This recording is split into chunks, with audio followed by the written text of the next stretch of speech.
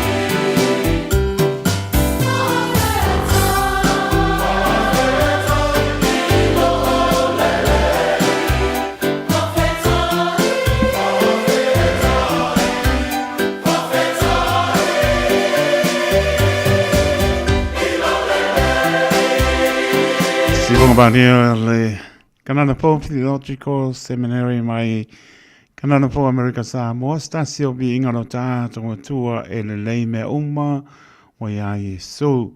O le taimele tulai mai spu whamara midu te ale tulai wha le tau tua wha ua o le Radio Samoa su lima e batoru a mo whaaptai le tua tātou tu au tu vai mai e le asamu mopo ne masina lona tolu tau sanga lua o lua lima.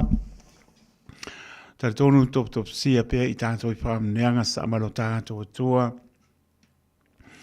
Mai se o le tani ali ai po i le nei aso le tino mare toto kereso wha momoina ono i tātou te langona mwhātāwina pe le maliu kereso on lele maliu e leise wha mangalonga whaaptai le tua whātonu ina sau ninga e le asa mua fo i o le nei masina lona tolu la so lua mati lua oro lima leo tātou iai e maununga ane vi inga i le atua e le mauase vi inga o se tangata pe lava o iai le o unanga e a manatua lava e maununga vi inga fo i lo tātou tua wono mea matatau ona o ia lava e whaapo iai vi inga patalawa atua le pe e maununga lo tātou tuno a toro tātou tuno o iau toro nei o atuno mau ea i tupu mai e tamani i whai launga o tū la toa le au po le loa manu si o tātou tunu o lawa se o pito titi tā lofa lava ma lor po lau so i po mrian manu tātou tunu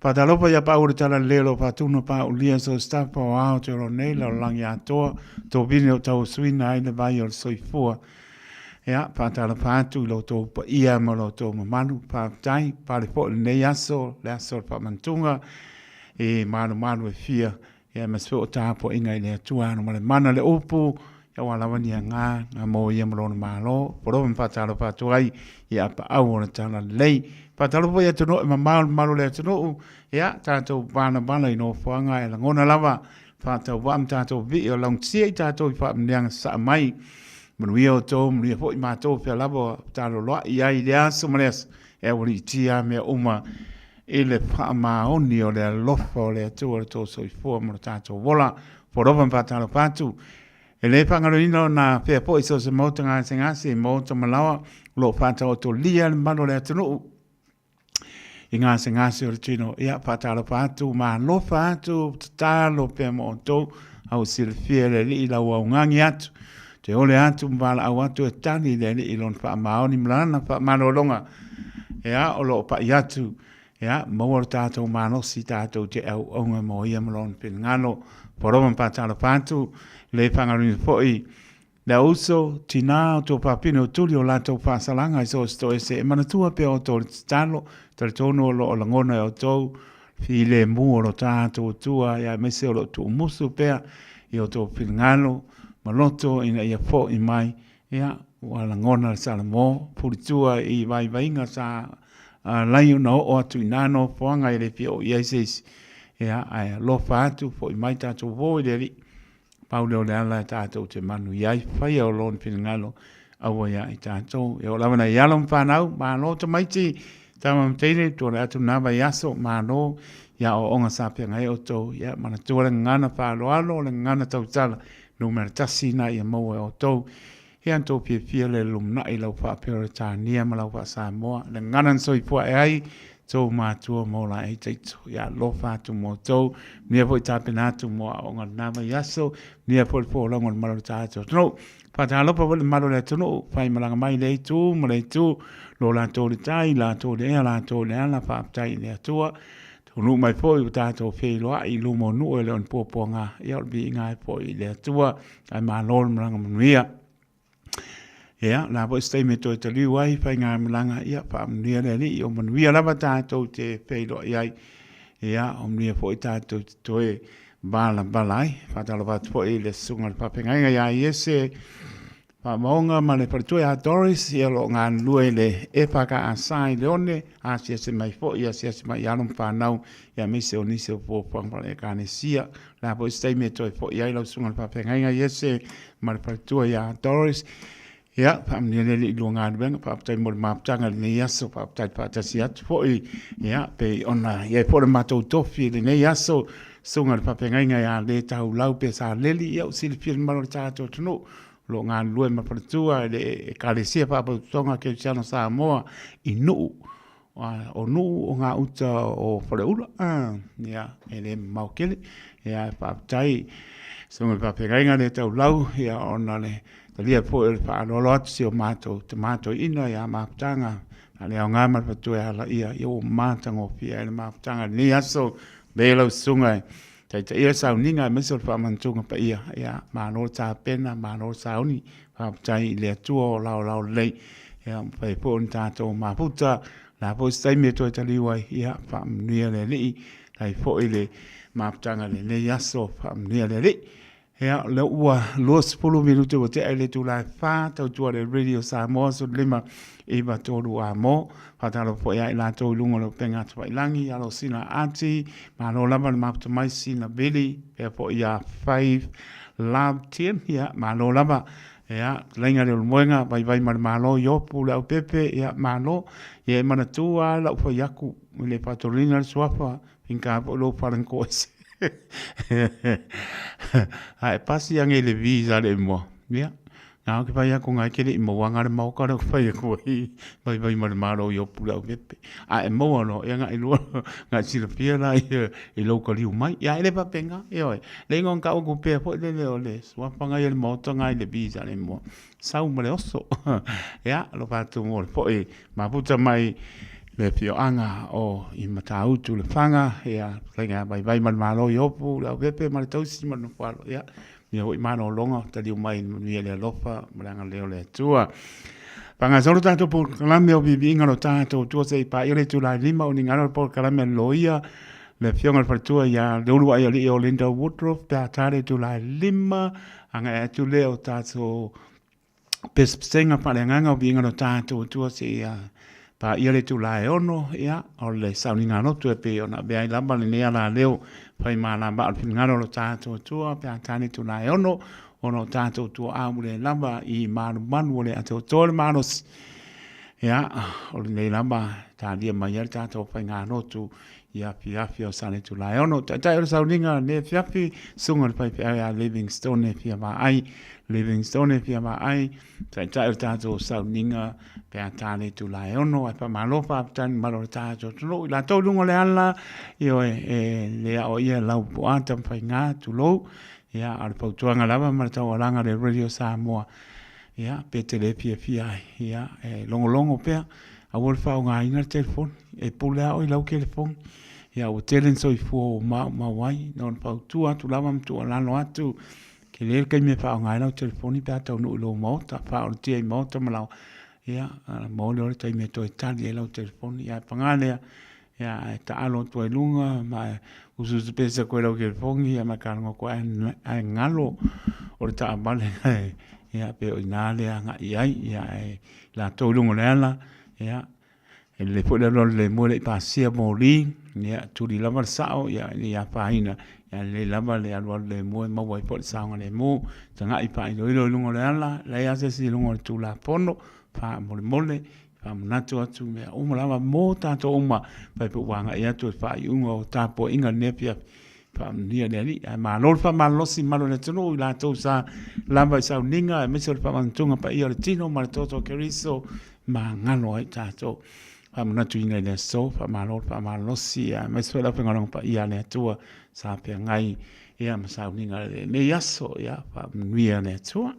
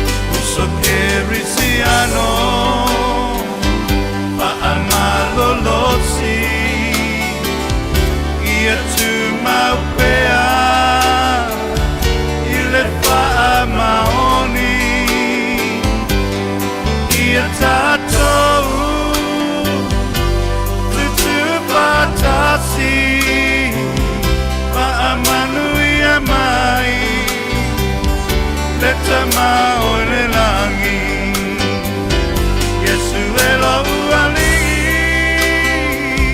Lo utuku sili sili O te pai vi inga Mo o lo uali Yesu lo uali Lo utuku sili sili O te pai vi inga Mo o lo uali Ia tātou Pea lo pani Au tātou Ia ele leila lo langi Wawa ia paola Mai au maoe Ilona lofa Alofa e pavavau Yesu lo uali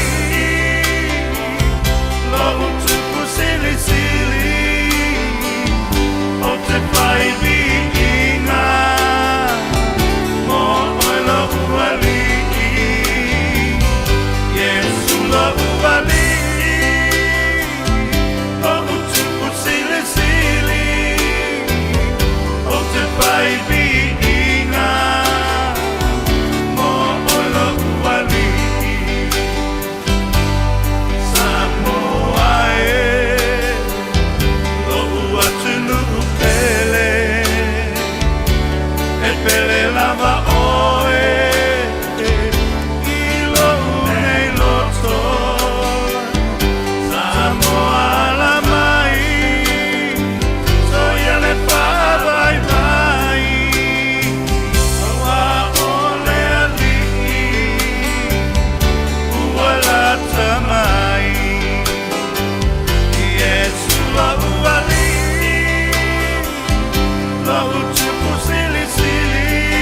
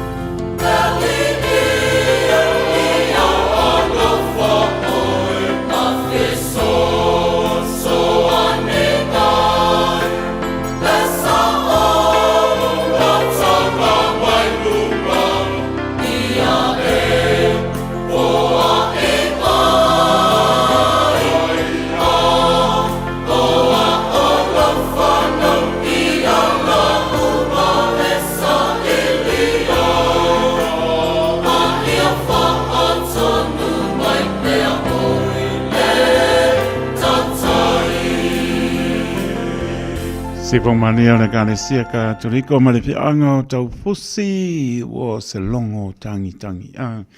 Tami tu le mai fitu, beru te una tale o le tu la. E lima ia on ta se atu le proclame lawyer pa tu ia o Linda Woodruff. Pe atani tu la lima, pa nga solo tato proclame o bibi ingono tato tua. Mana tua e le mwhai e o e ona la unga mpese. Ia la unga mpese. Masa ngo fio bibi ingono tato tua. Pataro batu fo i le sunga pai fi au pa aurioli. Ala sunga por pa nganga le ota mar pa tua ia i fo i le ba.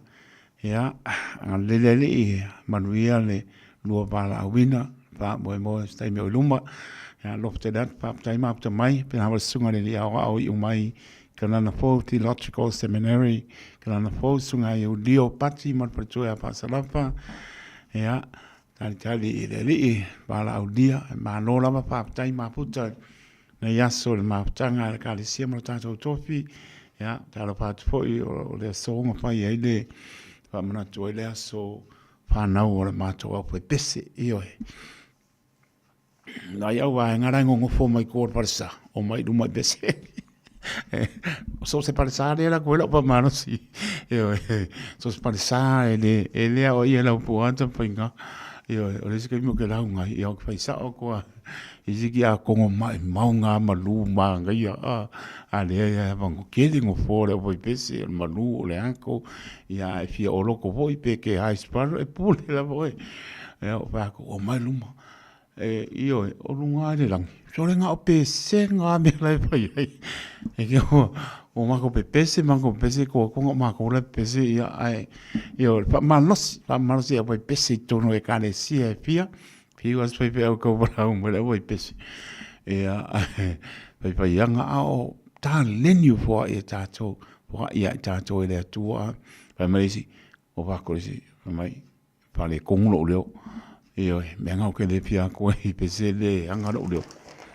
vai o ta lini le li fo ia ka ko umanga o lo mele le leo ai alu mo lo to le li vai ia le tua ko ama nga ia lo si fong mana ia la mo ni pa ma no pa tai lo mo to pe pese tai mata ni ia fo le ia palauli mo ngai ku ia talenga le lali au tanga vai no ta ma no so vane swafa ma no pe peiva ia tai pese na ma to o talenga le lali po lenga au tanga vai no ta va ia mo na va ia pa to ia meleane ma meleane luaiva pa malu atu viva o ngalo ke ulo swafa matai pa malu atu ia ole pa lautusi o meleane pa to ia meleane luaiva ia male pa tua ia viva usini ia o le te oroa le na matango fie o le manei o le mato mautanga o no sa ien mato tofi ia le sunga le papenga ia le tau lau pesareli ia o ia lavana ia le mato whamantunga na ita le mato sauninga ia matango fie le mato mautanga nia sa mo le tofi whamnia ile aso le mato o pese ia pa e po ia i mea lofa le o pese ia pa malo fa tai malo si ka ko pese ia o angara le o mal pese lo ko mi kongo angi lo ko mi kongo anga sa ulu pe le pe ka ke o pese pe ngi vi ingo si le ke a lo la ko langa nga a be le ia ai o le ngo fa ku ia lu ma fa nga lo si fo mata o fie ai a ma ko le ke pese ia pa malo fa tai pa talo bat foi ia lenga moiava male tu ia tai por tu sia tai pena po le pinga ale malu ia ma tu atu pulanga pena po le pinga to le po tu ia quini ia malanga mangvia le fongo le mato e kanesia mawia ia pa tu ia luisa ma no lava malanga tu isa mo ia le uto fo i mal munia tato fe do al munia pinga te akono ia por mangapa tu ia lenga pe po ia le ia pionga ja kono ia taito te o male pato ia neta ia malo le kalesia e pa ka sai wori matango pelaso tato fe ngai mar tato tofi ia fa mnia ia sor tato po pese ia le e manuia po le lau pe fa mnia tu tato ma to ina ma tanga pa le nga mar pato ia me sol fa mnia mai e le tato tofi le sungal pa fe ngai nga ia le tau lau pe sa leli ia tato topi ngai le aso ia pe po le sunga pa pe ngai ia yese pa maonga mar pa tua Doris tato maputo po ia ono le side i me tu no mau ni se po puang ia to taliu po i la ngan venga e pa ka sai leone pa nia sunga pa pe ngai yese ma Doris after tato maputo po nia so sa ninga tolu minute ona tare o le tula lima se sa ele pe mo le no le partua pionga loia leulua ia o linda butro fia mo matango fia po ele pa tau no tato por clame ne foi vai ngole fia fia la sape masani le tula lima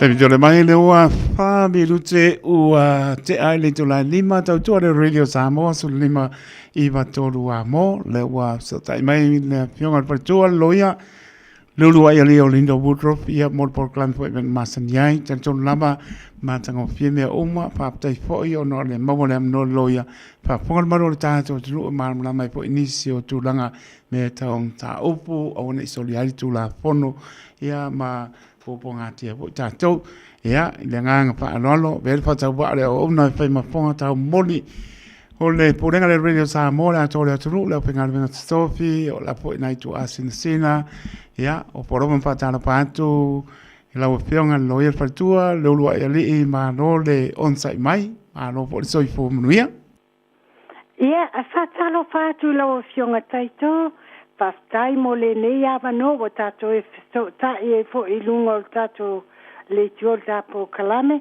Tatai fo I le pa ia mal malu e fatalo fatu pa ia mal malu o Samoa lo fa fonga mai po fe lava o iai a fa fonga mai le nei po kalame ia e fatalo fatu ma tau te vi ia le tua ona lana pule fa soi fo malan tau singa o tatu to e mawai fo le nei fe lo inga a e tau te fitu fa iai ai le tatu ile nei po kalame o le auna lava le fionga ia taito fa pe fu sio tanga ta fa tava o le fa au nga o ni mata upu wa maua ai ia le mala malama taluai ia taleni mai le li mole atonu lava mole au nga mo tato u malava ia le nga lava le na ele fa pe lava la fionga taito fa pe fo ia sio tanga ta fa tava ele fa pe mat fa tonuina pa ia malo Samoa ia au le nga lava ia tato mobile u lima fatasi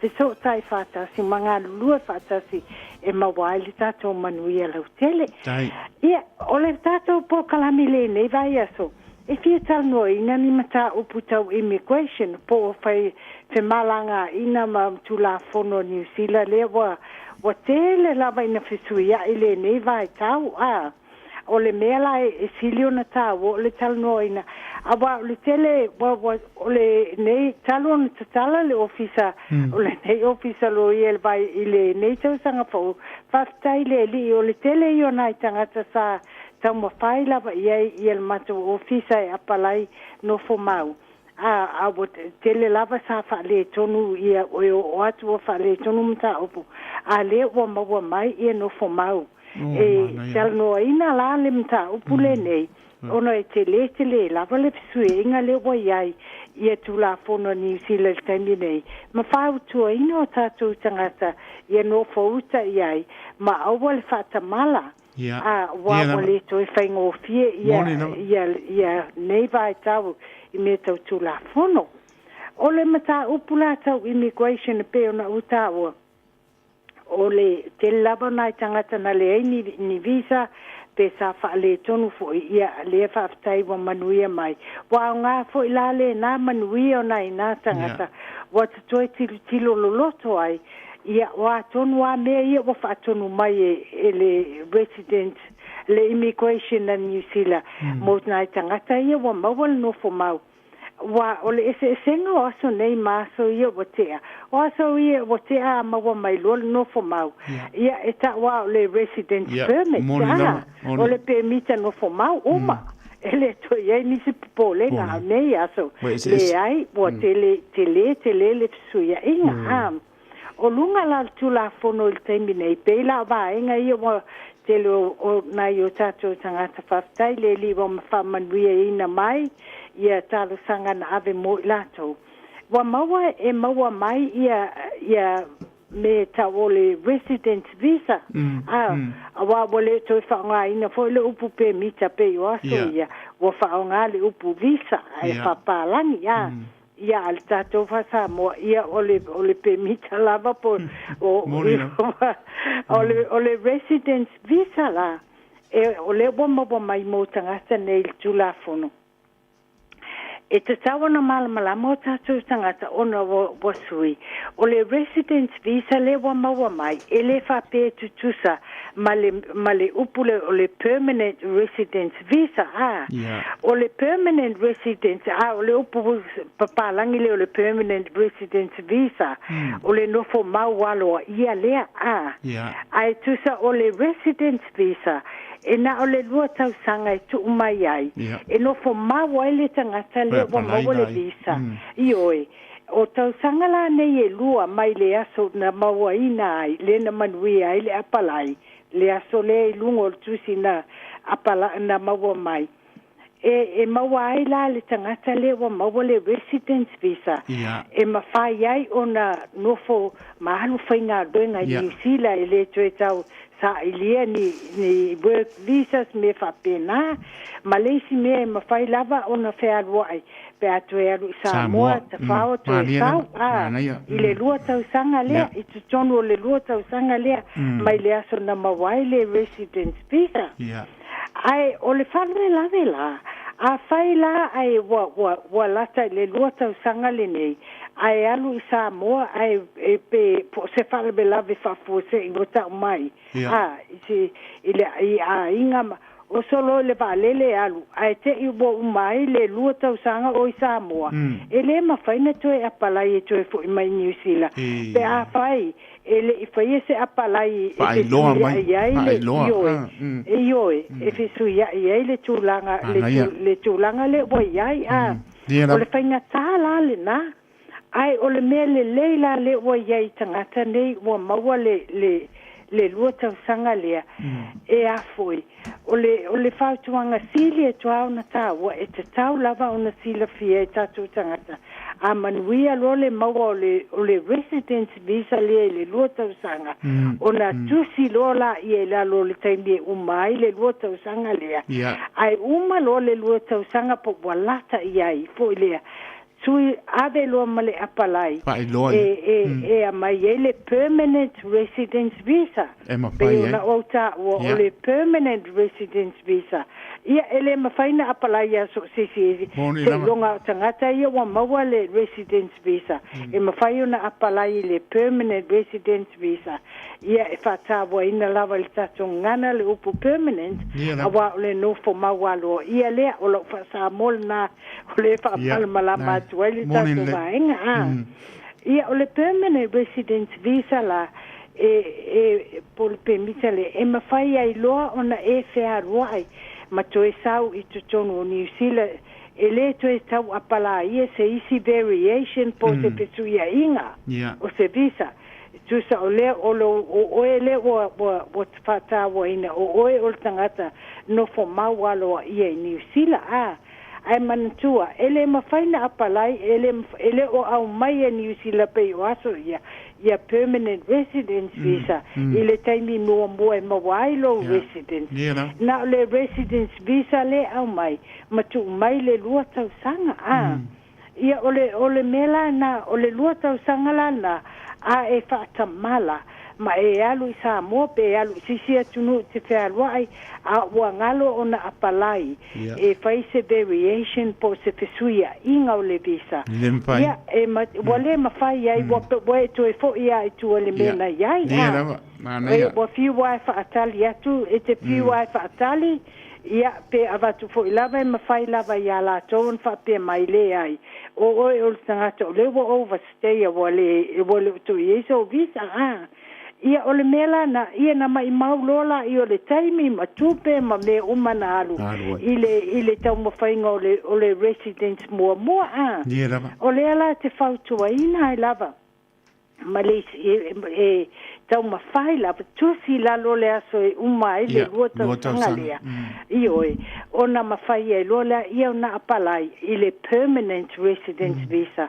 ole permanent la pole no fo maualoa ia ele to ia i loa seisi popolenga ia ai maua i loa ile na vai tau ile vai tau mina po fea lava e te malanga iai e whaatawa ina lava i lunga le tulafono o le tangata no fo mau ia pe talo fo fa fo mo ia fo ia tu la fo no I me tau I le malanga fe malanga ina me fa pena ai le ia se ia tu tonu o lau permanent residence visa le ia fo ia awa a fata mala ai tupu sfalave ia e matua I fengata lava fo ia I to fengata ai fo ia na to fai nei me malava ia na fai mua ia ole si mata o awa o tatou tele lo lava le fina ngalo le li ima me tupu I tutono tatou wa inga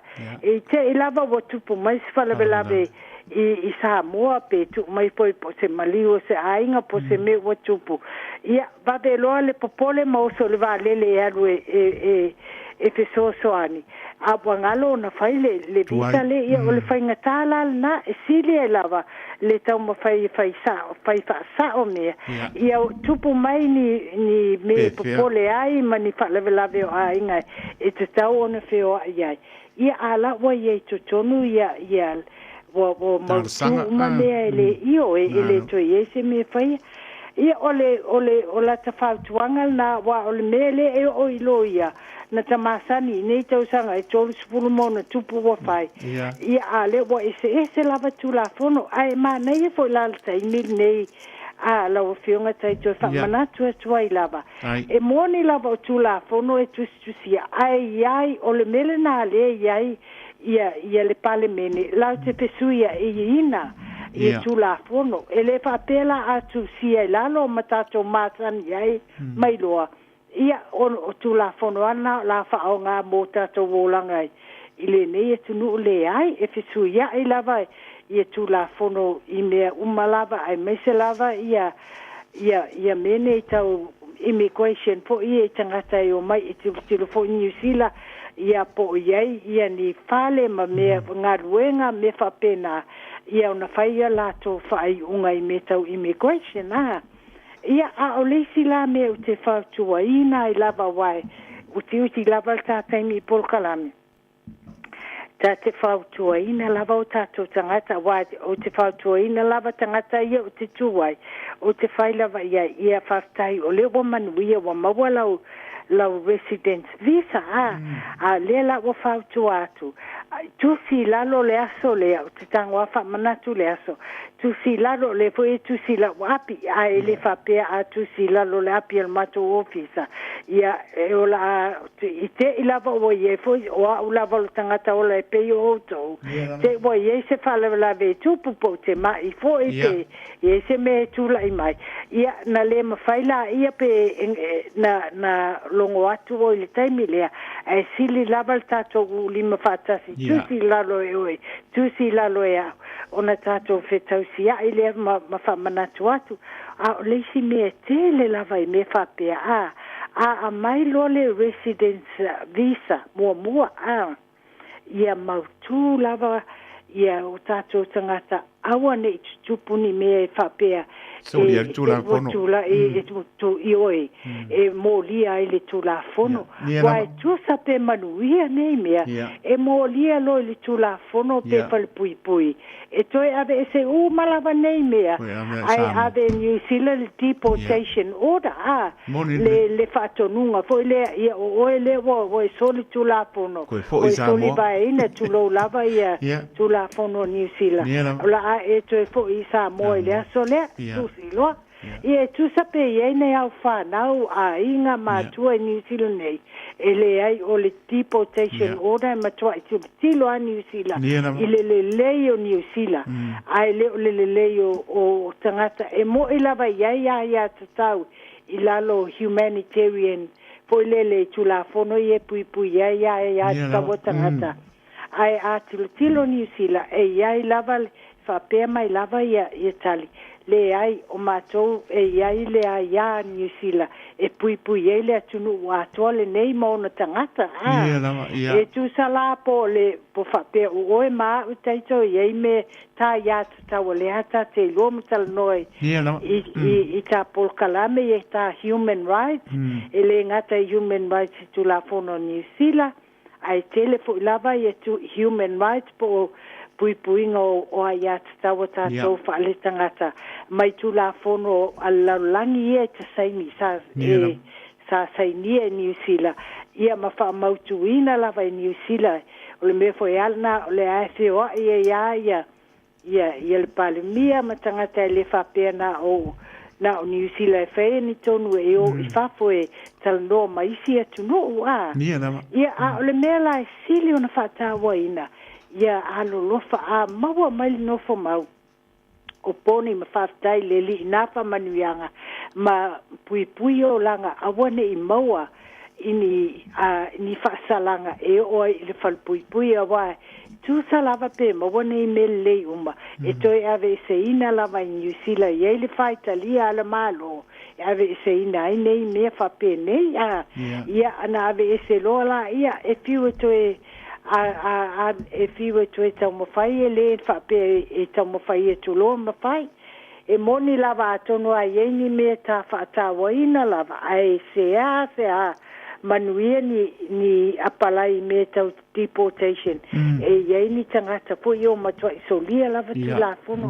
Ai mai se lava tangata e a fo e lau te inuina ia ava ma mea ma fuala au fo ia e le te tau na whaonga aina ia wa a tilo fo ia e le whape o whailonga lanu ia tangata o lo le palemene ni sila mana ia po le palemene wate mimita nei asa o lo ia o tātou tangata o lo o i lunga o le palemene whaaleo ni mea whaal pasifika a le tele lava o mea ia tutupu o tangata lava e so na fai mea ai le fai ama le mafau o ai a fai ina pea o fai nei me se ia awai se loa le to e mafai o na fai ia na fai ina le o tamaiti a fai ina matua pea fai o New Zealand nei matua ia fa pea fo i matua o lua fa ia pea fai o fai o ia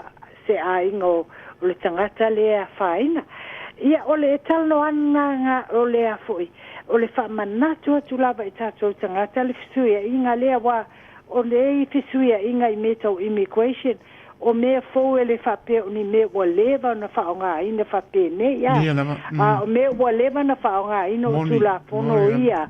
Tau soli tula pono tangata wa maia ia nofo mau residence visa po le permanent residence visa ai to no nofo mawhai mea le te tau na whai whale pui ai e o mailo i whafo mal whale pui ia ti poti loe tu sapo wa umana na servi e tau sanga e fia ele ai e ti poti lava e le to e mana o mie New Zealand tangata papena i nei ia ole fesosoani lava lea i sio tato otu no ona o lota manatu lava a tonu ele lei lava ia le tape na ina o nei mea ma ai i le lumana i lole te i ua whafua se i se whaalave o so ai i se va lele alu i Samoa pe whale ai te wato e whale tonu ai ia a o le tele ia ele o ni me whaingo fie ma wai nei resi morning late te fiu po i ta to tampa a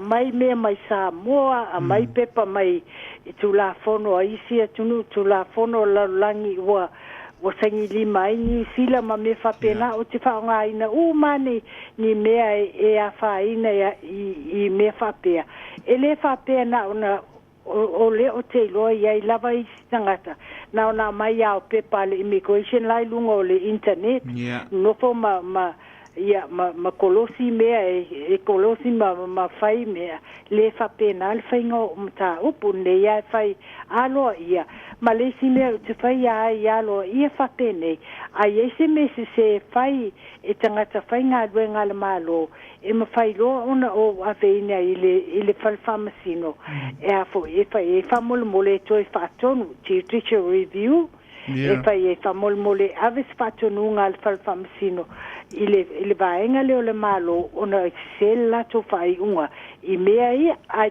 tau ia te olo tiute o le fa tonu ia ma fa sino ia me la se ele na ona ta olo upo se me ia ele ni fa sino mia i mea la se ia o le whātāwaina lana mai sefe ai fo i tupe malota taimi. Awa o le tele o nei mea e le iloa e tangata e le whaapena ni tupe whai ai. Ai whai ma le alofa. Ia a mai ni mea wa manuia o rota fia ia. A mai ni mea wa whaale tonu ia o ngā rota whapea. Wa ta whanoa o whapea o la ele mea o whapea. Iei sisi a wala a. Ia ai a tonu lava e tele o tangata e whapea. Lo ia la e na saufa e fia maua tupe le ai e moni. O tupe pe lava ngā ruenga umai. E a fo e tutongi ai e tato mo kia si tutongi e o i tono o whale. Whai ngā ruenga lo i e tutongi pepa tutongi e mea. E whai ai le ofisa ma mea uma whapena e o i mōli ma mea whapea. Ia ai tau ma whai lava i mea uma. A tonu lava lota i ta lava nganga ni tau sanga. Ia tato so o lima whatasi ma whaalu i luma e o tato olanga. Ia maua le ola whealo whani. Ma fisosoani leisi a tonu lava. E o fo o le tapo kalame ma na ia lava fo i awa o te awala lea. E tau te petu wha iai. Ma le pa ia malu si o tato atu nu o lo whafonga mai le tapo kalame. Ia, o a tonu fo i wa lata le pa i unga tapo kalame. O te pa malu lua tu wasa i to e tu si umalava tame e lalo o ia o whatali atu. A lea fo e. Ia pai se me o misi le whamatalanga atu o tā upo wa.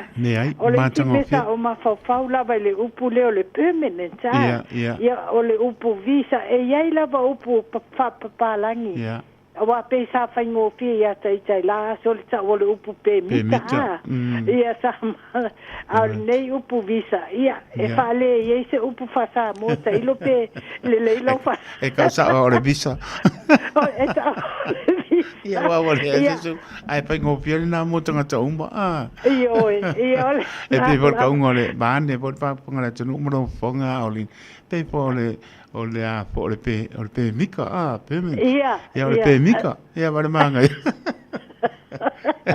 ba be que le ka ko pasa mo ia te ole ta o le upu pe mita i lo le visa ia le ala o pa pe nei po le ala le upu o fa tu ia kolen o le upu le permanent o le te fia mana wa mo go se upu sa mo ia faingo fie yo tangata na mal malama o mautu a pe me si o wa ia sorry ele mo fai na office so ani le te pasa mo ma lo pa tai no po ma wa lo ia le na a tonu la ve foi si upu le e tala fianga ia la ta le upu na ta te lo e te ta le upu alo ia residents ia le residents na ia pe si me o si fe ma nei o lo ka por nevi ole tūranga le o manino lei sa mole tunu pele sa me ole autu ole upu e au fia o mai me ia o Linda Bani pa ponga le tunu ole fata mana fata mana o tatou ole te sau no mai e sele mana ia ole wa maua le lua tau sanga po le wa mfai wa le process uma mfai longa elu so se tu ole la lolangi a le mena ia le wa mana ia lo to e mai fa apipi mai e mar fa manatu mai aua te pata mana sila lo po dala kai minga la umane lua tau sanga ona to e ko le ko kongo lau ka sanga ala te ia sa mo o ani pe tupu mai anae lava tai mi la o umane to lau sila ne ia immigration mana to o lo tai mitali fo tono le nei company ia mo office fa lai te alu yalo mea lai ke alu yalo mea le se mea o trespass o lai ke sila ne o le a uma fa pe to lua masina ia por to masina o mulu tau ko kongu na lai ki dia le leia o i le mele tanga i po Australia po Samoa wherever you go lai sila o ngai ke alu le lei lungo le fa vai tu sa mai inga i lotu ua le tu no apa pena sa mona tu pele no sa no lo ya olinda apa pena e umane pe o pa e so va le a de uma ke le apala inga le mele ia ai fa mandia ku le lo sunga po lo fionga po lo ko fa po io po ai lava tamamtina le ai la e ko fo ia me ngai fo i mai wa le au nga ko a pen sa no olinda o le nga o ma tu pe o le nga o ma ka mo fai ai pe pa ma le taimi na lu ai oe ai sea pe no fa atu o le fata mala o tatou o le kwa pa ka mala o tatou ta talo ia manuia me uma ai alu ma fata mala no fo ai no fo ai se upo e no fo ia pa pe living the last minute o inala le ia lesi kulanga me kwa panga kia war kero ka ko e ko ale minu te muri pa pe oi le o ke poko e lava le kai lava le mingu ke nga ke ko ka kope o tu le o mara kai mi e ke ala ko ka pungi na ofisa ia fa mania no le o sorba le ma lo sa mo ko ya ko a maka mai ile menga a maka mai o le ma nei na le pia nei i la ufa anongo longo ma le to a le pa fonga ma malo tato tonu o le wha manatu mane a tātou, o le o mai nei wa palai le permanent residence kunang pa penga nga ese mo aso ia. O aso ia ngonga mau le permanent residence, o ko miki arongo fo mau, umanoa, le o sao no o rita, o manino, uma me, ai leo koe kukusana mar kai mingi, e uma koe mai le luka usangana le baba, ai kusa le baba ingo oe, o sao le ao rita. Ia a tonu o le auna labal na o le luota usangana. Fai peke so lia le tula pono, i to tonu le luota usangana, e ke so lia pe le o sao ngol le alo ia, e ke so lia le tula pono tonu luota usangana le ao nga a koa. Le ao nga a koa. Koe oka lo leo le kipo ke Samoa. Ia ngā lo le Samoa, ia koe amo po ia kau ako iuka ko ke pura. One mangai pura ngā, ane pare mau manga, ia koe saungi memi koe ka penga mai. Samoa le tonu pele, e le pa tonu ina e le whionga loia o linda mara upa tau ma. Le ma manu le tonu. Antau fiofi umaya mai o mele le mō tātou ma mātou fo. Le mātou fo i whanangolongo pāpetai. Ono o le whaabano ino le taimi o linda ma Collins ma le nofu alo. Tā pena mai por kalame a wale sila fia o le mamalu le tātou atanu mo le anga i lumo tātou a inga ma mea awane i polonga i tātou awane i a wha tia i tātou polonga manisi o tūranga i labla bea i tātou na toi fo i lea a pai da umanuia lo tau sanga o lea sisi mea e ti toi pole paua mea kama lei, kenge lei, tinare lei, tamare lei a pai o lea mea tupu mai Samoa le uma pai ngā lau de ke alu Samoa a i marantua awange umalua kau sa ke ko fa bai ko ko yo pepa to sa ili ma to tanga ia me uma ia uia lo me pe on tano le pe ngaloia ava to le fa malo fa lo fa ta ba fa ma fonga ta moli pu lenga ne radio sa mo a to le tu me so le fa ngal pa ia le to lo ta talo mo lu fo to fi manga ba fo ele so ni malo ta to tu ava to le fa malo ma fa tai ma na ya ta por clambe a me so to fa manatu ino mata pu malaba yanta mai por tau sangala e ma na ya to e ma na tu ya i ma to e pa panu mai ta to ina ya ta to saba bandi ai lungo le lainga i ma mata i tu nga uma awane so lier tu la fongo e le ai ase si lungo tu la fono fa ta tele lava le ulo e li mo lo tai fa no ina apa tu la um to te le ya le mo ma manu le no mo ma so tangata ya nga le li ia mau peale to mai mai le o le poto manga ba o mai le ia a wa fo tau tu ina malo le tunu so se ala ese ia faia mo lona bi inga mo moni le so fo mni le tunu la finga venga so manto vola na ba ya so lo so fo mni la tanto ta pa i lungo pe a munga ngalo le ia i la tau tua e me so sta un pai ale radio sa mo mo te nei la foto fa mai mai sa noanga tātou mā vai. E manuia māno longa ne fiafi, manuia fōntanga le awhenga iai, manuia fōle tau vai aso mua i le anga li lei mai o lo tātou tua. Ia maranganga whaaloalo, Linda?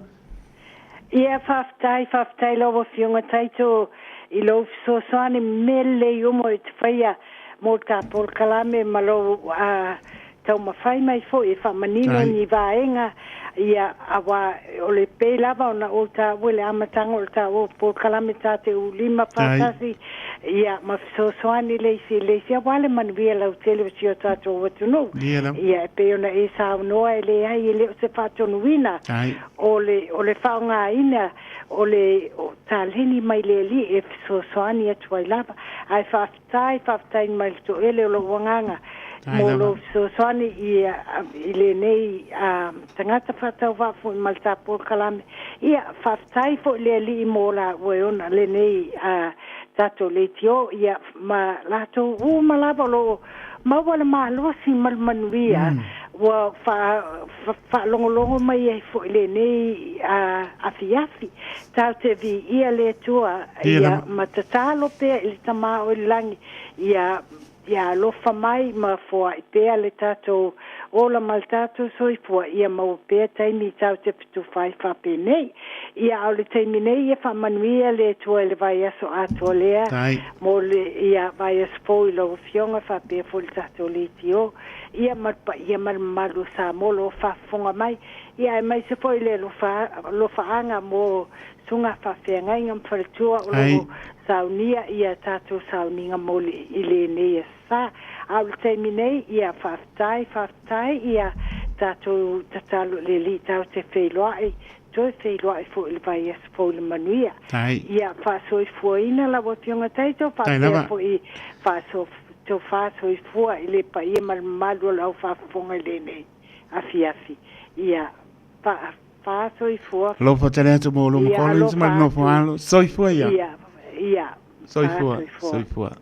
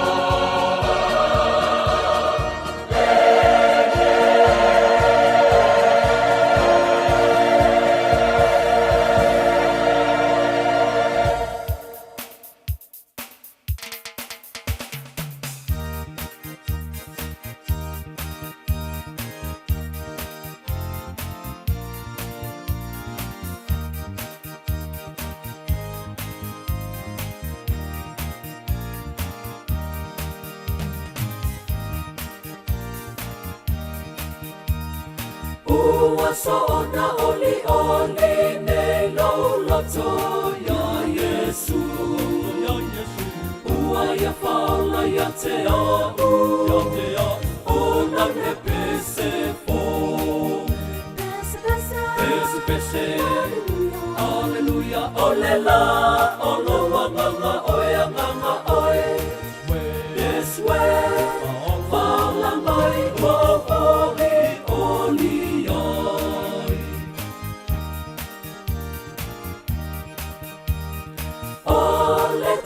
Tomo ela aulo wala ua faine Talulo na lo fayate ua mua mea lele Pese Alleluia olela olo wanganga oya nganga oe Yes we Fala mai wa oli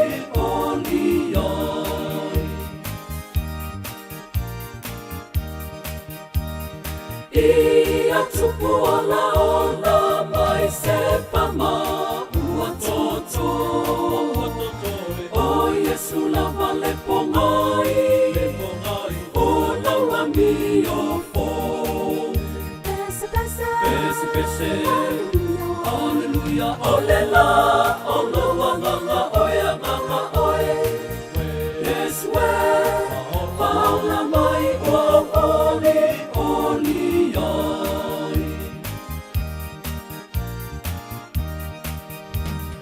O hei la leolanga nei atoa le atali O lo le tofi elelei O lo o masali Pese Alleluia olela oloa nganga oia nganga oe Yes we Paula mai o oli oli ai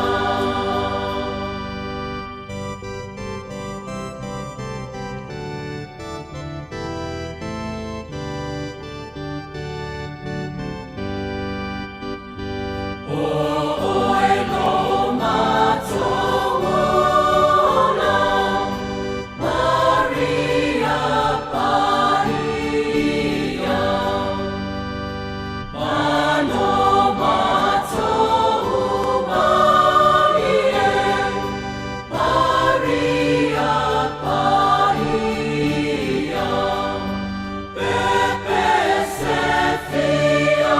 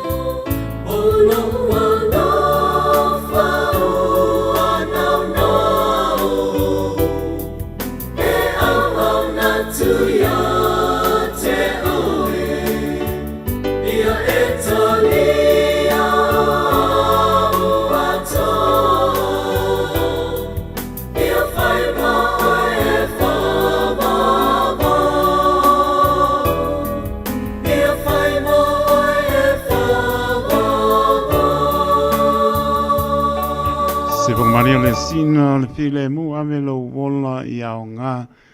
Tai bitula mai lima vilute o natale o le tulai ono la vilute tātou sauni ngā notu. Pela wani le ala leo whai malawa alpi ngaro o tātou tua. Le tulai ono ia emasfo le maro le tunu I tu asin sina wa le lama I manu tā puai.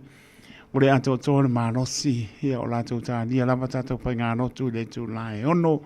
I le afiafi, toi whata alofa tu ai, le maurungo tātou tunu, ia miso tu asinsina, whai ngā rubenga stofi, ia, pia po i o atunu, e maru le tunu, ia, so se kāne sia roa pena po I, pia ngai po I mata po inga pa I o nei asa, ia, pa malosi, ia, pa tā alofa atu, tau tua le radio Samoa, so lima, I batolu a mo, ia, lewa, Tāpena mai le sunga pai pe au ia Livingstone fia wa ai tui masa tai tai nā o le tātou sauninga ia a le nganga bibi I le atua ma le nganga pāptai ona o alon whanau o le tātou tunuu ia maise tono e kānesia o pai lava ona wha o ngā ina tu sipa ia pai tau ino a fionga pa ia o tātou atua le ngatai lea o fia ngai po I ma tāna sanga Nia fiafi sunga tai tai Livingstone fia wa ai tu vasa o le faitawino a fionga pa ia lo tātou tua, o le whengai matamata ia Elena Perni, Ruth Lau, o tātou tāna sanga monia o la whengai matamata ia Evelise, Annalise, Solia Lofi Vaonga, ea o le awa ana le sunga le taitai nea fiafi. Sa mora tunu pele usi mai ala whafonga i tātou tāpo. Whatalo whatu, sa moe lau whafonga anga mai ni e fiafi. Malo a fua, ai lau mau. Mai e si o tātou tāpoa i lea tua.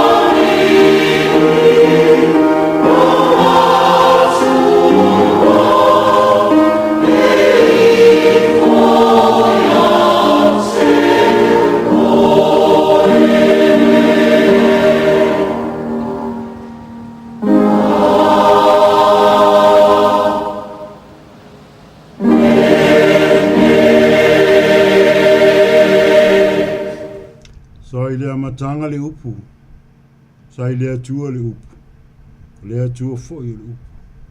O ia lava sai le atua i le amatanga, ia whaia mea umalava, ai le heise mea tasi na whaia, i le whaia ia. Sai ia te ia le ola foi o le malamalama leo le tangata. O popula mai foi le malamalama i pouliuli, ai le malmalo ia i pouliuli. Malmalama moni lea na te wha malamalama ina tangata umalava o lo o maliu mai le lalo langi. Sai le lalo langi o ia. Ia foi le lalo langi. Ai le iloa lava ia le lalo langi. Maliu mai o ia lona lava nu. Ai le italia o ia. E ona lava tangata. Ai lato uma o e na talia o ia. Ma whātua tua e lona suafa. Na ia vatu iai le manuia. Ia vea i la tau ma whanau a lea tu. Si o tātu tāra. Whai e fua lava le nei tāpua inga le le ielo mātua tua pa iai. Le atua sili e se. Le au noa lo whatasi mai. Si tau tau roina lo mātua whatau waa ma lo mātua le atu toa. Mātua wala au pēe lo mana fisosoani. Fio maia. Baptiso ina i mātou. Tau toro ina lo mātou wha moe moe. I tōnu ai male leire nei sauninga moa se vi inga o lau fio. Sanga wha manui na ai lo lava soafa mamadu. Ele lo mātou wola tāpua i ni e fiafi. Lo soafa Yesu o mātou wala o toai. Amen. Pese saunia mo tātou. Hallelujah.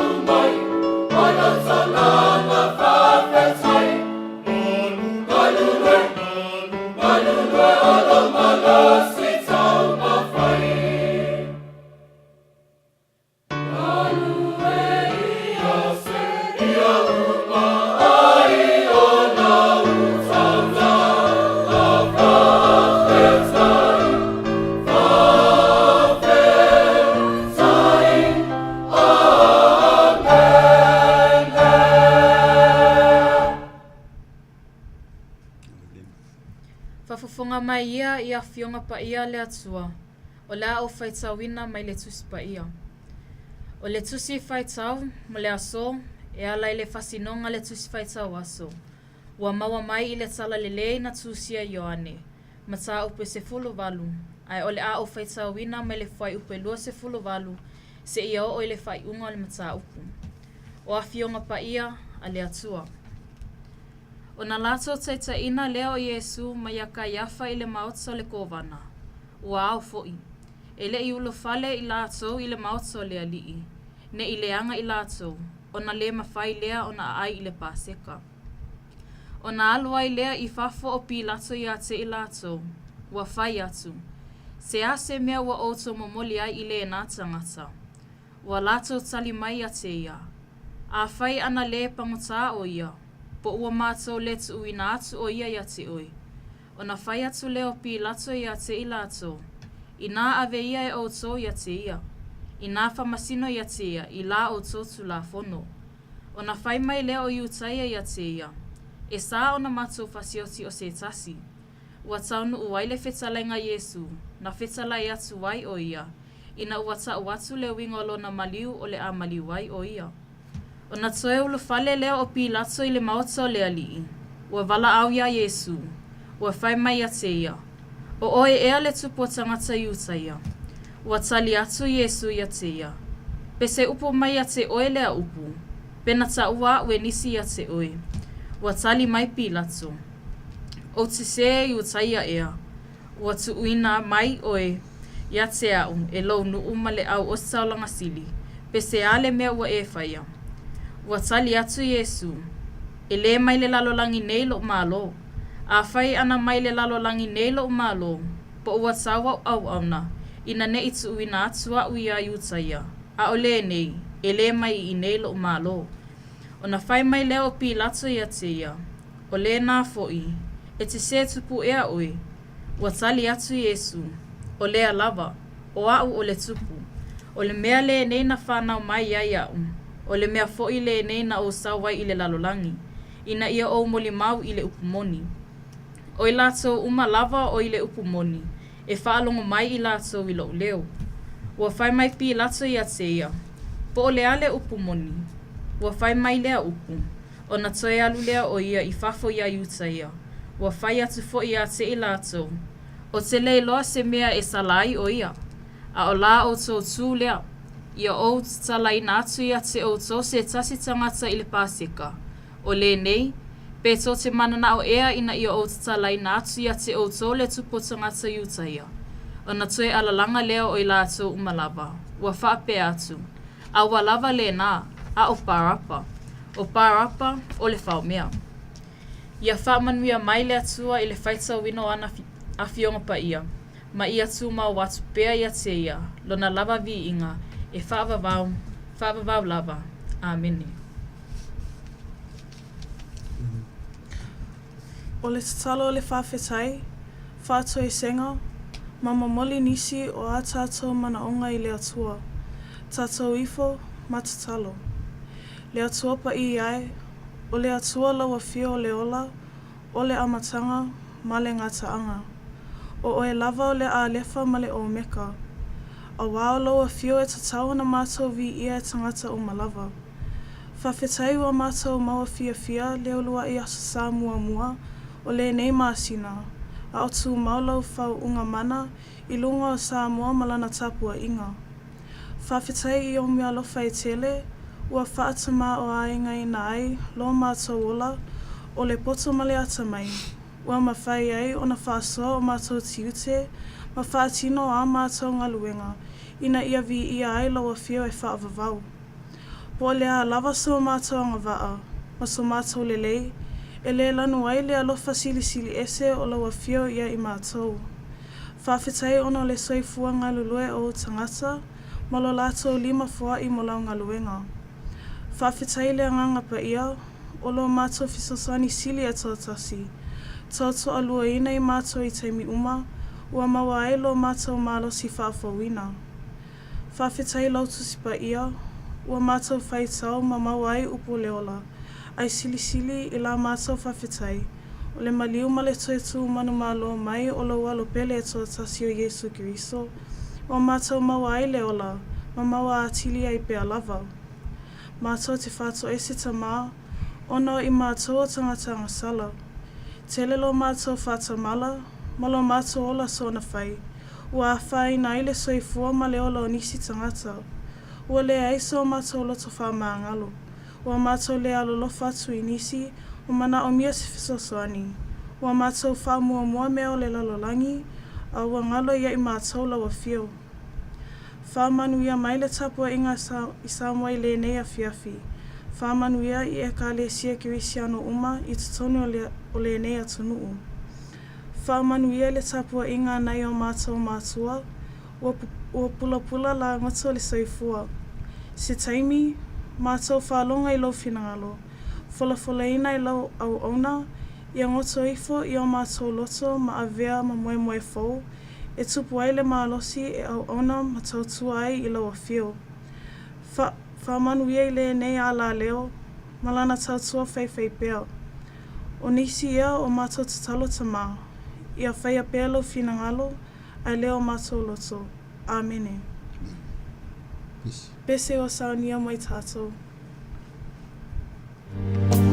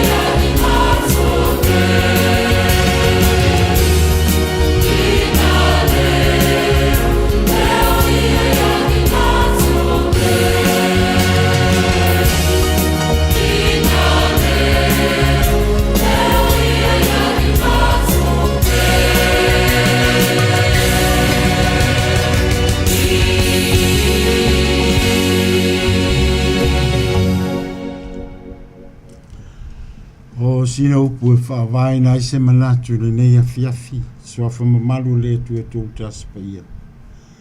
Te maa le alo ma le ngangsa. Amen. Whai atu leo pilato ia te ilato. Nga ave ia o tau ia te ia. Ina whamasino ia te ia ila o tau tu la fono. Mai leo iu te ia te ia. Sao na matu fasi oti o si tasi. Pa mai pilato ia te ia. O le ale upu moni. Tu alu leo ia i fafo ia iu te ia. O whai atu fo ia te ilato. O te leilo se me salai o ia. O te leilo se me salai o ia. Te manatu o uma ona sa saa whaoti le uto o le whai mea e tau tai o le nei lama aso. I le manatu o tu o le so i le whaasinonga le tu si whai tau waso. Ia Yesu le ala o pumoni ma le ola. Mai le tau fisili ia fo i lailo manatu le tau tonga le lei a ayo fina ngalo o le fe au mori po le tala le lei pina vea i lau whai ngā renga ma fe au mori po le ne ase whai i lau whai ngā renga ma tau tai o le ase. Ai peise i o lo whau tala ina le nei vai tau o le ka lena ke visiano i lona whai tau whai mai o la whaatasi ma tangata Roma. I le wa vea ai le vai aso ma manatu i wa vea i lau tu o le nei vai aso i lona whapea mai Pilato ma ana fita fita e ola whaatasi ma tangata Roma tangata nu ese pe ona a vea i Pilato ma ko vana o le ai o yuta a Pilato sa i lofo i suafao pono tio Pilato o si siti seni Roma tangata ese na tō fiel malo Roma na te pūlea le ayo yuta. I whelai nau mau ia Pilato i le ayo Kaisarea. Ao lana masani no na ngai pe le ayo Yerusalema e whamasino i mata upo ngaonga i tūlai mai. Ao lona le mi ngao ma lona le whaalo alo i tū maanga le tāpo inga tangata i utaia. Sa whaile maala o lona inosia i tangata i utaia. Ma fu anga leo lona whaatuina fu i tāpo inga i a Kaisara i tūpo le malo Roma i te tauno i Utah. Pa pese i masani lea fita fita Roma lo latu tāpua i le i lo latu tūpo Kaisara a maua i te tauno le a ai i Utah. O tus fai taula le a so. O lo whamatala ina il tus tala Ioane le tala le whamasino ino Yesu ma le nau tangata loto vale ma le loto poisa i le tūlanga ke riso Yesu i a whao o le oti a Yesu ka alofo le vai o le iloa a mata mai le whale leo si taulanga sili o kai afa na mua isu e ina i Yesu le valua po peo se pangota te tai le maota Pilato tangata Roma i tangata Iutaia i a whaia se i unga mau tutu mo Yesu tu samalo lato sai i masei i le lai malama le ia Yesu malon tūlanga ke miso tu mai la manoa Pilato lato sai i le moni o lato tua inga ai fai mai lato fefe ne tua i lato fasio tangata sei tulo faut mua o fai unga a lele i fai Yesu su enga pe moni lo lato tua inga a fisiri Pilato ia Yesu e tu sai matu ainga ne tangata pe moni o ia leo tupo tangata i utai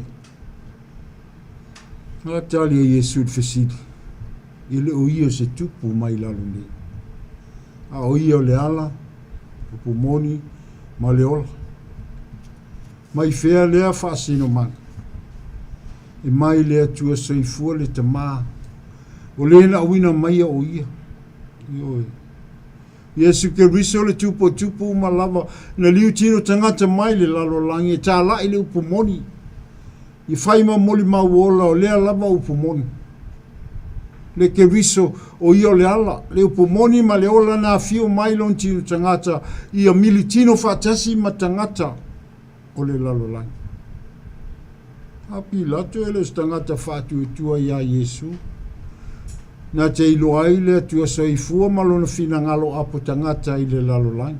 I le ai. Pe ina lava sina tamai taimi pu lea na ia mafuta atua Iesu. La ngona ai lona i te tūlanga ma malu o ke riso Iesu. Ia e panga. Iwi lava ina i te malangona le tūlanga ma malu le o ke Iesu le ke riso. Awa lawa lunga lava ia te ia le fefe ma le misua e whai le whai unga mi tō. Ai se a. E ule utu poto i le mata o le isi.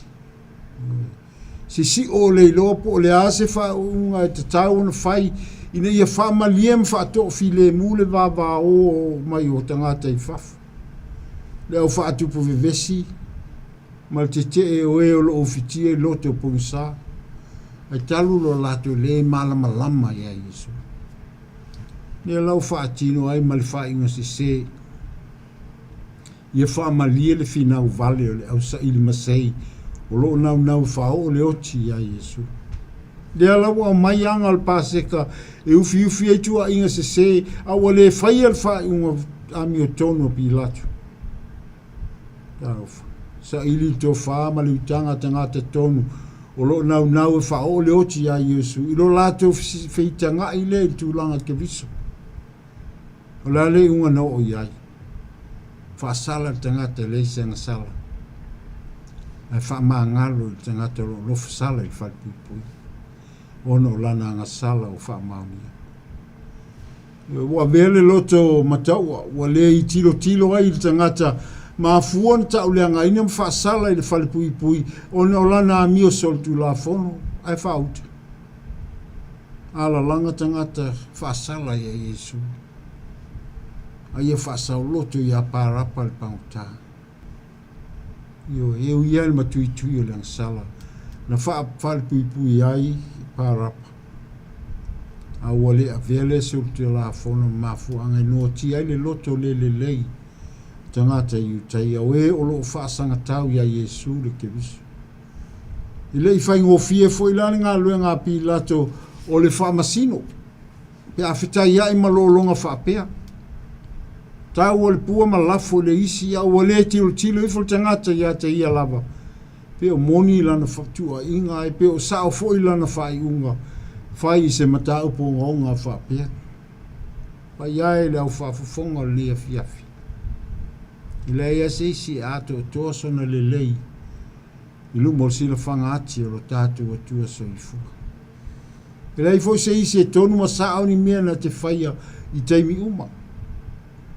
Eita sili atu na ngaonga le matu iao le ilo se mele lei a ua alo le whai unga te tau mona mea ono o le naunau se I wha malie le loto le au sa ili masei ma le tau whaleanga ai awane ngalo at the end of the day te wha sanga mai lava le mata le au ia te oe leana taimua le whai o le ngai oinga se ma le leanga aso anga mua mana tua tasi lava tapo inga sa nga ye tangata fatu e tua ke sianu alu ali ya e lotu e kale sia po sanu ino wali ya e fiti na inga yanga lo fatino e tapo inga le utupu ola le kale sia ke sianu ni yo po aya ele o maua lava se mapoponga mas to file mu ono lo tau whaia e lava tangata e lana apai wha ina whau.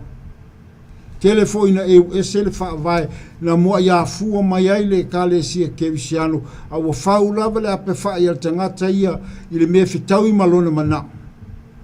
Ini e tū tila lon tū langa na te fua ao ai mea uma. Ai pāse se lava I swafo le tū te male alo ma le nganga pa ia. Ngalo il tangata whau ape whai e le o ia le wha mua a o Yesu o ia lava leo le ala tui tasi o le upu moni ma le ola awane I peo pilato e a moti e ia le unga se ia Yesu ai tui whai mai e mamaa so ia le tau wha palea le au so pele ia ke riso Yesu vai ngale apon tia pilato lo ta tele natural so I fuanga ni o le alo le ami e tono no le sa ilivi inga tangata lo fa malie I fai unga se o le anga sala fo ilea o lo tatu lo le me tono ma sa o lo no fai ai le fai o le anga salo ngonga lea o lo fisa nga e male ola le fa uta ai le abi se ai lava le mamalu fa ke viso Yesu ne li uti tangata mai ai le lalo langi fa sino mai e tatou le ala le upumoni male ola ke viso lava le na fa sa tauroina ai la toi soi fua manu malo mai o ia e fai ma fa sino ala ia tatou i loa le ala tonu le malo le atua ma tātou talia le upumoni le alofa la vea i o le atua soifua le tamā le alu ma le anganga sa. O le fai tuto o le ola whaapabau.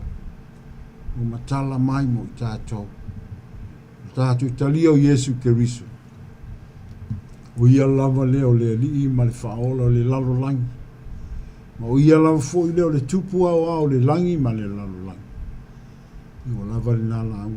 Manuia tele vai aso. Maona tiu te whai, whatasi mai, awanga le leio le atua, pui lo tau soifua. Amen. O le pese o saunia mo tātou.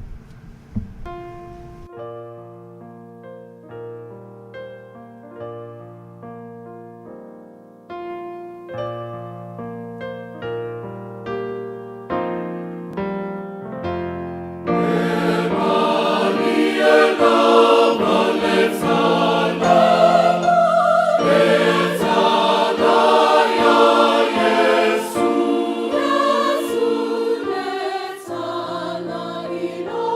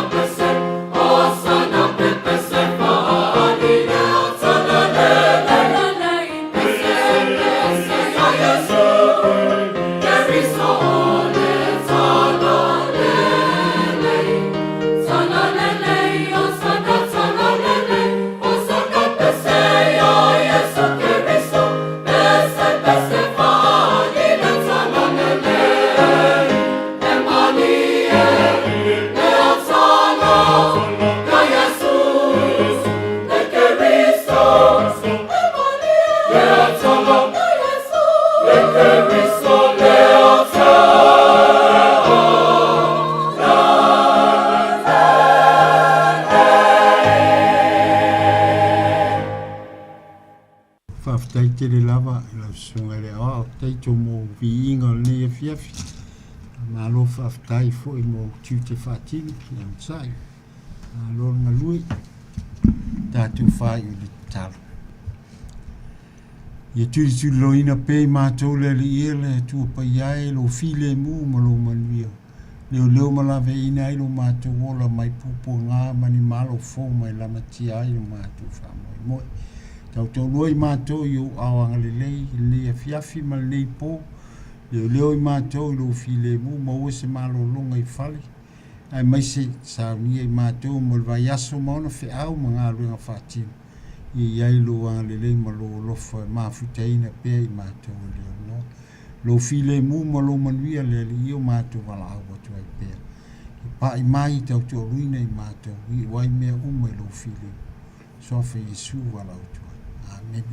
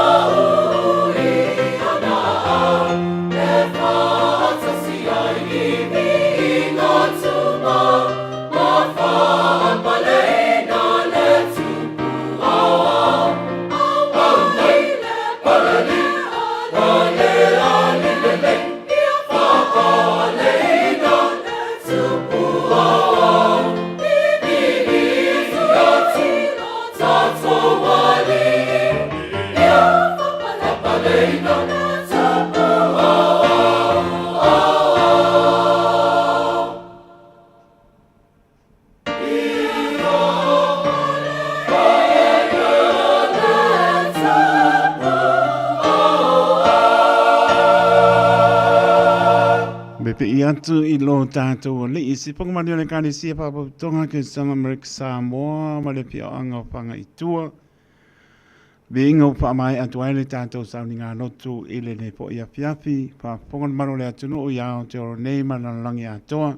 Tata i o sauni ngā ne apiapi o sunga le paipe au ia Livingstone fia ba ai tui vasa o lo wape napo nrang sua e le sunga le wapengainga ia Atamilo ma le paritua ia moa ana le e whakasa i o tau e kāne sia papaputonga ke siano sa moa i o tau ia meise ea o ia poi o avea poi ma taitai o leo asapo tu lo poi ea o lon tapena ina poi o vi inga lo tātou atua tā leni upoa i poi le sunga le paipe au maanga ba nia le alamo whao ngā ina mo anu whanau o e kāne sia o lo wape nao na ngā lue ai o le nepia pilo na au baa o le tamaita ia e lena Bernie Roof ai a lau o ia lea sa pengai ma a fionga pa ia lo tātou atua ma tango fie ia le pao ngā ina o anong whanau mai tono e kāne sia lang ngona le whatau wa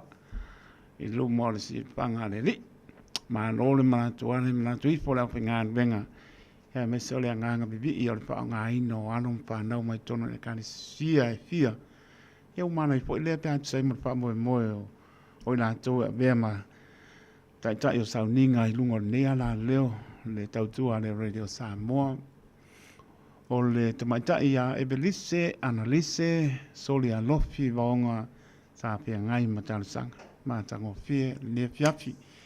Ea o le ngona lava le patau ba le o ona beai ma fonga tau moli o le poulenga le Radio Samoa. Ea maiso le atoro tātou tunu o lo fa fonga mai tu e fie o ke lope a meso nia tunu.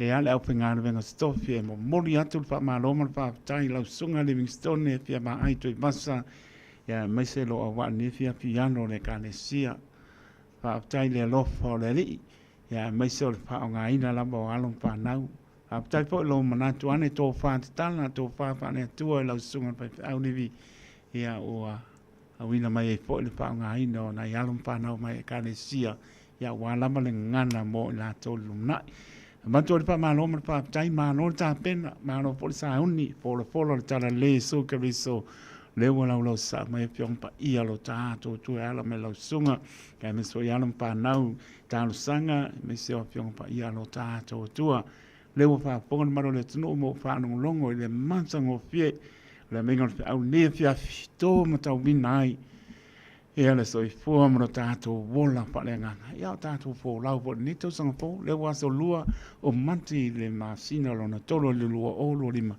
E le ne fo e fiafi le sa mo fo le masina lona tolo. Ia msa pa mo lunga i perbi inga lo tātou tua. Ia ngan lele li pa tumu le utu. Levi ia mese fo i o le pa ngaina pe o le so i fua le ngā benga le atua. Ya mese o lua tā po inga mat paritua, mat no whaano, o alo whaiva nei o lualo le tala le Jesu ke riso i atu no i mamau. Ya mese fo atu no la tamai, nia po i le atua i tamai tai e lena Bernie Roof. Lao, ya mese fo i Ebelise, Analise, Soli Alofi vaonga. Ya, nia le atua ya o lua, tai te le lava, tai mātango fie, pori ngā lofa i o le li.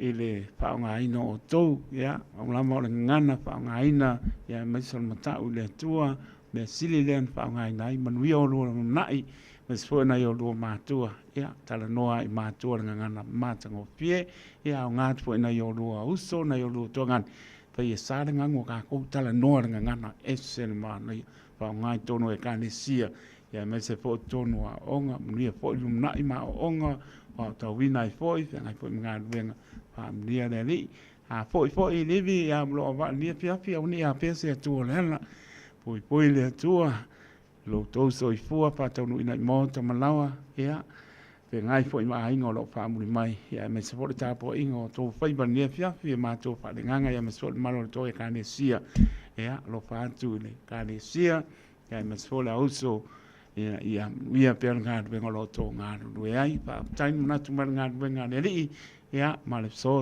ni ma ta so ngat venga lungo ne ana leo ya ba tu ne no ia mo po le no na pot ia mo mo le foi na to lo anga ia na yo ta to wainga me se le kalesia me so o matu na ya no pa no pa ngai ne fia ma na ya le mai sa ai mo wi an ne fia pa tai Dai.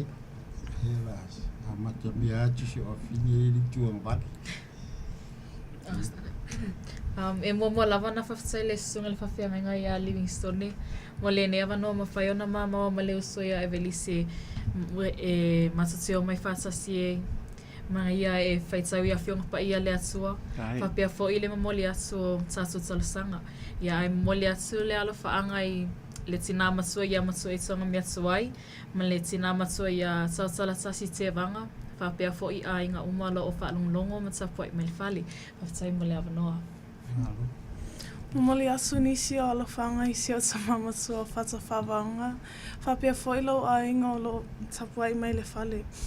Mamoli atu fo i alo whanga i le matua o loto o tahu e whakasa o lo tapua i mai i maota malawa. Ia whaftai mo le awa noa.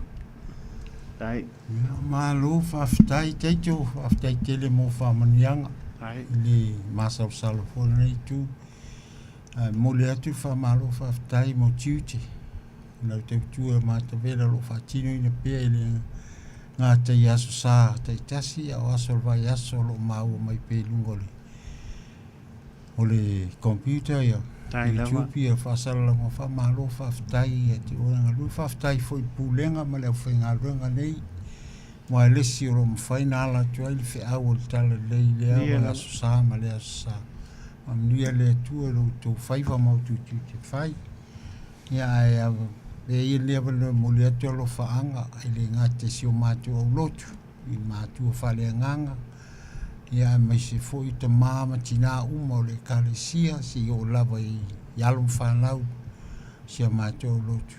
I ai le file mō ma le anga le leo le tua i atu tau. Lo whatu fo i mātua talo sia. O lo tāpua i mai maota malawa. Wea pelei ala leo mala lo fiso. Ta ia nisi o tō tele. Ia, maua pelo tō fia maua le soifua la lei mai le atua. E fia mule atu foi alo whanga o te ilolo whanau no masi o whanau Santiago. Ia. Ia se ni kuini malena. Ia tēnā ne foi whanau lo te auranga ia Sanampau. Ia maua pelo tō malosi. Tai. Maua le fia malulu li tau tua le fia au mali ngā ruenga. Tau tō loina pe lo tō vai ma lo tō whatau wa anu mana o le ngā mapa ia. Ia lama. Maua le fia. Tau tua le fia au mali ngā ruenga whanau uma ma ainga. Si o tō lua foi. Malan ta po ai mai le fale. Ia i le file mua le atu ia o tō malawa. Tātou o tunu uzi. Sa moa ia. So se tafo ke lope lo whaafonga mai ai tō tele o tātou tangata anu. Ia o tasi a sa moa ainga o tangata. Ia lama. I ai le anga le lei ma le lofa le atu e malutia lo tō soifua. Manu ia foi au whaiwa mtiute. Tō i tū lao le nei e fiafi teito. Tai lama. Ia i pele anga le atua. Ma lono file mu tau tō ruina o i whaiwa. Malutia lo soifua. Ia i ui mea umani manuia. Manuia foi lo mātu taliu atu ma le whanau nei. Ai whaafitai fu i whanau le loto tele wai le Moni le. ni mea Moni le sauna. sa fi lolo aso i sa le loto fōlinga i a mea ia ai whamaru whaafitai mo i whanau nei le loto tele Tai. ia le ngā lea mo ai awa no tō whi whasusuru mai si a whanau o mātou o la pasenga Tai. ia o wai mai i si whaamasaini ma se i loto tale nere tupi Moni Fi wisto ino ate awa ai. Ia mamia tele a ngā ringa lefia whaftai mo whamanianga. Malo tanoa a na sunga pe au Livingstone pa te tene lama tai foi mo fam lianga ya mai se ole e mo le lama ya wa foi o nisi to mai te e matamuli tele o mai pa sanga i a mese lama o meio phone pon tulang wa pena ai wa nga tele o mai ya lu tau bina i foi nisi o lai tau pai mai ya manga i po se po ia sa ile pa tonu mai mona wa o nga sai e o e mai po impai mai o pese e wa le po e la ki po le a finga lo ke kanga ka ko pese ia la so so nge ko po ai toi mo moli atu mai ta ele o lo nga la pa tai i la sunga livi pa te tele lava ia pa po lo le lo so i po ma pa toi a lima pa mano longa le li tino sili le nga ia mai se lava o ta lini o nga va o po i la sunga pa tua me se no fo ala muni lo ta po inga a o alo faiva na yo lo alo le tana le so ke riso o tu no mau ma tu lanta mai ya ya file mu mana ngal le le li man via fo ia e lina ya me fo ia dise fo ia tu mo a on fo i ma benga fenga ia pa via le tua ai pa te tele la ne fia fia o le kau pa afia ko malanga pa ska ko ki le fia bangi pa ngona tunu le la ura ko ka pa la ska pa ke ta ko sai mar pa mo ki pa pe ai wo le ka dia pa ngam ya le am pa fo ia le pe no po da kuka ya tu sai mar pa mo ai pa te tele la ma so nga levi ya mana yo walo ne fia pa tai sau ne le li sai si la le ona ta to fe lo ai man wi ana ma po ya tu lungo ala man wi po le ya so mo ai pa so i fo ya mon ne ta ya so i fo so i fo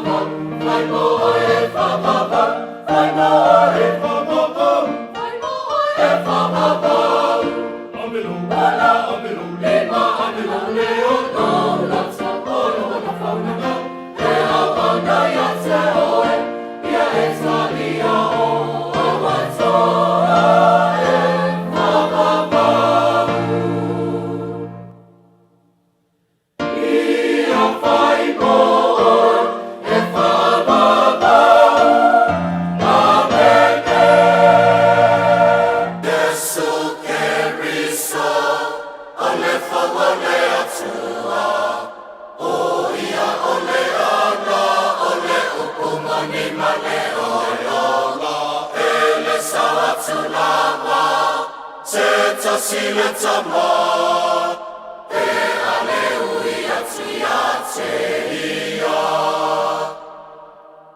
Tinanga noe Ia o Yesu Ua mata solo fa Ia tu ia te oe Ia e alofa ma pui pui Mana mea i mai Mata wine me lalo langi whaingata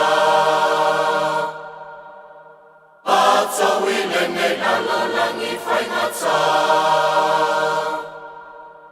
Yesu Keriso Ole ano ole tua O ia ole tama Ima moina fasia Na mali mana tatu Ua matonga wai Ole manuia I leo lai whamabau Vinanga noe Paia o Yesu Ua mata solo fai atu ia te oe Ia e alofa ma pui pui mana mea I mai Mata wile nei lalo langi whaingata Mata wile nei lalo langi whaingata Inanga noe Paia o Yesu Ua mata solo fai atu ia te oe Ia e alofa ma pui pui mana mea I mai Mata wile nei lalo langi whaingata Tinanga noe Paia o Yesu Ua mata solo fai atu ia te oe Ia e alofa ma pui pui mana mea I mai Mata wile nei lalo langi whaingata Mata wile nei lalo langi whaingata Mata wile nei lalo langi whaingata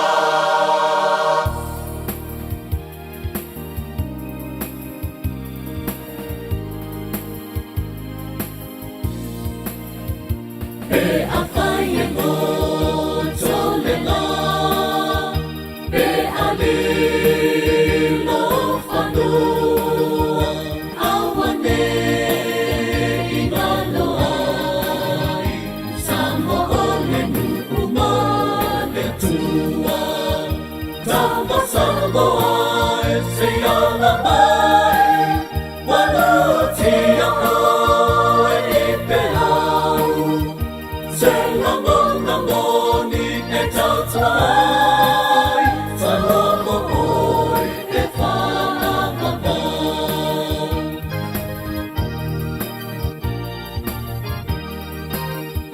Me a o Sofia o Lausa E na tangi whaingata Me atua e tausi mai Ale pule e file mumai Tama samoa e se ala mai Waluti a koe I pehau Se langona moni e tautai Ta lomo oi e whaapapa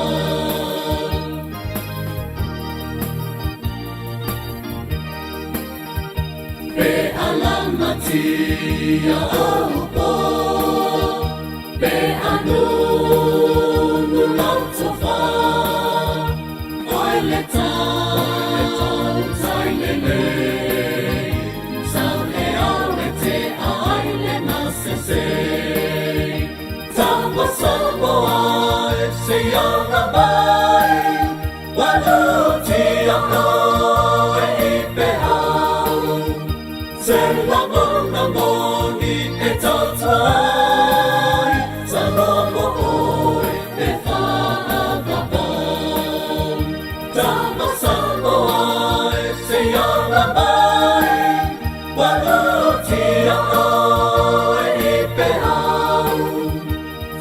langona moni e tautoi sa romo oi e whaapapa sa romo oi e whaapapa.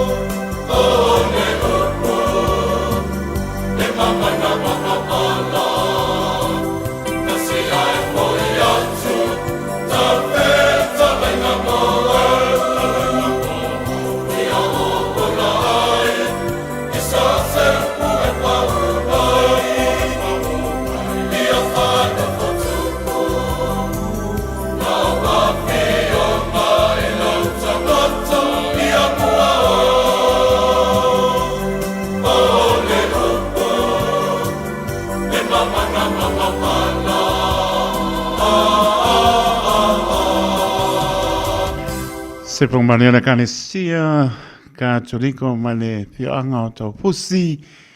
Ino tulai martado tai misu toru milu tu wate aile tulai fitu tau tuare radio Samoa su lima I matoro amo.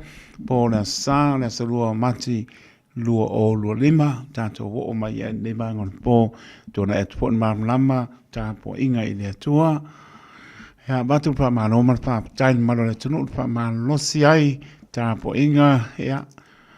Toto pile mule molo fia ua manolo fa mano si ne aso e me se o lau tapo inga a me lau taulang pese taulango vi inga I le atua ia tapena po leo ngā wenga ba yaso mo mua ia le labo maua le fia o e malo wa inga a venai ia long pa nau I tapo inga ia me se o fa mantunga tato maua ai le sa mo mua o le masina ron tolu batu fa manoma fa tai malo fa malosi a toro tātou tunu ia ave pole pa mano mar pa tai le au pengale menga tofia le tua pena ino launga fola o piong pa ia no tātou tua ia wala mani nganga mo ia molon mano pa tai ave vi inga I le tua te tono lo mria po ia turu o ma tātou bana balai o alamba be singam tulang o mai ai me petuleni mai leo ia tate mau pe file mo le ni tātou fa tua ia so I le ni ele o tula po ia lo to so I fua mo lo tato wola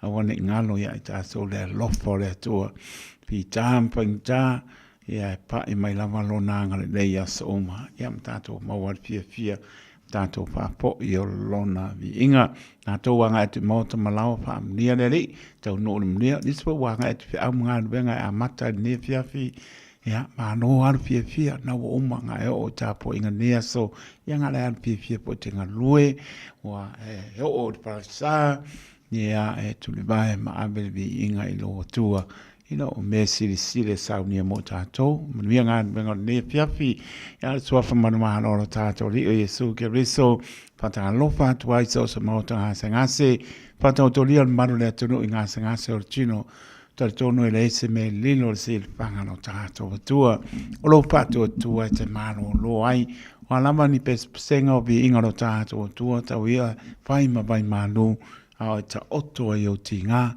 lungo lo moenga il moto ngase moto malau sil fia le li meu a lo pato tua tala lo fingano tangi le li a ngangi atu maole atu tani lo tato tua I lana pa mano longa pa yatu pa yane pa ipo mawara tātou manos tātou te au ngā mo ia malon pin ngalo lo fātul proklami so se mauta ngasi mauta malawa iau te oro nei mātu no e mau iai nea lofa marifile mu oro tātou tua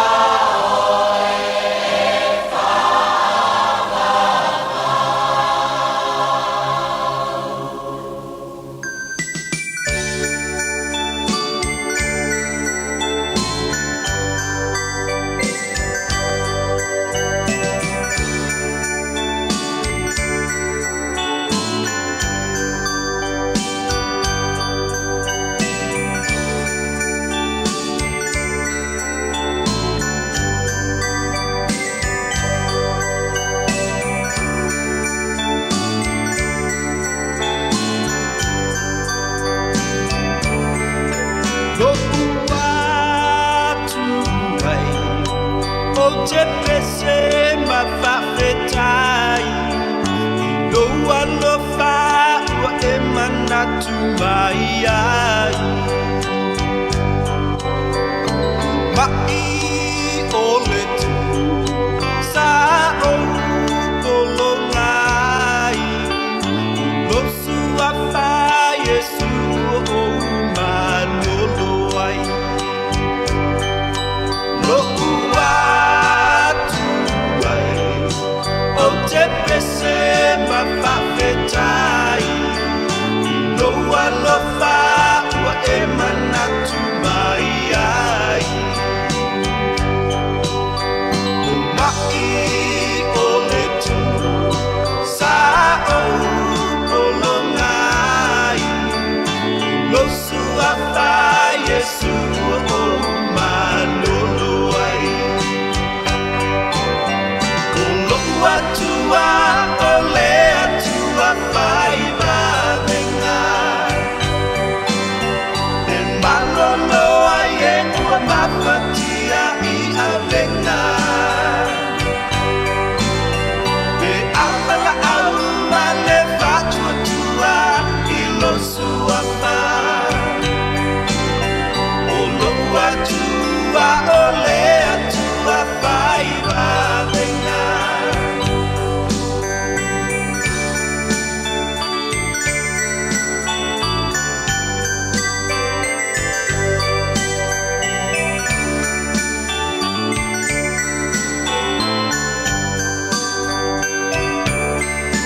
Mea uma e whaingata I manatu o le tangata I whaingofi e pe a whatua tua I losu a wha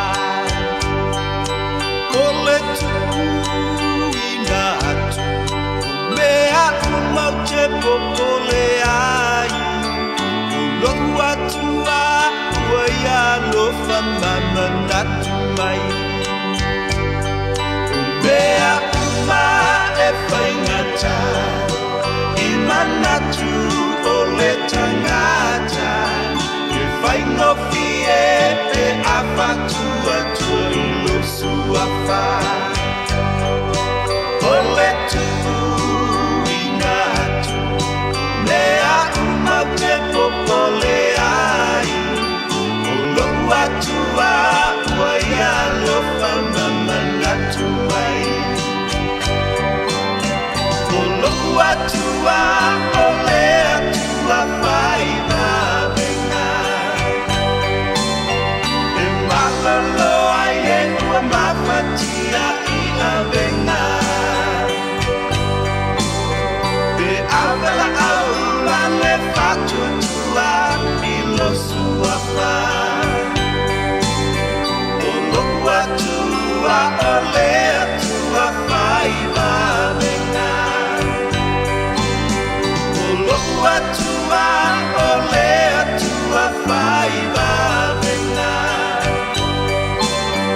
E malolo ai e ua mawhatia I awenga E awela au ma le whatua tua I losu a wha O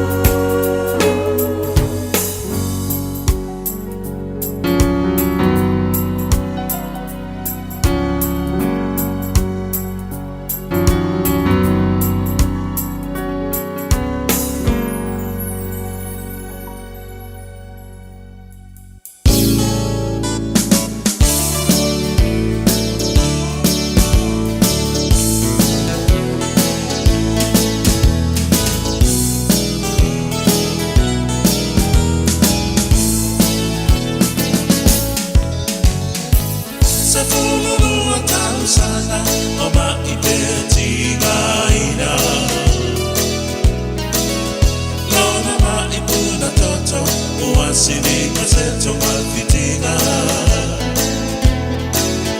ua so a forma aua tili ai dona mai talo fa e moi noi mata ai ana mai i le tangi Pamale fa ano ua uma tuana oloa Katongi ai fo mai ai ua silinga o se tali Ele malolo sa ili pea ide au male po Lana si inama i ina ia maua se vai fofo Alama ya Yesu uanu ane yona tua Dale tonu ilona lo toi pa ia tu ilona fa atua tua Wapa ia tu iona ofu ma ua fa amalolo inai Aole motu o tangata ua vetu eni mai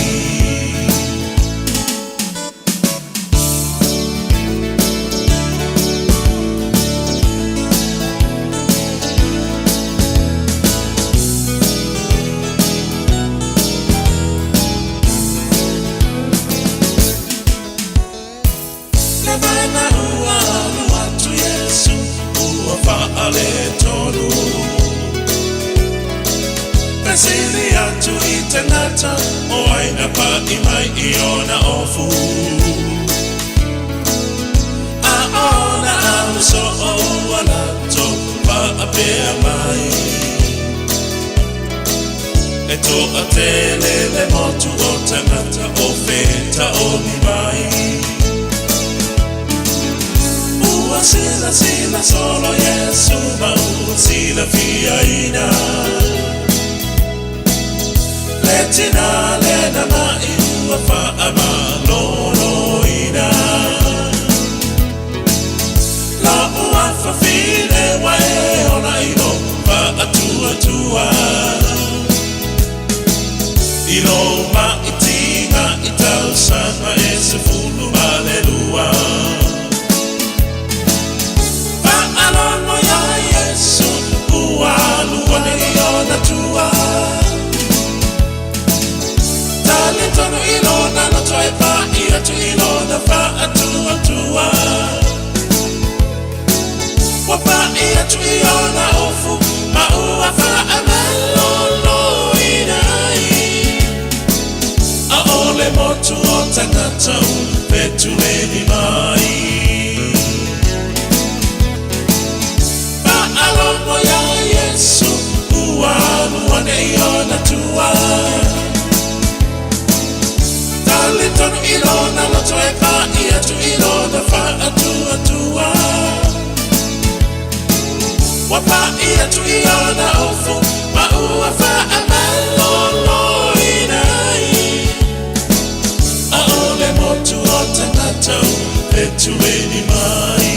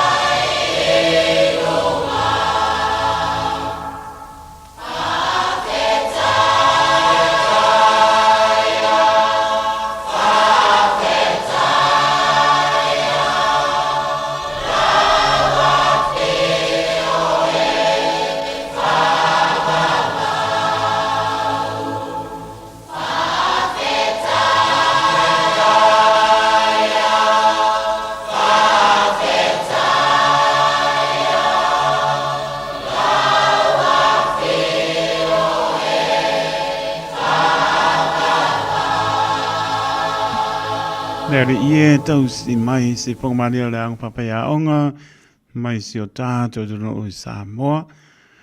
Pamai an tuani tātou proklame wa se singa I mauta ngase ngase, loto soi fōle nā sā mua, I le anga leo le matai si whaponga nei proklame, lo whātua tua e te malo lo ai.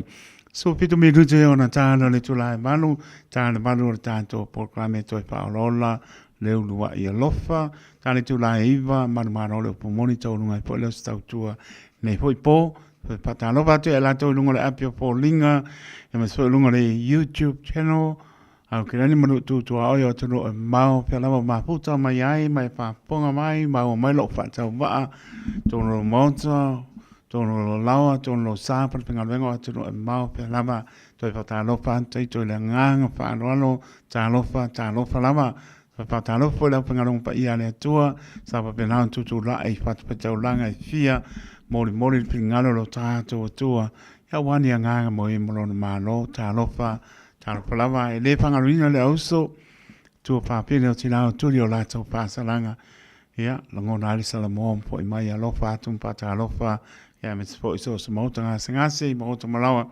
le pta umari tato por klaim patalofa tiai pa mano longa le ii, o lava na ianong pa nau, ya, ta lofa lava, tono lo mria, maro li lau tā po inga, me se la tō lungo le ala, mai a po I tā po inga, I le tai au, pa pia po I le a fi, e o po I atu I mo to malawa, pui le li, tau ta Yesu, I o tō sa, pa tau nuina I le manuia, tau muratu pa mano man pa tai, I le pa mano losi ai, tā po inga, tai me pa vai ai, tātou manatu le lofo le li e le fsilingia I on tātou whaman losi le pe o le lofo le li e ala ia Yesu ke riso mo I lungo le tātou ono o e maa uma I tātou uma na le loa le angsala le ngalo le lofo le atua tua I mausa li ai lo whātua tua ma lo whātua tua ana le ai le malio ke riso e le se whamangaro a bea le vi inga I lo tātou tua I me sili ia sau nia moro to soi fua moro tato vola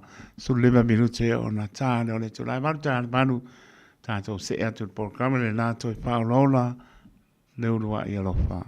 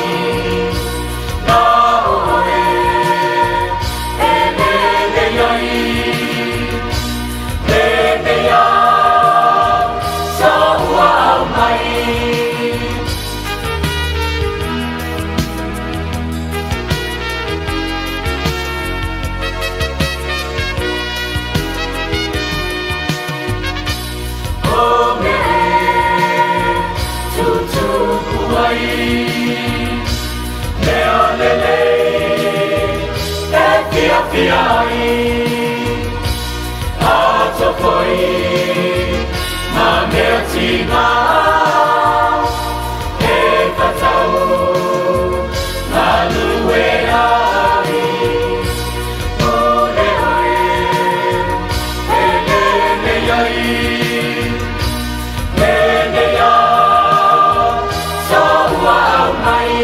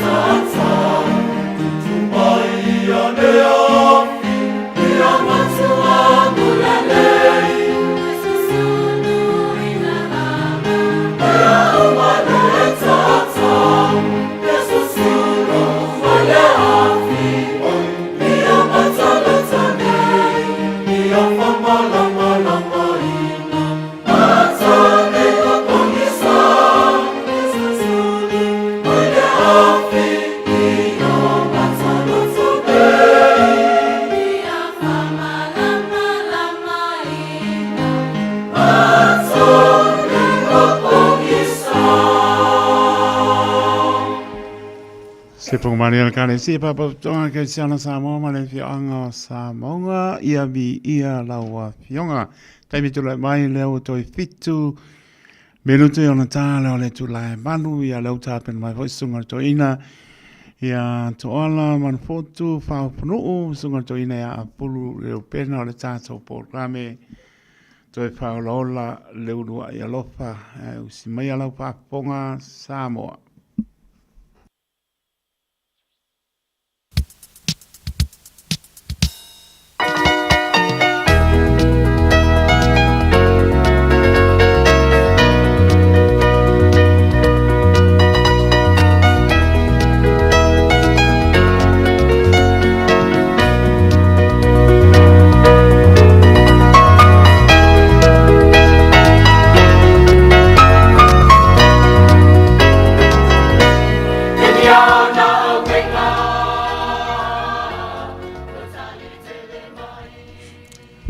Ia toi o folofa foi ma fatalo fatu tātou por kalame masani ai o sa te tasi ia ua whaautuina ia toi whaolaola le lua ia lofa ia mei lau leo whai ma tō mua foi o por kalame whaawhila tuai tātou maafutanga ia o mawhai o na lato whaafonga ma sila mai foi ni nei por kalame tā ua ia o tāpena ina awa lawa le fina ngalo le tua na ia tātou iloa o na tātou wola ma sa wawari ai ia te manatu foi sa maua ni sa uninga le lei foi peo na iai le sunga le oa o ia taito ma le pa ia foi o si o latou ka le sia suna i whawhia ngainga ma le mamalu le ka le sia ia te manatu sa maua e utangata ni sa uninga manuia foi le nei sa ia tau lava ina iai leanga le lei o le tua o tātou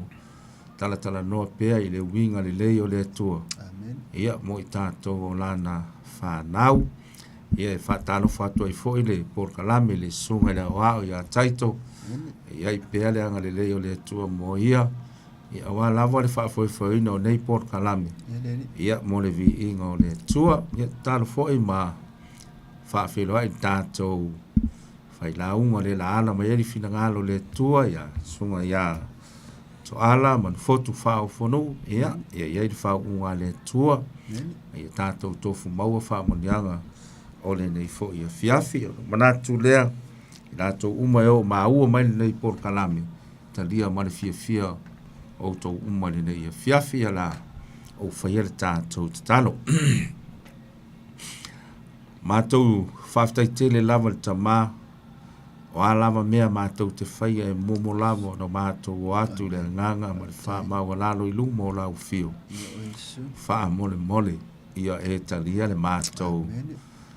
A tāpua inga e ala i lau fina ngalo le nei a fiafi. Wha mole au maia manatu. Au maia fo i le i loa e o tangata i nei a mātou tala noa i le loto ma le pa ia o lau fio. O leo lo mātou o ola ma au na ai. Talo lea i le nganga wha maua lalo wha mole te e fio mai tātou mafuta ia mata le nei por kalame manuia wha ai un manuia fo i atu lava le vi inga ia te oe wha manuia i lau auna le laana mai lo fina ngalo talo wha manuia wha toi lau auna ia taito i nia wā lava le wha le nei o nei masini ina ia maua e uta ngata le lei le wha fonga ia malato i loa ai de siri ese o la ufio o le mātou talo le tamā talia i mātou wha mangalo ni o mātou wha le tonu wha teitere lava ono Yesu Amene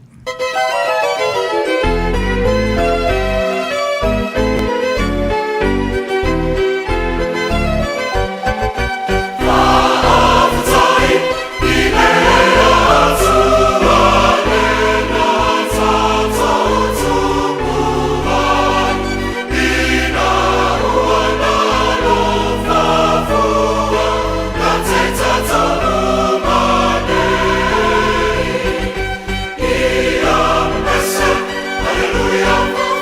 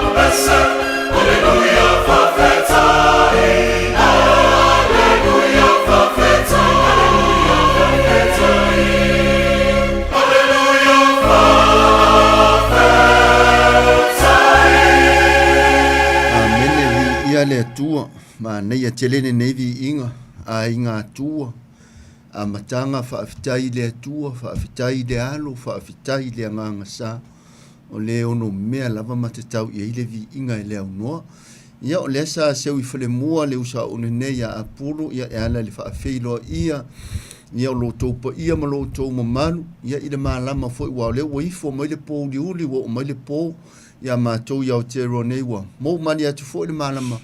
Ia sa whea ngai ai fo i ma tāpua inga ma sauninga o sa kala meta ua fo i le tūlanga i li. Toto ma le tino pa ia o Iesu ia le whamanitunga i malu tāpua. Ia whaia lava ma vi inga o le tua. Ia whaafiloa ila i le a inga tua le tamale alo ma le nganga sa o loto i lo fina ngalo. Le fo i iai whaatasi mai tātou ta whae fia ma tuli manu e fia. Pa anga masani foi ane nei au nanga ia sa te itasi o le toi wha ola le rua ia lofa o fo lofa ma toi wha filo e atu ma le anganga o le wha alo nia i le mingao e te tau ai e wha malu lua tu lava ono tu langa o le tatou le mafuta i foi le nā sa o tuanai ia ono nisi foi o fuafuanga le maalofia sa mafuta tuai i le Wesley na faisima mau fo o mesa ia maftang ya ai ya le langona e saude mafo fau neivala aunga e se le tawo ai mai se lava ya te oto ta mama tina so i fo matutua o le lava i malu tapua ya ai pe o le fa manu yanga le mali nati to le i lauto fa fonga fa le nganga ya sa te itas ya fa malu lua toi no le tatu le mafuta ya vi ia le tua ta fai o lewa e ta pena te whaafonga se upo e whaonga ina i fo i ma ua marisunga ia taito ia e hala i le unanga le leitio tauna ia aveo o se oso le lei e whaoso fia i pēr moe ngā ruanga ia susu o i pēr aimfina ngalo ilo nau mati ma le le ato tontangat o le atua lava e atoa ai mea le atoa e tumo i fo ilo tātou ngau ia ono o mea i a le tino ma le ola nei ngata i le tuunga mau. Te talo ia a whaelo i lau tuspa ia talo lava e valuvalusia lava o le funga ngana ia le lei lau whaafonga ia e ala ia fionga pa ia le tua. O le mata upo e lima o le tuso kenese na ni nai leina fuela ama whata waina.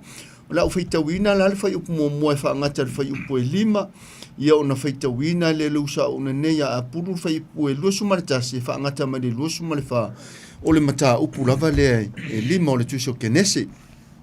O te whaitawina le whai upu mua e whaangata le whai upu e lima ia ona whaitau le usa o na nei le whai upu e luasu maritasi e whaangata mai le whai upu e luasu ma le wha o ni nai vaenga na mani pai balakalafa na mani mata upu e lima o le tuso kenese ia e whamanuia mai ai le tua i lau whaafonga sa moa ia te i lato o maa wale tātou whaasoi i le neitu la fiafi mai tuli manu matawhae fia o le lalolangi. O awhionga pa ia le tua. O le tusi le nei le ngafa o atamu. O le aso na whaia ai e le tua le tangata na ia whaia o ia ua whaatusa i le tua. Na ia whaia i la ua o le tane ma le fafine. Na ia whaamanuia fo ia te i la ua. Ma na wha ingoa ina ai o la ingoa o atamu. I le aso na whai ai i la ua. Na ola a tamu i tausanga i tasi le se lau ma le torunga furu. O na whanaua le e ia o lona atalii e fōlinga i a te ia ma whaatusa i ai. Ma ua wha ingoa ina e ia lona ingoa o setu. O aso lava o a tamu talu ina whanauina e ia o setu. E valu se lau o na tausanga ma ua whanaua i e ia o atalii ma fafine. O aso umafo ina ola ai a tamu e iwa se lau ma le torunga furu o na tausanga ia o na oti ai lea. Na ola e noka i tausanga e o nunga fulu ma le lima. Na whanau waile e ia o Metusela. Na la feo o ai foi o e noka ma le atua. Talu ina whanau wina e ia o Metusela i tausanga e tolu se lau. Ma ua whanau wina ai e ia o atali i mawhawhine. O aso umafoi o e noka. E toru se lau ma le ononga fulu ma le lima o na tausanga ia. Na la feo o ai foi o e noka ma le atua. O le ilo foi e ia. A wa avea o ia e le atua. Wha manuia te le mai le atua. E ala i le whaita wina manino.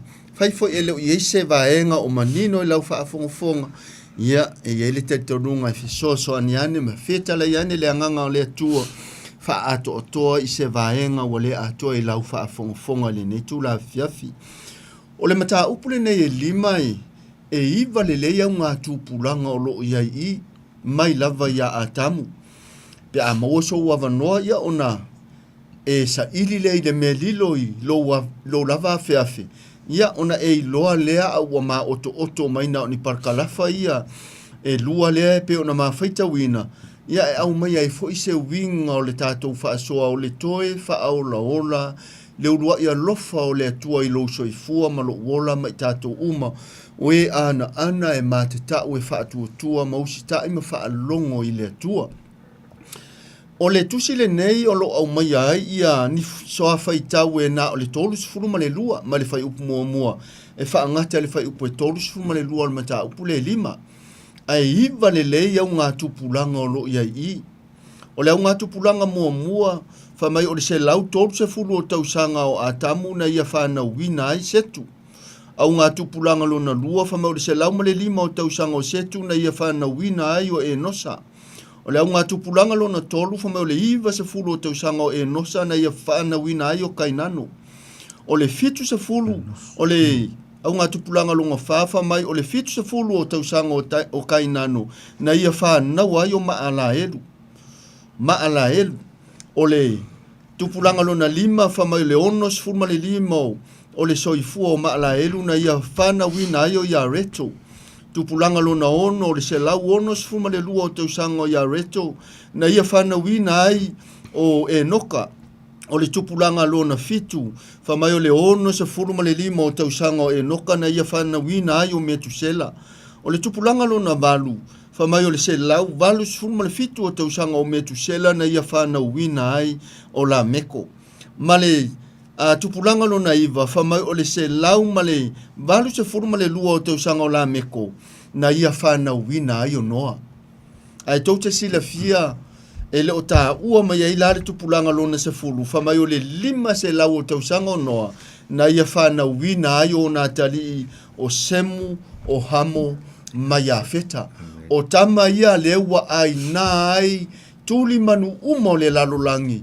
ma o tama fo ia e to tolu o le whana ua noa o semu o hamo mai a feta lea e a fua i fo isa mo i lau whaafongafonga ia lanu ia e tolu o lo wa ai lanu o tangata so i fua i lungo le neifonga eli o le lanu uli o le lanu ena ma le lanu pae e a fua mai ia i le whanau lea a noa lea na ia whanau wina i o nā tali i le lima se lau o na tausanga o le valu se lau lau tausanga o atamu ia na whapena na ia whanau wina i o nā tali i mo nā whawhine o na oti lea ma malolo atamu ina ua iwa se lau tolu se fulu o na tausanga o setu o le valu se lau ma le fitu o tausanga o setu na ia whanau wina i o nā tali i mo nā whawhine ai iwa se lau se fulu ma le lua tausanga o setu o na oti le o setu e nosa fa mai e valu se lau sulu lima tausanga o e nosa na ia whanau wina ai o nā tali i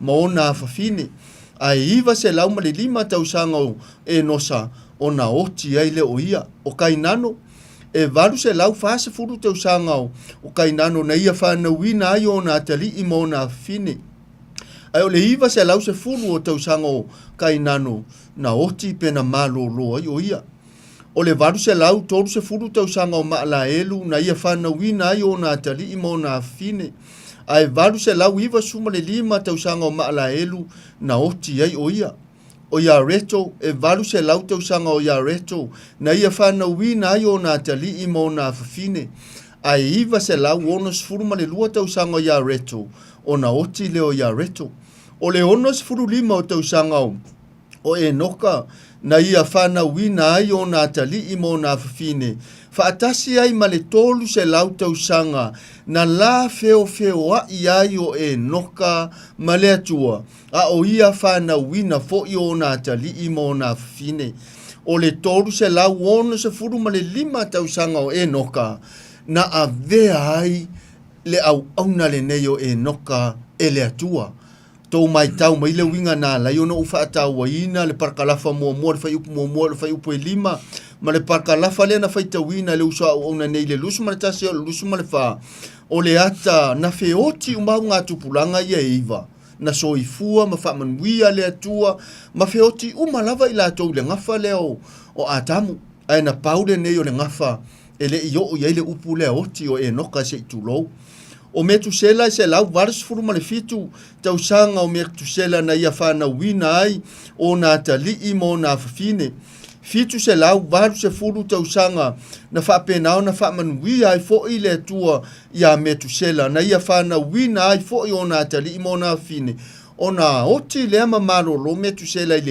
iwa se lau ono se furu ma le iwa o na tau sanga o le aso tau whaafonga ma se mai tau mai le ngafa le ua uta mo whai e whaamanatu atu le taimi na so i fuai a tamu saule i le usunga longa lua po le ngafa lona lua e o lava le ngafa lona tōru a lona iwa o lo matua mai o i o le lei ona mamanu matusia ina e le tusitala o mose na ia tusia le tusia o kenese le alai e fitu se lau valus fulu ma le lua tau sanga na feo iai me tu sela ma le atua pe na whana wina ai o na tali i mo na fine o na oti lea ma malolo me tu sela i le iwa se lau ono se fulu ma le iwa o na tau sanga paule o le au ngā tupulanga le matua maoa e siri atu le matua o me tu sela ia noa e iwa se lau toru se fulu le soifua o noa o atamu o na oti le o atamu au me tu sela le iwa se lau ono se furu ma le iwa toi tasi a tau sanga o na iwa se lau fitu furu lea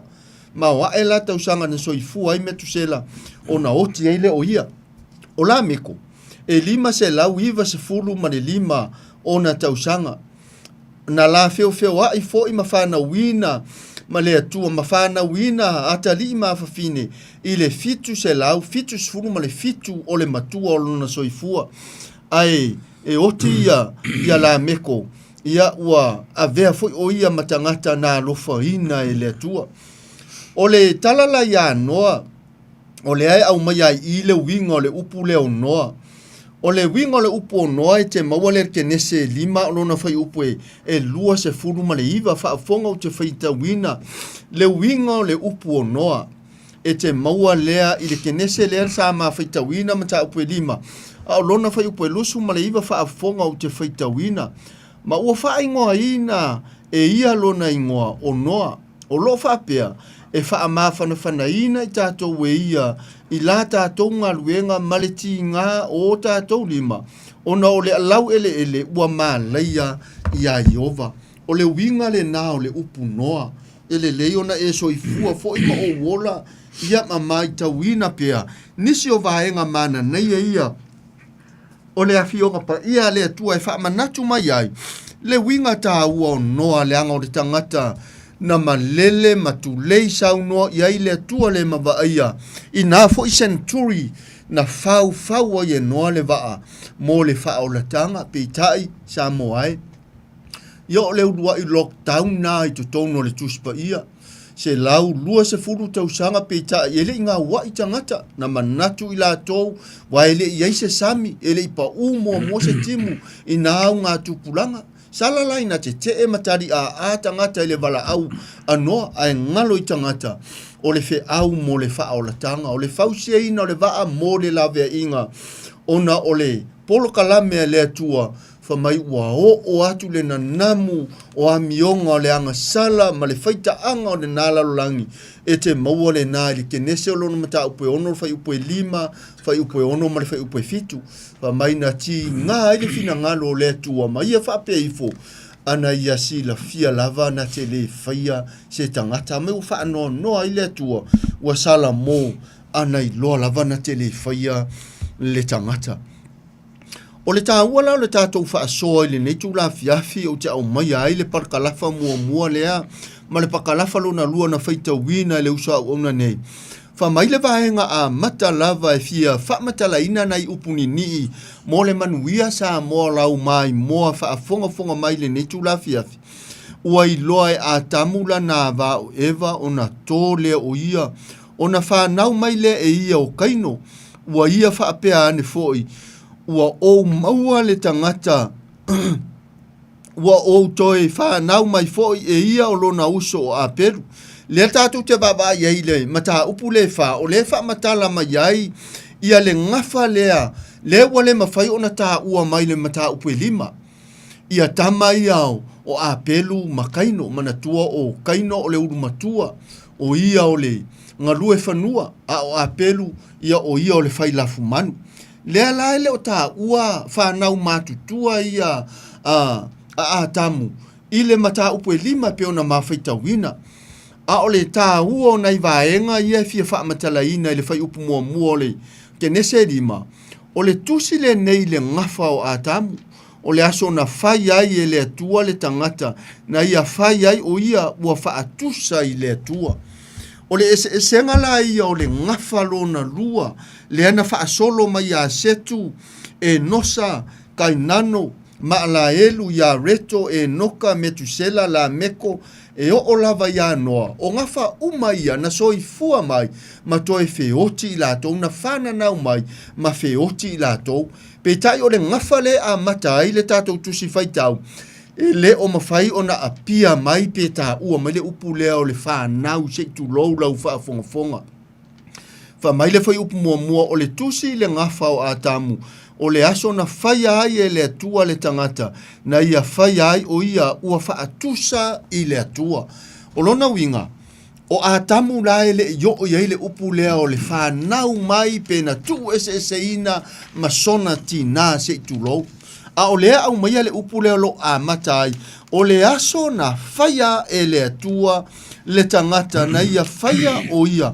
ua wha atusa i le atua o a tamu la na whaia e le atua lono winga a ta ua i lau whaafonga maua ma le manino le leo lau whaafonga fonga le netu la fiafi a ta ua le upu leo le whaia lono winga e ta ua mai e o le ona o se mea o le atua la o ia o le ona o le tangata o oe maa ua wā o a tamu o le urua i tangata leo le fofoanga le atua na fauina ma fofoina le fa mailenga ngana le tuspa ia na faia e le atua e fa atusa ia te ia fa maile o le fai upelua na ia faia i la ua o le tane ma le fafine na ia fa manuia fo ia te i la ua ma na fa ingoa ina ai o la ingoa o a tamu i le aso na faia ai i la ua Samoa o le asau mai tau mai le mānei o nei vaenga i ena nā mai o nei mataha upu e mā sani au na launga ina fo isunga i whaafenga inga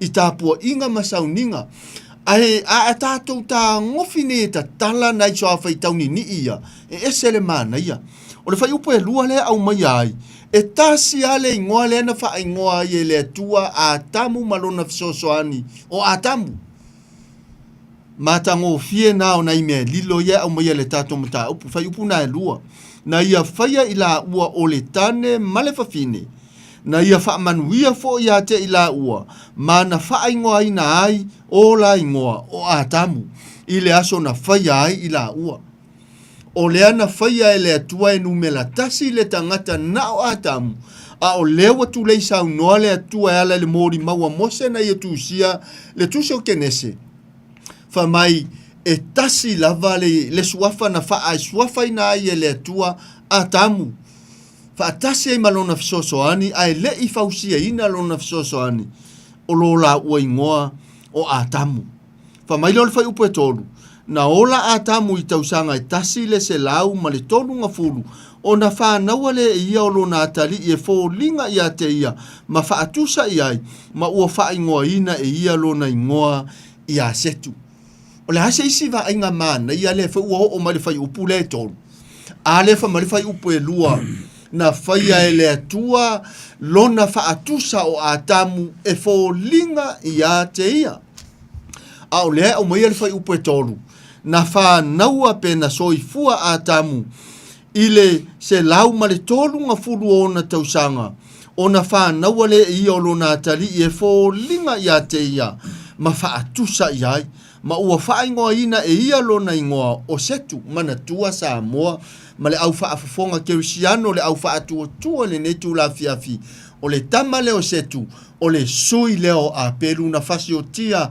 e lona uso matua o kaino matua kaino o ia o le ngalue whanua o a pelu o ia o le fai lafu manu o setu la le na fa naua o le sui lea o le tama o a pelu le na fasi o tia ma ave sea ona o le ita o le tama le o kaino ina ua le mula na taulanga le ala ma na ia tele la na iwa ainga ia pe tu tusa le fai upo e lua ma le fai upo e tolu i lau fa fonga ma mana le nei tu la fia fisa moa ele ngata na faia ele atua a tamu e fo linga i a te ia ai wa se lau tolu se fulu tau sanga o a tamu ai whana wina ai e a tamu lona talii lona tolu o setu fai mai e fo linga o ia a tamu lona winga a tuu se isi atalata mai ma se isi malama anga fai ngofia i lau whaafonga whaaleanganga pe e fōringa o le au lea ma le pele lea ia a tamu o le tamale o setu wa mai leo le fai upo e wha o aso lava o a tamu talu ina whana wina e ia o setu e valu se lau o na tausanga ma ua whana wai e ia o atali i mawhafine valu se lau tausanga o a tamu talu o na whana wina e ia o setu maena tupunga mai ia setu o atali i mawhafine ia mai lato umana tupunga mai ia setu le fai mai le whamtalanga marenga ngana le tuspa ia o le so o uma lava leo a tamu e fo linga ia a tamu e iwa se lau ma le tolu se fulu o tausanga ia ona oti ai leo a tamu iwa se lau tolu se fulu tausanga ona oti ai lea o a tamu lea lau o tatou wa ai ai le manino ma le matango fie o le va ainga lea tatou te va ai ai ma malama lama ai o se wha manu yanga fo i lau wha afonga le netu la fia fisa moa. Nai vaenga ni ia e peo na ofai atu. E tele lava fo i na alu le atoa lau sila, alu le atoa lau va ai, alu le atoa ma wha tele vave le tatou fai tau. Ai ngalo na tatou maita wina le ngangana e oa le tuspa ia. Le aulo na tia ai le aulo le lei. Tatou te manino ai le fina ngalo alofa o le atua. Ina ia tātou malama atili i le fina ngalo le atua. Amen. O le amatanga la o le usunga lea ma le ngafa le ana ta pena e le atua ma faia e le atua atamu. E le iaise ta mapo se tinao atamu. E pe o le natura ma le soifuanga li tino nei o i tātou umalava e iai matua o tātou tupuanga. Pei foi o le tala de tuspa ia e toi ngana lava le atua i le taimi le na aluai mose ave ese maila na whenga inga po Israelu. I le fase lau te usanga na whaaunu ua mapolonga ai kupito i lalo 5 sa wao farao le tupo ai kupito. E toi taha ua lava e le atua upu whapenei aua ne ingalo sa o tou nofo polonga o tou sa i le lai tu o le vai. Sa o tou nofo polonga i lalo 5 sa wao farao. Aua ne ingalo o tou sa ai kupito.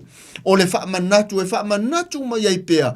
Au ngā tupulanga na mua. E iai matua o i la tou nā ruatu mose ma ave ese mai. O nisi foi na tupunga mai ai la tou ia na ave ese mai e mose mai e kupito. O lo pae solo la tou tunga mau i lau whanua o e kupito se tu lou. O le hala foi leana na matua apolo wa ia tua i lava Iosefa i lona foi taimi na tupu ai o ia i e kupito i lona au ainga. Pe a whai lato te o ese ai oti whanua o e kupito ia lato o atu ma ave ese atu o naivi. Aisea, nai lone leie Iosefa o ai kupito o le whaatusa o le malaia. Le ala le na tanoa Iosefa. Tautua nā pe a whai o te oti ai kupito ai tau o ese. I o tau o ma ave ese o po naivi se tu lou lau whaafongafonga. Samoa ai. Le ala fo ile tai whaapea pi e whai ai. Nisi o tua soifua mātu tua e au maui Amerika, Hawaii, Australia, New Zealand nei maso se tuli mano le lalolangi. A mali liu, e whai lava o lātou mawaenga i a lātou whanau. Ia ave lava i lātou i Samoa. Aisea, le angolo lātou lea anava tau o Samoa o le whaamanu yanga mai le atua, o le tofi mai le atua.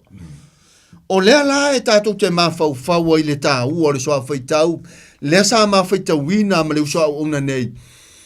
E ui lava o atamu, e le i tu ese ina mai se manawa o sona tina ma sona ta masi i tu lau whaafonga mamana, lau whaafonga pa ia sa mole ne tu la fiafi, ai o le atua, o le ta mama le tina lea o atamu. O le atua, o le ona lea na ia fauina, o le mana fai venga lea lefa mai erike nese lona mata upe lua, lona fai upe fitu. Fa mai ona punoi fo lea o le atua, mai ia fauina le urua i tangata i le fuefu o le ele. Ua ta oto ma ua atoa le tangata, ai o le mea lo tupu, ele o mawhai o na ngā ioi. Fa mai ona toi punoi fo lea o le atua, mai ia manava atu i ona lava po ngā ifofonga, o le manava ola, ona avea i leo le urua i tangata, ma tangata ola. Amen. Vi ia le atua. E ta taula sa mona e mita, ma o fia ma tātou ori, o oe ma ue matanga. Tātou lava se fuefu, tātou lava wana o se pefu, ai ana le se inoa, le punou ifo, ma le punou mai, ma le punou atu o le atua, e manava le ola ia te oe mau, lea ua tā lale lei ai, lea ua tātou au le lei ai lumara sida whanga mamana le atua, ona o le manava ola le atua, tau te sila fia sa moa. E ave esa loa le manava ola le atua ma le tangata, na eva ai lei fōringa la le leo tangata, oka se matanga. Ai sea, leanga o le oti, o le tontongi, leo leanga sala. E alau na tātou au le lei, e alau na tātou matanga o fie, ona o le mana vaola. Ai ave ese loa le mana vaola le atua i louso i fua malo uola. Ta oto mai loa le fuefu matanga o le ise wha moe. Ta ua la, e ui lava na whaia e le atua atamu, aina oti lava atamu ina ua soifua matua, ina ua iwa se lau tolu se furu o na tausanga. Parakalafa lo na lua e fia whata ua ina, i lau whaafongafonga le tātou tusi whaitau lava, pe a whai mo nisi o lo inunga o le ala tele, le o mawhai o na wa aile tusi pa ia, ia pa e tau nuu lo whale, o parakalafa lo na lua, le sa faita wina ele usa ona neia apulu le fai upe lusu ma le tasi whangata ma le fai upe lusu ma le wha le walau na oto mai le amatanga e tau ma ia e ui lama na foa ma wina ma whaia ele atua lona wha atusa o le urua i tangata o lo tato urua i mātua o a tamu ma eva ai na whaia ele atua ia fōlinga i le tū whaaleanganga. Nanga le aise tasi o tātou wa ai le tua. Te ua tōu fesiri ngia au le neia fiafi. Ma e tō manatu ai ni fesiri sa putu i fai lau fina ngaro. A whai la, whai mailenga ngana rituspa ia na whaia e le tua a tamu e fō linga ia te ia. Lono winga la o le hale maua lunga o a tamu, le hale tu ai ngā lanu, pe ena, pe pae, pe uli a tamu, lono winga e wha pe nā le tua, pe ta i leo le winga le nā. O loo tu si hai le whaamtalanga ma le ngangana e oa, wha le nganga, le sau noa i ele tu stala. O le tu le tala noa i le tu spa ia, o le whaia e le atua a tamu e fōringa i a te ia, o le spiritual side o le atua le mawaaia. Lefa mai ai le Ioane le evangelia, o lona mata upe wha, o lona whai upe luas furu ma le wha, o le atua o le nganga lava ia, o e tā pua i a te ia, e ta tau na tā pua i atu i a te ia i le nganga ma le wha maoni. Ia lai pe o na wha maoni, ia lau wha mtalanga e le ma liu e le ngase le atua, a ua hoti a tamu. A le winga nana o whai atua i o le tu lilo lea na whau ai, manga ngana i le tu stala na whai ai e le atua a tamu e fō linga, ma le wha atusa o le atua, o le tu wha le nganga o le atua. Le fo e fina ngalo i le atua e te tauna e soi fua ma o wola i le o langa wha pa ia ina. I le o langa o le atua e pa ia o le atua e mamana. Fa mai do le o le whai upo e lusu ma le tasi, whaataua ina le isi o nei tūtāua ele i o le oti tangata leo e noka. Whamariwhai po e lusu ma le tasi o mata apulawa leo kene se rima. Na ola e noka i tausanga e ono se fulu ma le lima. O na whanau ai lea e ia o me tusela.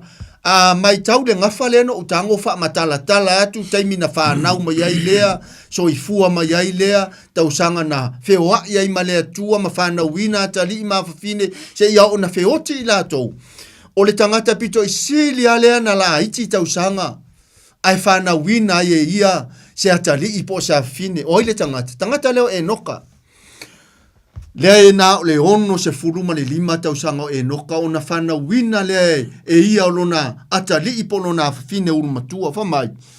Na ola e noka i tau sanga e ono nga furuma le lima o na whana waile e ia o Metusela. O le atali i urumatua leo o e noka na ia whana wina i le ono se furuma le lima o na tau sanga.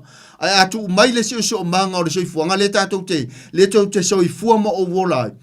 A toi whana wina se tina i sa moa po fea lava se atunu se pepe fau le ono se furuma le lima ona tausanga. E matua le tari tonu wina lava se tu lou se whamatalanga. Ai sea, tatu te io ina whaatasi. O le tele lava le lima se furu tausanga o se tamaitai se tu lou lau whaafonga po se tina. Ua le toi anga waa o ia ona toi whana wina se atalii po se hawhawhine. Ai sea, le anga ua umatu maanga e loai o lo value la baale le tamaitai mo le toe whana wina o le atali i male afine a o le mata utia ia o ia ngā tupulanga na whaamanuia iai le atua le alafa male whaamatalanga de whai upo e lua se furu male lua na la whewa i fo i e noka male atua talu ina whana wina e ia o Metusela i tausanga e tolu se lau ma ua whana wai e ia o atali i mawhawhine tatou vava iai i le taimi lea na feo iai e noka ma le atua i le soifua le ua matua o Metusela a o lea ua te lau tolu se furu tausanga o mafuta ma feo ai pea e noka ma lo tatou atua ona whamaile o le whai upo e luasfu ma le tonu o aso uma foi o e noka e tolu se lau ma le ono nga furu ma le lima ona tausanga ia na la feo ai foi o e noka ma le atua ua lei loa foi e ia a wā na avea o ia e le atua. Amen. O le asa ufa afonga sa moa.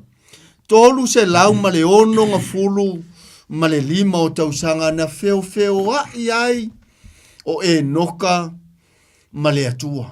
A tonu sa tu ufesili Metusela no na atali. Ma e na tupunga ma soifua mai i le atali i leo e noka po o fea lo lato utama.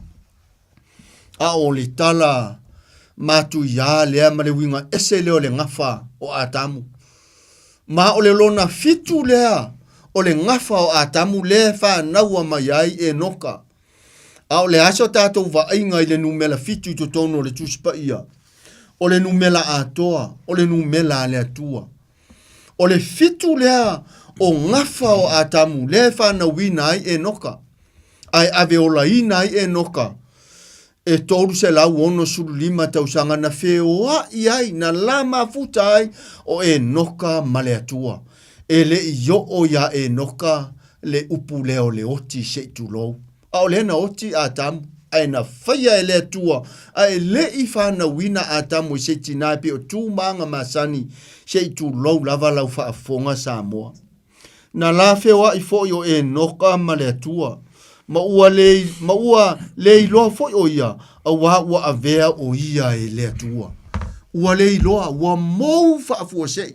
Le aise isi na iloa lono winga, e o lava isei, grandson po se granddaughter, o e noka na whanau mai lona atari urumatua leo o Metusela. Le ai ma se isi na iloa le taimi na ave e se ai, o le upule fai mai i le, fai upule lusuma le wha, na le iloa.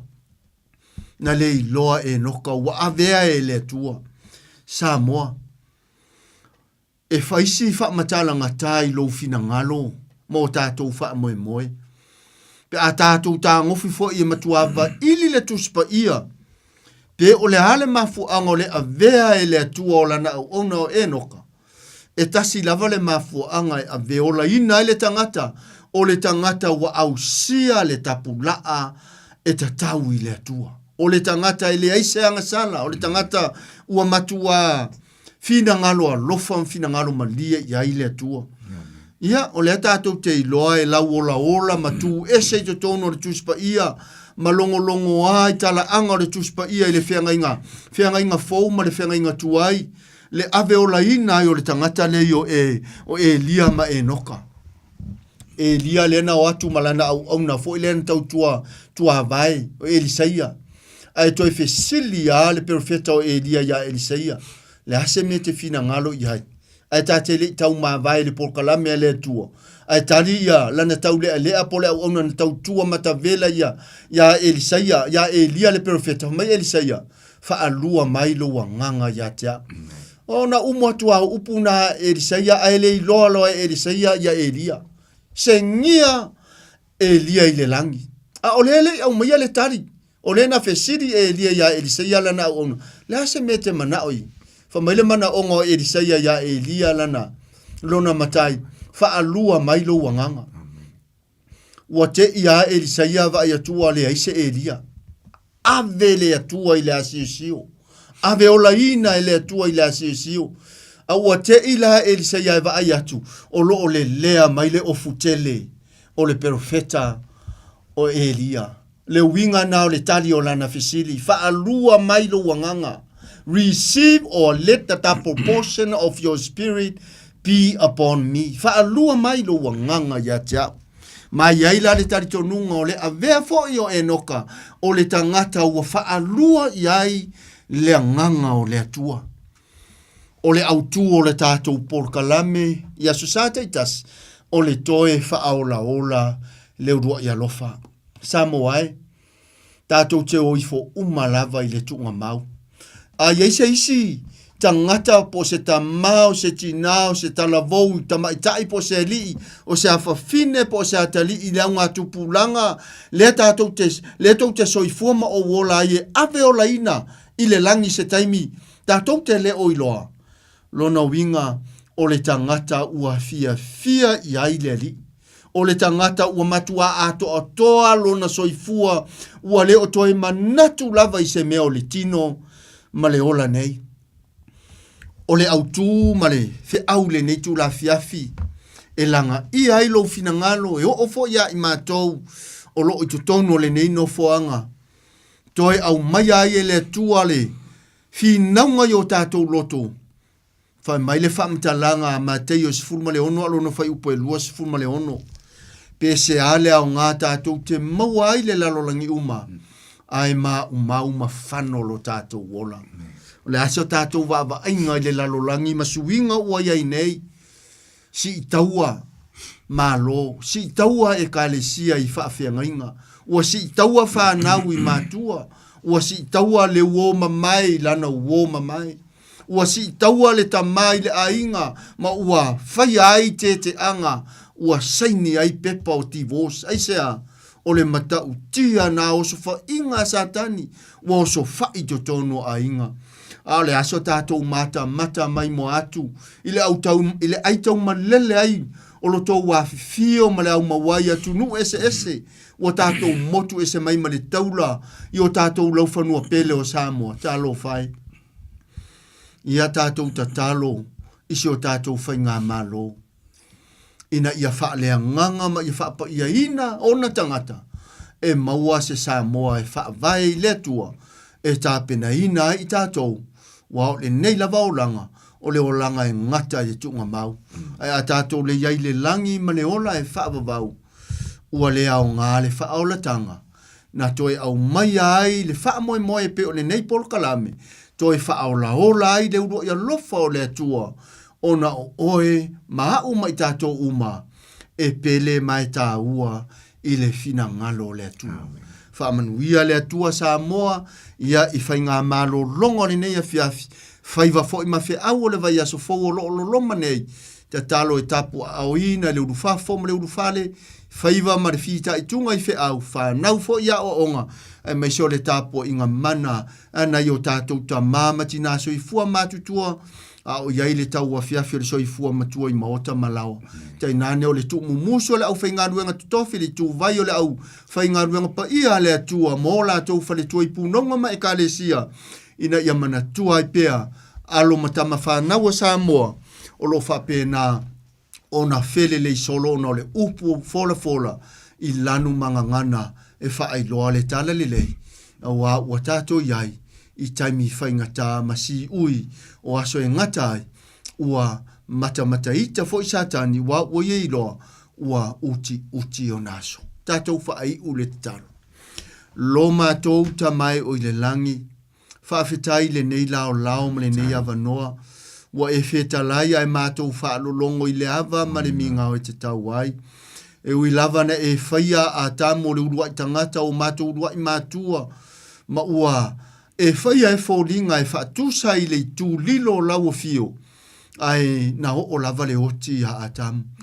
O le awala foi ua whaamanatu mai e lau fio, lau lava feta lainga mana I le urua I tangata I e tena o le aso lava e pai ai I le la au I loa ai le lei ma le leanga e oti ma whano ai I la ua e ui ele I fe oti le taimi na la pa ia ai fua le la au I loa ai le lei ma le leanga a ua mori mau paulo I le Roma e ono alona whai upo e luas fulu maritoru a ua le oti o le totongi le o le angasala o le lava ua o mai le angasala le oti ona o le taui o le angasala I le lalolangi, talu le leu stai ma le whaalongo o mātou rua I mātua I lau fio.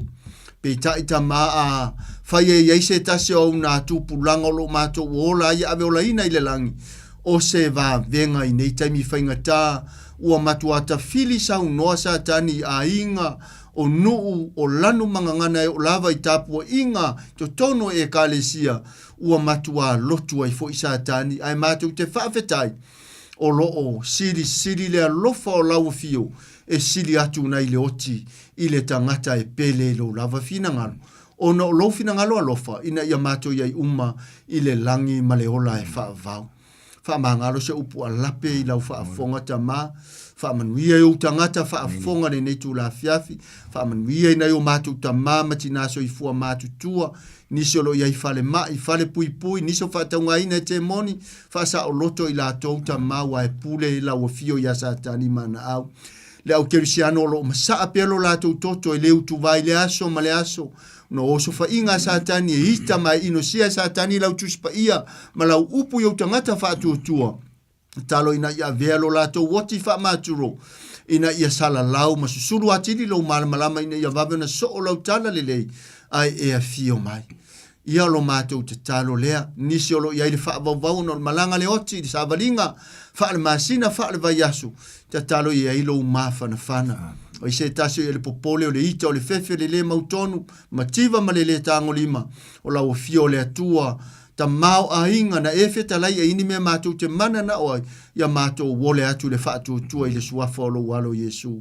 Tu mau maia ta mai o mātou lungo malava, le alofa tu noa la o fio file mo Yesu Keriso ato aita ma male matanga mafana fana malonga ngasa fa manuia I toi tiu te lo toi la ona sunga le wa o ya taito ya mai se volta po inga sona fritua mane no falo le au ona mane no fa to o mane ekalesia fa manuia la o fio po kala me lo muli mai ia ia lo wanga le tapo auina I mātou le nei a fiafi o au mamana.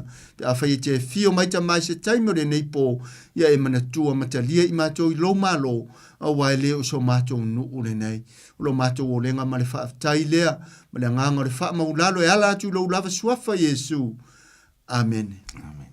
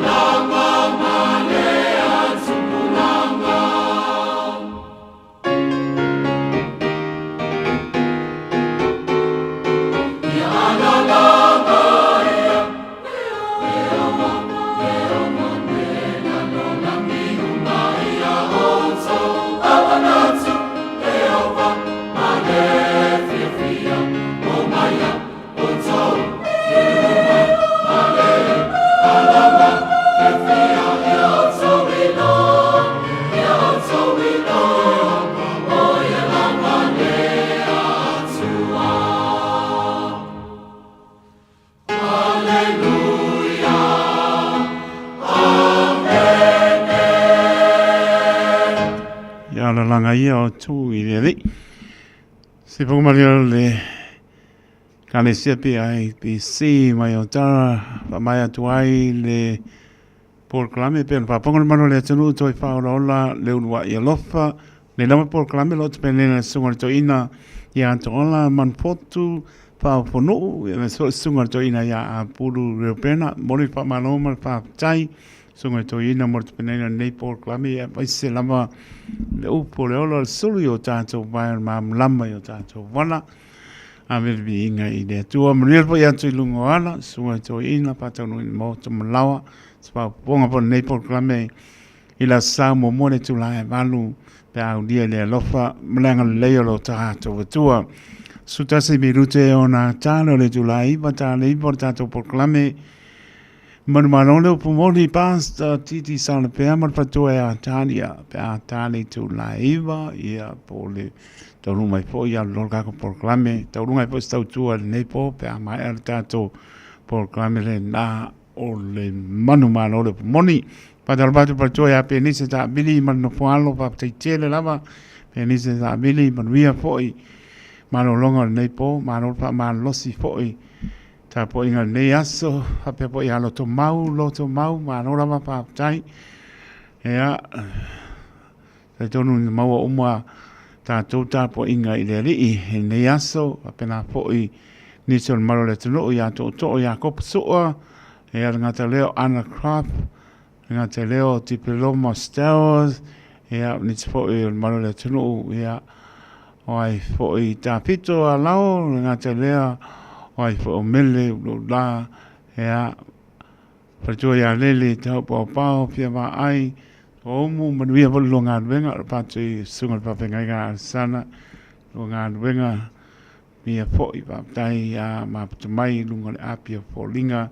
ya me so lunga le YouTube channel la to umo la ma puta mai ya pa mia le tua te tonu lo maloli lau ta po inga sa mo ta pen po mano longa nei po to moni la mala nga fa malo mo programa le tau le radio sa mo le mamano ta to no la to ta to no le fa mano lo si ta po inga le po le aso ta po io ta to ta po ia so mo deli ya pa to la mala sa ta to te o i malu e te mi le ngona po fa bai na mo pe to le spam sino po sei sto lang ya pa man losi lava tato te moa me sili e te me pa vai no vai mai po ngan venga ya moni lava ai pa ngaro vai le stem yo e le pa man losi ngan venga po ye ono asol vai aso ngarue ya o lo fetalia na mai so i formo lai taito o lo na sa pa umam ki mungo o manulu ya se o lo tu nasa o kimu ai a o mo le fama ki munga ki o pa ngan venga ma nei a tele ko ro pulo ya te lo fa ma no sine na ya me se tu ya ina yo ta to ai nga fa tai me ta u na ai o lo la sa mi ko kusa la fa ma no singa pe angi ma no si mai le fa ma sa bili manulu sa ilia so no te o malu tu pa ta se o to pin ngalo ma la uso ta to talo ma bibi fa ma nu le lofo le tua le lava ngana tanga sai fu sula ina lo na lofa tato manatu ni Europa ne ario o ia le ta vio se me longa le lofa le na le tua le pona ngano ya tato ya so umolo to sai fu mo tato wona a pa manor fa man lo si ta po inga na to tato no pa pe po la pangar me to fiere tua e mo to pena ina la ungole ne yaso for follow tala le so que riso ia mo ni nganga mo ia maron mano fa tai iba minute ta ne tu la iba ta to proclame man mano le moni ai manuia lama mano longo le nei pom ria la to lungo le ala to tai yesu yo to sam pa to nuina via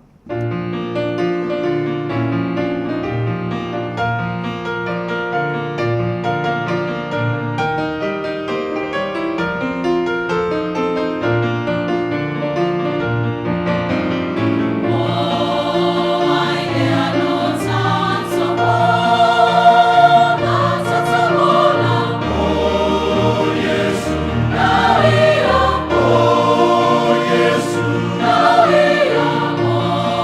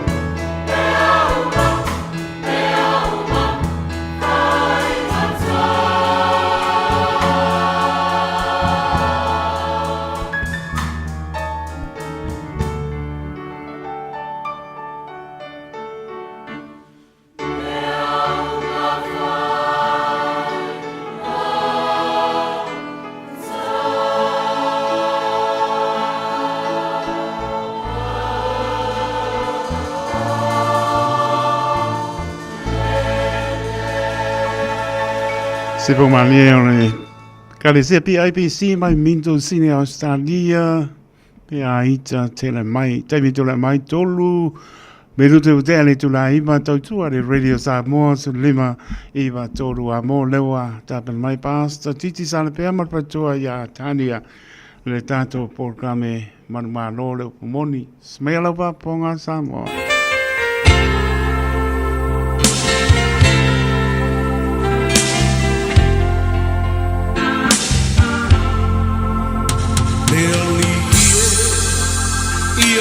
Chala la falo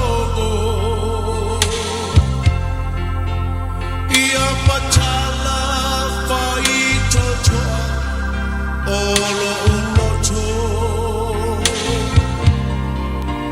sauni etalia le pai mai ola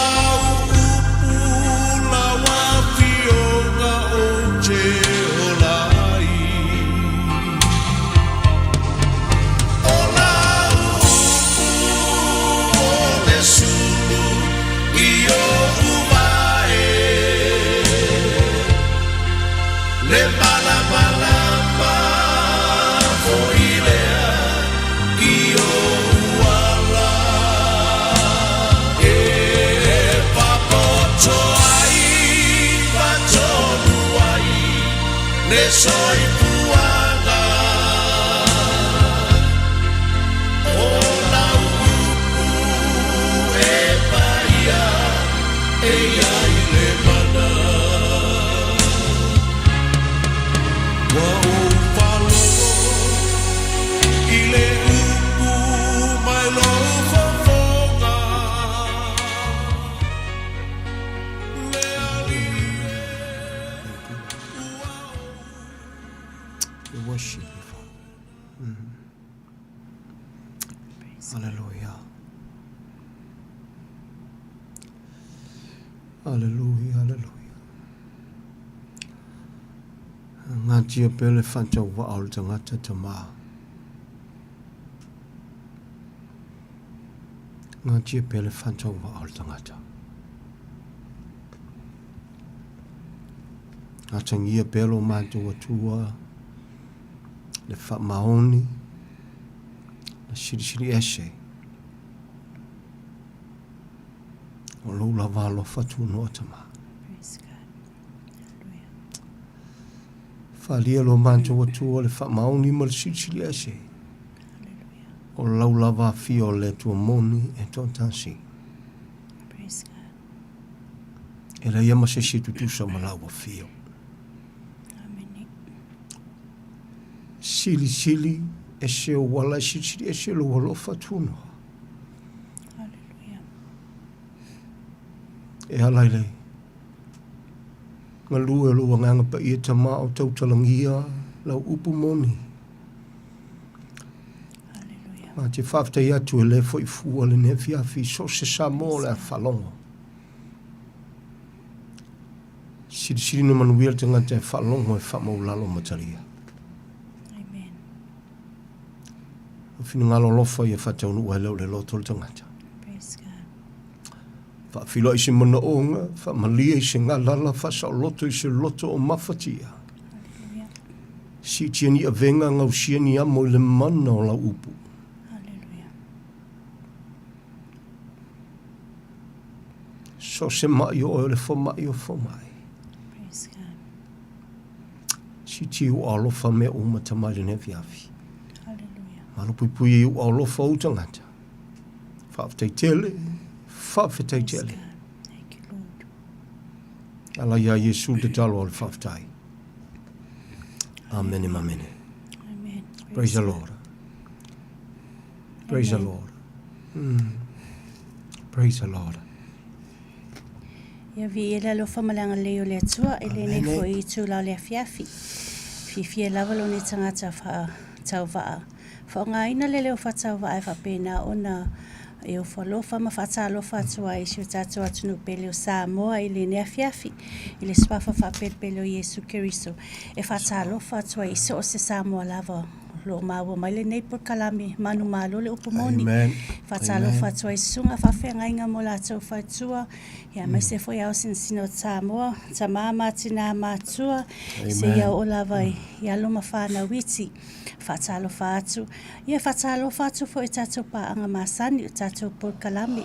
Ia mai se foi ia lo no ftapo ia wale upu forfola le atua whaonga ina lana au auna. Ia fatalo fatu. Fatalo fatu foi le au auna ia taito. Praise the Lord. Tule foi le nea fiafi malo lava fa malo se lausunga. Fa manu e tele le atua lausunga ma le ainga. Ia fatalo fatu foi tatou viewers i lunga Facebook ia ma le YouTube. Fatalo fatu. Fatalo fatu foi le au uso le nea fiafi. Ia Australia, Samoa, ia ai mai se foi New Zealand nei. Malo le ngalu e mo le atua mlan finangalo. Malo le alofa i le atua. Vi ele li. Ia na lasile se fatalo fa le nea fiafi. Ia le sunga foi ia titi sale pia. La vea ma afe au le nea fiafi wale upu folfola le atua. Mai la na fionga pa ia. Lausunga. Whamanu e tele le atua lausunga nea fiafi. E fatau waa lava lausunga wa aitangata. E itangia fo i lau tangata. Ona o le upumoni le atua. Whai mai le mātaio. E inosia o tau ona lo wingoa. Ai o tau loto tele. O le tu mause i o ngataanga. E whaolaina lea. Whamanu ia tele le atua lau sunga walpo kalame le nea fiafi. Ia me se foi le whafonga anga so tātou atunu pele o Samoa le nea fiafi. Whamanu ia tele le atua. Praise God. Praise the Lord. Praise the Lord. Praise the Lord. E le ia ma se tutusa. Ma laua fio tama. O leo lo saifua e whaavavau le tua moni e ton tasi. Whaafteia ma whaamanuina o ia e whaavavau e ala ia Yesu. Ia nau whatalo whantu ia le tina ia siaupele i le lofo le tua ia Samoa ia Samoa.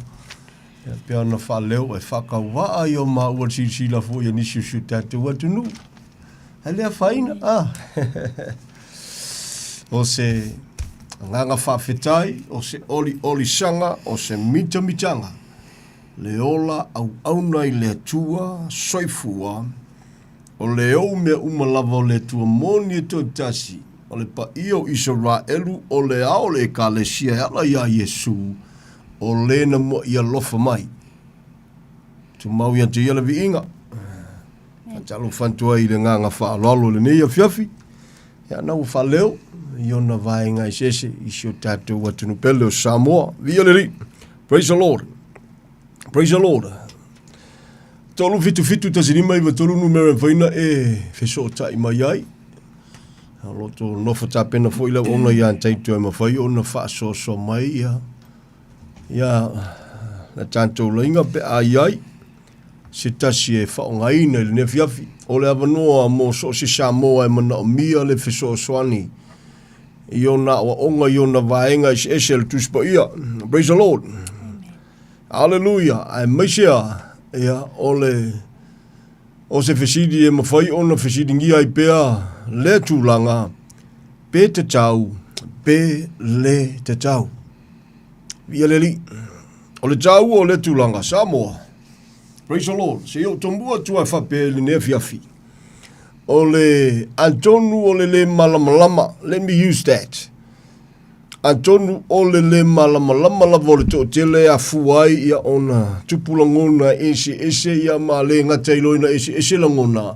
Ia awa o antuailo na tūlanga ua leo ngatasi ilo male upole tua. Meo lo tautalangia, meo lo awa wina ma peise i ua whamalosia. Atonua o le malamalama o to tele. Ia pe mawhaina tue whaupuina i se whaupunga lata mai. Ai o le whaupunga fo i tonu i lumo le tua. Ia tonu fo i lotu. Ai tele i whaolaika. Ai tonu fo i lewa na e tapua. I lewa na e lotu. Ai fo i lo kofinga po le alko inga kofinga ngai ke iai. Ia ai tonu tele i whaolainga walanga. Mwhai anga loku. Mwhai whinga veo e mwhai whiau. Mwhai anga veo e maso se le alawa tulanga. And yet you are still a non-believer. Elo istangata ua whatua moni le li.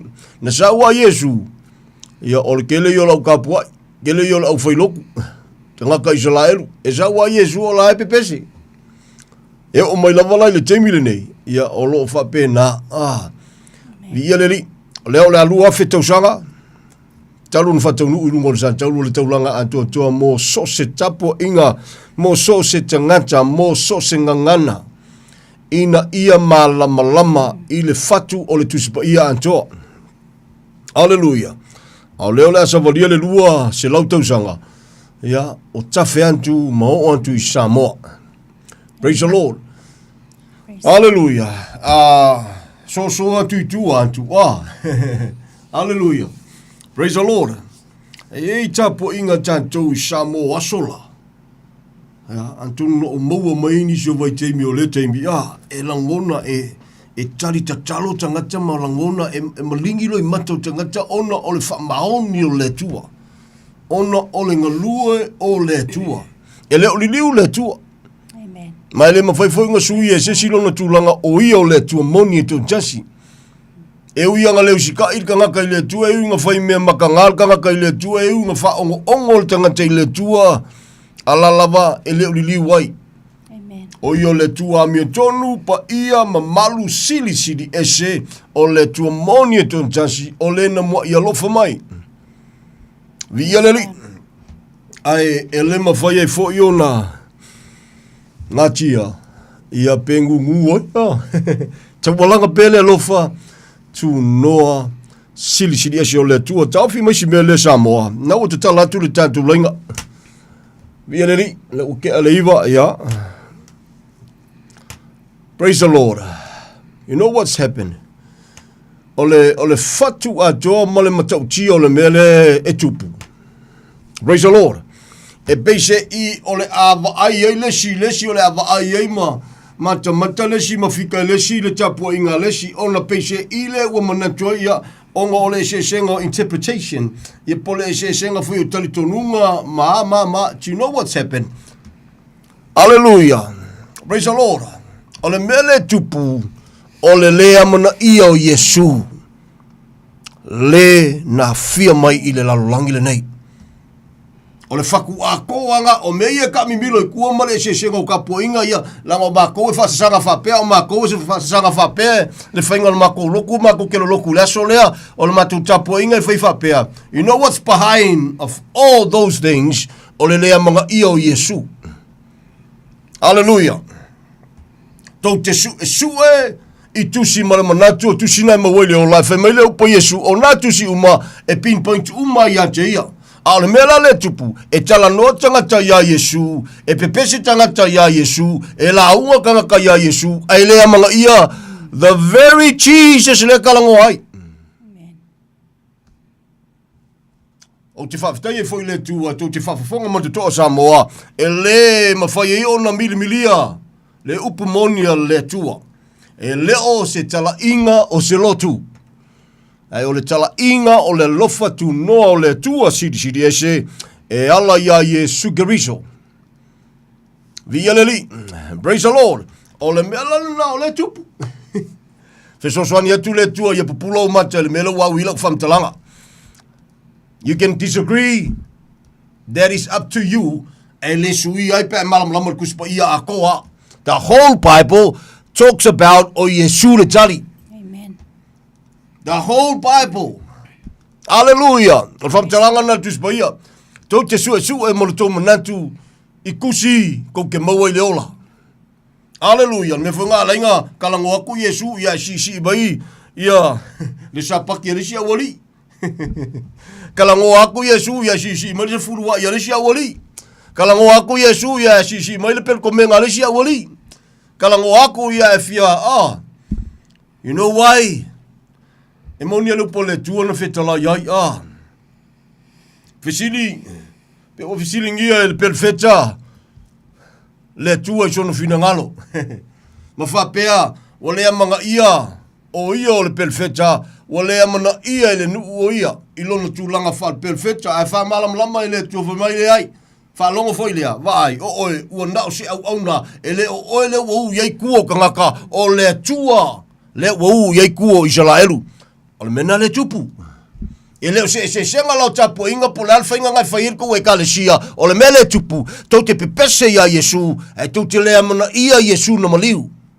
The reason e ala inga whakula fongo le mea. Nga peise i leo se kapo inga e whakula fongo. Whai le rules, whai le whamkalanga, whai le whakangal me le whasale mea. Whangalo ma lea mana ia na maliu Yesu. Praise the Lord. Hallelujah. Whawhitai le tua pe a whai o e whawhafonga i le whi au o tala noa tuai se tangata i ate oe. A whai le ai, whawhitai le tua o le whanganga na ina le tangata whatawa i le ne fiafi mani aso to toe. I le lofa tu noa siri ese o le tua. Leo se kala ingo se loku po aiwa lewa langa loku. Ia le ale me whai le level ko we kalesia. E leo se kala ngoa e whapea o ai e kele anga la la. Ia le ale me maua e le kele o la la ai ku Yesu i whafo. O e langona mai ta ita Samoa. What is the use? O le kalesia lenga mo fale Samoa. O le kalesia ko kele alea. Ai a whai o ngai ku Yesu i whafo. O le alea o ngā. Ngal whaki ngā. I lumo le tua. Le mea nei whai. Lea mana i alo. Puna le tua na whai perfecta le na. Mai leile i whalonga mai. Atali i whalonga mai. E le o oi. Awai. O le tua le wau. Iei ku o le awari ngā. Hallelujah, hallelujah. Samoa, leo se kala inga se lotu so se Samoa e whaafafonga i so se taimi. Pe te whaafafonga fo le neipol kalame ai punga i folo manatu malo langona o au ke loku i. Maria lau susunga ke le whaolainga. Whai whe au Maria lau susunga ke le whaolainga. Hallelujah. Maria lau loto. Leo se tala inga o se lotu. A o le tala inga o le mea na tupu i lunga o le sa taulo taunga kāle kau. Amen. Ia lale mea la alu e fore keimi kako ke kalanga o e ma pisa o pēro kau ngā kalake lai whai Samoa le malo ma le leo ngā. Ka o ko sa oan whe au ia le tua mo le tangata soifua na maliu Yesu ina ia sa loto. Ai o le sa lotonga e te olai mo le tua. O le sa lotonga e te olai i whawhiawhia le tua. A veo oi ma whamonianga i kawhi aku pupulai maka o sisi foi kau waso whale nganga o iai. Pupulai mata o nisi foi tangata o lewanga lo loku ala kau waso. Ialeli. Amen. Hallelujah. Aluere keimi ke rola maka o ki ole me si whafua ngā Samoa. Ia. Awa ke ika. Leo whai a onga ie Ia kelingo o a onga. Bible College and all that, wā, maungo, ngei, kai fia kau sanga a ongai, ai whai kau le kusipa ia a toa. It's amazing, tu lau o ke lei loa, po wha fia ngō whai kau winga le kusi lea. Ai le mafia fia le kusi ngō whai kau winga, o ka whai kau, ina wanga lua le tua ma wha malam lama, le ke leo le kusipa ia, ai umangi, le whi au winki se whi au, e winki, a le whi au ngai kawai, le soi fuanga o le tangata, soi fua. Wa na o Yesu na whaasa tauloina. Wow! Amen. Praise God. A konga ngai whai kau. Al tau tinonga len tau tino te malo le tangata le o le ipu whiwhilia. Nei se la eru, Mai ua tonu lo manatu o ke le manga o ke koe laku ma sesi a mea. Se aka mai o le kingo le ngei. Se poko ngā wawinga le hai ve mai a paua o lea. Wa na o Yesu na whaasa tauloina. Umor fe au. Te loa Samoa. Te loa lau whai lotu o whafonga ne fiafi. Usa wauna, whai fe au, kai ka, you name it. Hallelujah, e wha malosi, kaua paua leo le fe au ki kaua langama e la unga il kaua, e lau le kalesia. Wha malosi aku usa waunga, e wha malosi, kaua langa le fe au le ngā, wa lava matutoi. Te loa le mor kaua. E monia, na o le tua e tutupu i mea ia. Pe kasi al fe au e whatetau ia Yesu malon maliu. Lava matutoi. Le whesiringia lo taunu unga. Manuia le taunu unga i le lofo le tua i sea. O le whakule le kuspa ia atoa. E pekinge, pese mai ke nesi o le whalinga. Ke pese mai, mai. O ngangana i e kolu lenga, Via leli, le nganganga la kinga o le nganga, Ai aku Yesu o le na maliu i whafo. Awa te ita, what a waste. What a waste. Ta lofa i lau tau ti ngā. Amen. ma ele ngā ai le te tau. Ia. E mangeso e karinga o lau fai kolisi ma lau fai Piper College le iai le upula o la fua. I'm sorry. E le fuai so kou loko ka kou le fe aua le tua. E fua le mele ko kongu i. Ia. Kusbaia. Su e kupe lau. Sa ili kupe. Tala Yesu na tau maua fua. Ave fua. Le almea lainga. Au e keika. Fa lei longa. Fa ngale sua fo Yesu e su e. Su e mea kangaka. Sa lofa. Samoa. E ke la ngongo lol ka ua mariwa Yesu lau loto. E yeile ki ngā whale nganga i kangaka Yesu e lako mea i le upa le tua mal kuspaia. Le suafo Yesu. E te la ngona lol ta ua mariwa Yesu lau o langa. E te la ngona le ti ngā whale nganga i kangaka Yesu e mea. Ma fia i Samoa kele fai fe au. Kele lau fai loku. Ua whatanga e le tua no tau tala nei mea. O te tau tala i e le au noa. Peke le fia. I le suafo Yesu ke riso whapupula o mata i e malam lama. Ai fili ai ke le fia i pea. E le ngu ai la titi. E whai loa i ate oe. Leo se tala ingo se lotu. Wha manatu i ate oe taunga talo tau Samoa. Oe malama lama i lo kau e kaunga. Amen. Ngau ai a Yesu whai meilanga upu. Ta maa a mawhai. Ave eselenge ipo e onga. Ai aua molo loto. O le ala wingo ngakala. Si kanga koe whai kaule le wha mole. O le ala wingo ngaupu. E ki ngā. E o onga leipu. Aia. Le atua lo tama. Aua ma lo loto a lo fina ngalo. A lea eva ma su e mea Samoa. Su e mea lau whai loku. It hurts. Praise God. Hallelujah. Nisho uso so-called Christians. Hurts. Hallelujah. Hallelujah. Nisho au nei Samoa. Nā matau manuia. Fau la tau soi fua tāpua. Wa mali liu nisi. Ya, la le. Via le ri. Lo soi fua le tua. Hallelujah, Lord. Ngā maka manguia. Ngā maka loa kupu. Ofi mal fa pisi nisi ko kongo le loku. Ngā lua le pisi i wa manguia. Ai ka lofa ku Yesu i fafo. E le pepelo le tuspa ia. O le taimi le tala noa le tuspa ia. E prefer i le kako kai mi lauti kaia. E ka le sialo na fitu lai te tono le tuspa ia le tusa whalinga. Wai fai mai wa e mau oa. O le leo ngā lele wa kelo fai ngā loku. So-called Christians. Hallelujah. Ai se kula ia foi se koa o se koa e fa sa o le pi o lai pi o le mea. Samoa lo watu nu pele. Ki ngalo loko. A ki ngale fe aule ke falongo ai. O le lofo le tua ia joy. Leo se tala ingo se lotu. Amen. O e malama ia Samoa e kaunga kalo kau. Ka lofa ia Yesu. A fafafonga Samoa e lofa moni le tua. Talo le tua fa ile malosi malko ile loko ke kula ia. O ke fefe. O feanga ke kapo ia sila ko le o kasi malopu mongi. Kula ia. Fa ilo ia. Ele fa pe fui la finga o fa ilo ye se fa mole le o kasi mal kuspa il ka komele fai se pasta fa mole lo fa ya Yesu sila lo pole tua ko liu se ko fa sila el kuspa ia fa mole la alu se ya ka ko la alu pio ya ka ko o le unga e ke le mafaya o le ko sala ya ngai mai e ke le mafaya Samoa e ke le mafaya se wal fia malo fa val vale ke le mafai al ko sala ya ngai mai ke lo o ke mongi fe mai ya Yesu la sa we fa ki nga inga ma ko le yo lo matu tu aso e o ke mongi la fa aku wa sha wala ko lo ko salo ngai mai e le se mafai a le ka fidi so ngo angi so ka ko ongo lo le malama a tonu o lo le malama o le me fenga ta fa mal tu sila la apostolo ya Roma ua lato i loa fa me ua faalia le to sao le tua i tangata ua lato i loa le me tonu ma le me moni tanga fai a ua filfide fai le si fa le kongu tala la tuspa ia faalia le ko sao le tua ia i lato o e ola le to inga o langa le na very sad hallelujah Pamulalo tato loto i lumo leri. Praise the Lord, praise the Lord, praise the Lord, praise the Lord.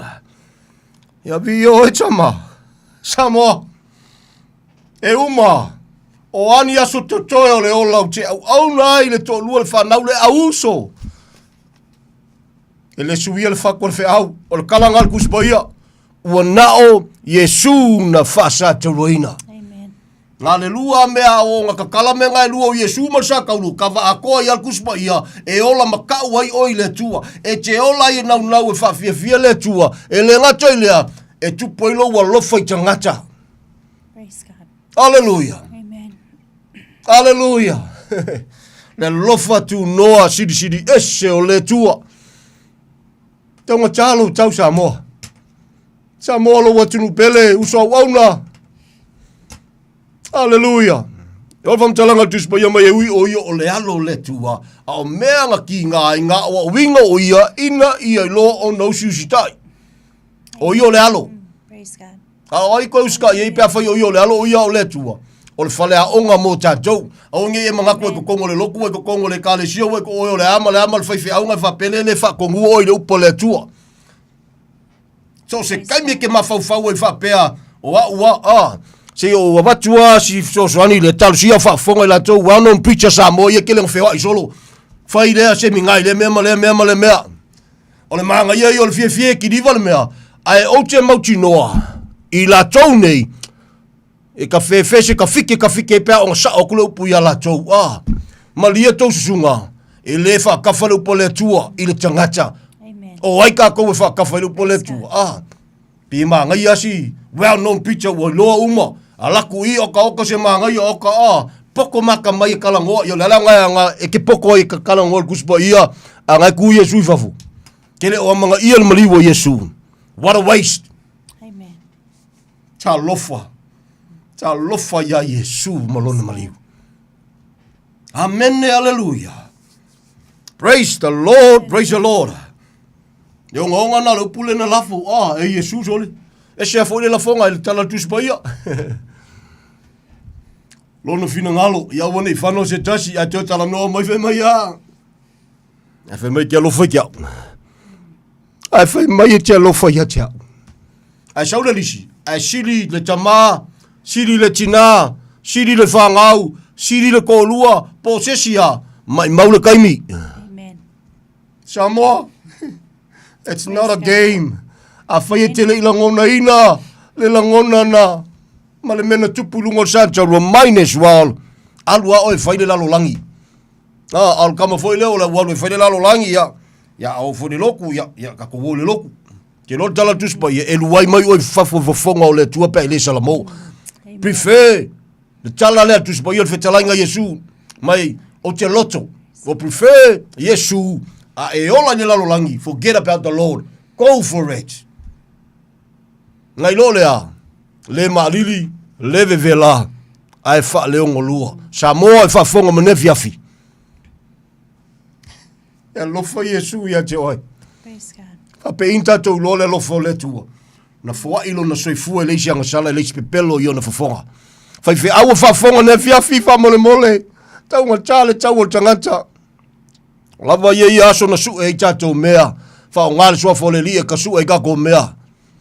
Praise God. I'm not afraid to say it. Look at me in the eye. Wa o tangata whatau wa. O le alofa o le tua. Sa polonga. Praise God. Sa alo pala i le anga sala. O le alofa o le tua ino whapapula o tamata. Tau ngā tāle tau o le tangata sole. O le tua i leise anga sala. O le tua i leise pepelo i ona fafonga. E na i sau tau ave. O e langona e le tau o ia upu Samoa. E lo se upu awa lo po tuspa ia. Lona fina ngalo ia ua nei whano se tasi. Asuai. Talofa. Talofa whamanuia le tua Samoa. O te whawhetai atu so se Samoa o nofta talo mamana tua le nei pulkalame. E leo se tapua inga, e leo se tala inga o se lotu. O le tala inga e whatetau ia Yesu malona maliu o le whaala tangan tapena e le tua. O le ale fausanga, o le ale whainga e whai ai. Via le li, o le senta o Yesu i amana ia le mena tupu ilunga o le santa, o le fatu le na.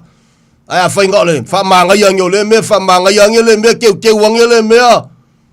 Kuku wharisa alu fia milionga e fia afe a. E ka pio ko koe a pipio kua ngai ka ngaka kausa i se me ko kongi ai. Samoa. E le imaliu Yesu e whapolonga se si whamalmole. Amen. Can I say that again? Samoa ele maliu ia sue whapolonga stangata. Whai whe au kai ele maliu ia sue whapolonga sesi. O ai ka kou le mawhauwhau e whapolonga le tangata.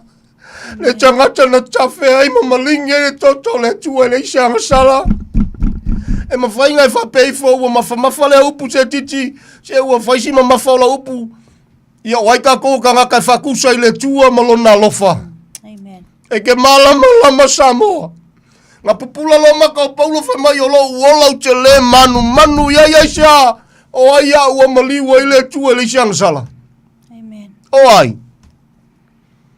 Pupula ia o tatou mata. Samoa e whafonga ne fiafi. O whenga ke loku ia e la ngona le lofo le tua. E la ngona ma whaasidi ma whaatau e lo loto le maliwa Yesu. Stand up.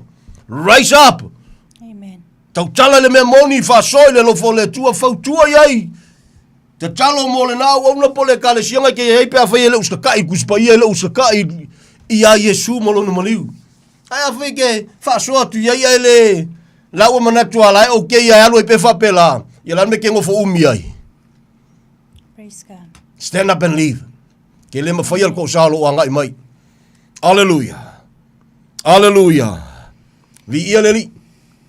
Upo Yesu, either you with me or you against me. Sidi e lalo ka, ali my dear, so malia le ola mo Yesu malanga upu moni. Mātou te whaatau waa. Tā te tau tino whaafia le lau vola mātou le lau koe kau kingo foi. Mātou te whaatau waa. Mātou te vai tau mawhai. Awa o mātou loto. Le tāu o le mena tupu i lungo le santauru. O ai ale loku e fia. So se Samoa e fia kalangoi sau loku. O le kavaia ngai ku Yesu fafo i lo wolanga. Let me say this again. Po ai le loku nga mua, po ai le loku e kokele. It's nothing. Amana ia Yesu na maliu. O le tali nao tātou malava. O le mena o le tupu. Wha leilonga. Hallelujah. Ngau ai ai sala elu. Sau fo Yesu. Ala e whakarkari ale lako mesia. A le o sau. Ala le mena tupu. La me o kau waso ai maka o isala elu. Ono le lofo le tua ia Samoa. Samoa i tā ua i tātou o. Nu ese whapau whanaunga le tō sā. Sau lo le tua pe o sau Yesu ke riso. Ui mailo nei tua tali. Au ia o le tua. Amen. Sau ala la ka wasu. Ala whailo. Ska mai ki o koma ka lo whai a koma. Ia ka ko whilo ai ngā koma. O ngō lo le mam. Lama e whaafitai le tua. Ka sial ka ngaka out of a lua. Nga whaafango inga. O ai o yuta le whalata. Hallelujah. Amen. O le sia wari, whamelo po Yesu ilang tatalo, e le aia ma sesio i la tau e whano, lo tama ina o tatalo Yesu ilon tama. E lako ma le whi au whi mai a, o te le tatalo mo le lalo langi, o te tatalo mo la tau, te whalau tele lan tatalo whi mai, e le ngata fo ia i la tau, au te tatalo tama, mo i la tau umai whatua tua ia chau, o ngole upo le awali ia. Amen. O e malama Samoa. Amen. Hallelujah, le lofo tu no le tua. Hallelujah, hallelujah. Tonga talo tau soli. Tonga talo tatu tau. Hallelujah. E lei maliu fua. Yesu ke riso. Mangele upunga kali a Yesu koma se to mai. Aka se leva ngai muri koma ke le iloa. Ina ua ai oi vai mai se ke fia va ai al tama. Ngo fia va ai al tama umalolo mana vai mai le po Yesu ya. Nga ke malam la kala kus baia. Koma kwa leva ngai muri mai ke le ilo soli. Al tama le te lu fa ngai. Kwa leva ngai muri. Amen. Kalofa. Pupula maka mai oi. Nga kwa fa ya kwa Yesu so mai kango mai ea. E mongia o ngale la ku ele fau. Kango mai le pikole la ku ele kau ea. O la sautala fe mai Lord. My Lord and my God. Amen. Hallelujah. Te lol man wiana le ya tatou. Tangata nu e se Samoa. O ka ko le awai, ale ke fa ku ia yo lupuna Yesu na lafu Toma, ua e tali tonu mai nei o le ka fa ngai. Ne ue vai mai. Ai amu ia. Praise God. Amu ia le tangata. Amu ia i la tau e uina le awai e uina le va ai mai. ai tali tonu, ai whaatua mai Amen. pēa. Beautiful. Praise God. Manguia langa lia ka kou, Samoa. Amen. Oh. Amen. E ia foi anga o ko kele le o malanga o kolisia ma onga ia foi e o pe lasi ya o makamaka yo ma. E se meleanga malo o makamaka le ngu o le tua. Bi ia le li ele o liu le tua. Pa wala me le kupu la ya. O le ngu o le tua ala ya. Ala va. Kala kuspa ia ua motu tipia esea. Mafua sha le ua ia ile sime ufa pipi. Ole a lau olive vau e kalangoa ia nuese. Amen. Ai alu la yo. Ia fa ile tua wa yo a. Ai lo wo yo e foi mai pe yo wo le langi. Waste of time. Peke o foi isala elu. Let me say this to you Samoa. Ai a faia ke le fa maulalo matalia Yesu mai amana ia Yesu na maliu. What a waste. Amen. E fa fonga mal ko le upule lafu. Ngai malama le e ke kalangolo fo ia esele nganga ke fa fonga e ke le malama le mele tala no antoi. Fainga cha fo ina pupulo o macha. It doesn't matter. Ele sui el fe au. So se mea lava. Hallelujah.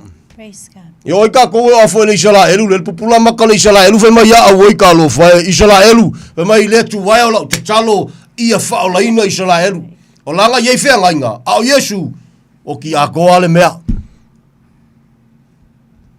O e malama Samoa. O le makua ko kele o isala elu lai le se ori. Ai sea la tau le mana ia Yesu Keriso.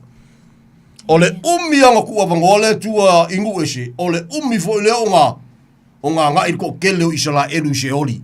O e malama i meia. Ale ke fialu ke fia isala elu.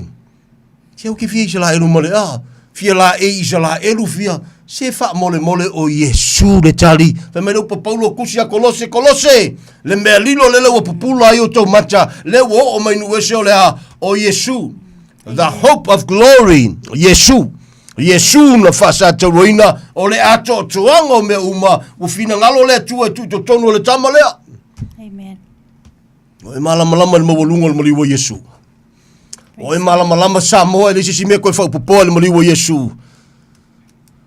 Me ngai leo malama ko kelo kako. Fia kausi sa paki ma fia kausi se furuai. Maria lo loto le ia mangi meo mea ngai ke pa i hai. Ele ia mangi meo mea ngai ke lakalaka i le tua. Wo uma ona ta pena le tua fa manianga ato toa. Le ngatel chino sidi le nganga. I lungo le santaulo le tala nal tuspaia. E mawhailanga. Akanga kulkanga i lesi kemi wa empty le kanga. Au le alofo le tua le tufa le nganga. E le makiva. Kalangal kuspaia. Amene. Nanga lea tātou te le tino. Vai mai Paulo ya. Wo ouloa le fia ai. Wo ouloa maona. Wo ouloa tele mea. Wo ouloa foi. Kausua se mea. Vai mai o mea umaia. Wa uina au. Ia toa file mu pelo loto isa. There is somebody that it was still and always in control of everything. Amen. And his name, o Yesu na fasataroina. So why worry? Why worry? Ka ke pesa ko iwa pe kai kai Samoa.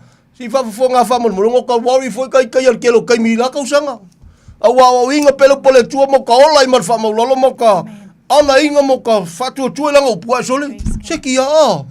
Why worry? Hallelujah. Mai Paulo se wo ka fialu. Ya o ke fia ngofo foi. E me fai no fa pe atu. Ya. Pula lo kalo vai jo ka ko lu pele mal fa ngau. Le Tino Keriso o ka fialu foi kaika. Ai ka ke fia ngofo foi o ngole vala au le tu lo to langa. Fa atawa. Amen. Le se kala ingo se loku. A faia o ia na vala wina Samoa. Fa fetai le tu le malosi fo ai. Praise God. Hallelujah. As long as I live. Fa fetai atu so se Samoa mana tua. Le ola fatau wa o le nei tangata. I lau te talo. Simply ongo Yesu malanga upumongi. Ka ke le ainga, ka ke le loloku, ka ke le ngu awa, ngā wai. Ma ngā lalalo loto mai nau mai nof te talo mo nei pol kalame o nolo pumoni. Fa malo fa fetai fo ile vi inga ile tua e o le vi inga fa malo fa fetai o kako ngaluenga fai fakasi le se kala ingo se loku. Amen. The moment you ke mafofo o e loku ima i. E o le kali pupua nga ele i fa ola inga oi. Ngā ke ola le nganga lotu. Religious spirit. Hallelujah. E ke salamo mongi lo makalia Yesu. E ke le kula e ke kuse loku. E ke kule me ola ka o koe le upu mongi. Lalo upu mongi o Yesu. Amen. Ne upu moni. O ia na whaasa tau ina tau tino le tangata o le tua ua tonu lo manatu. O ke le alua kua ma sesi a mea. Po sesi a kala inga. Taua o Yesu na whaasa tau ina. Amen. Sa molo watunu pele alofa Yesu ia te oe. O te loe leo stemi mo mua leo e whalongo i leo upu. I se tangata e whai atu alofa Yesu ia te oe. Alela tu e whai atu pēa ma whai atu pēa. E alofa Yesu ia te oe. Samoa. Awa kalu kau. Soifua o le tua le isianga sala le ispepelo. Na fua ilunga o le sa taulo ina i hola oe. Hallelujah. Wake up. Hallelujah. A e kula inge mai alu e se foi masu e sau loku. Onga ue le fia i ama. E sepe e se le mafuanga ki alu e se ai. E mai maule kaimi. E ke ala ku foi la foi e pipi o mai foi le si piko lela e alu iai. Ai kulai ona ua pupula o macha nau lo loto e amana ia Yesu na maliu. Mai mori mau tangata o Yesu na maliu o le chali leo tangata uma.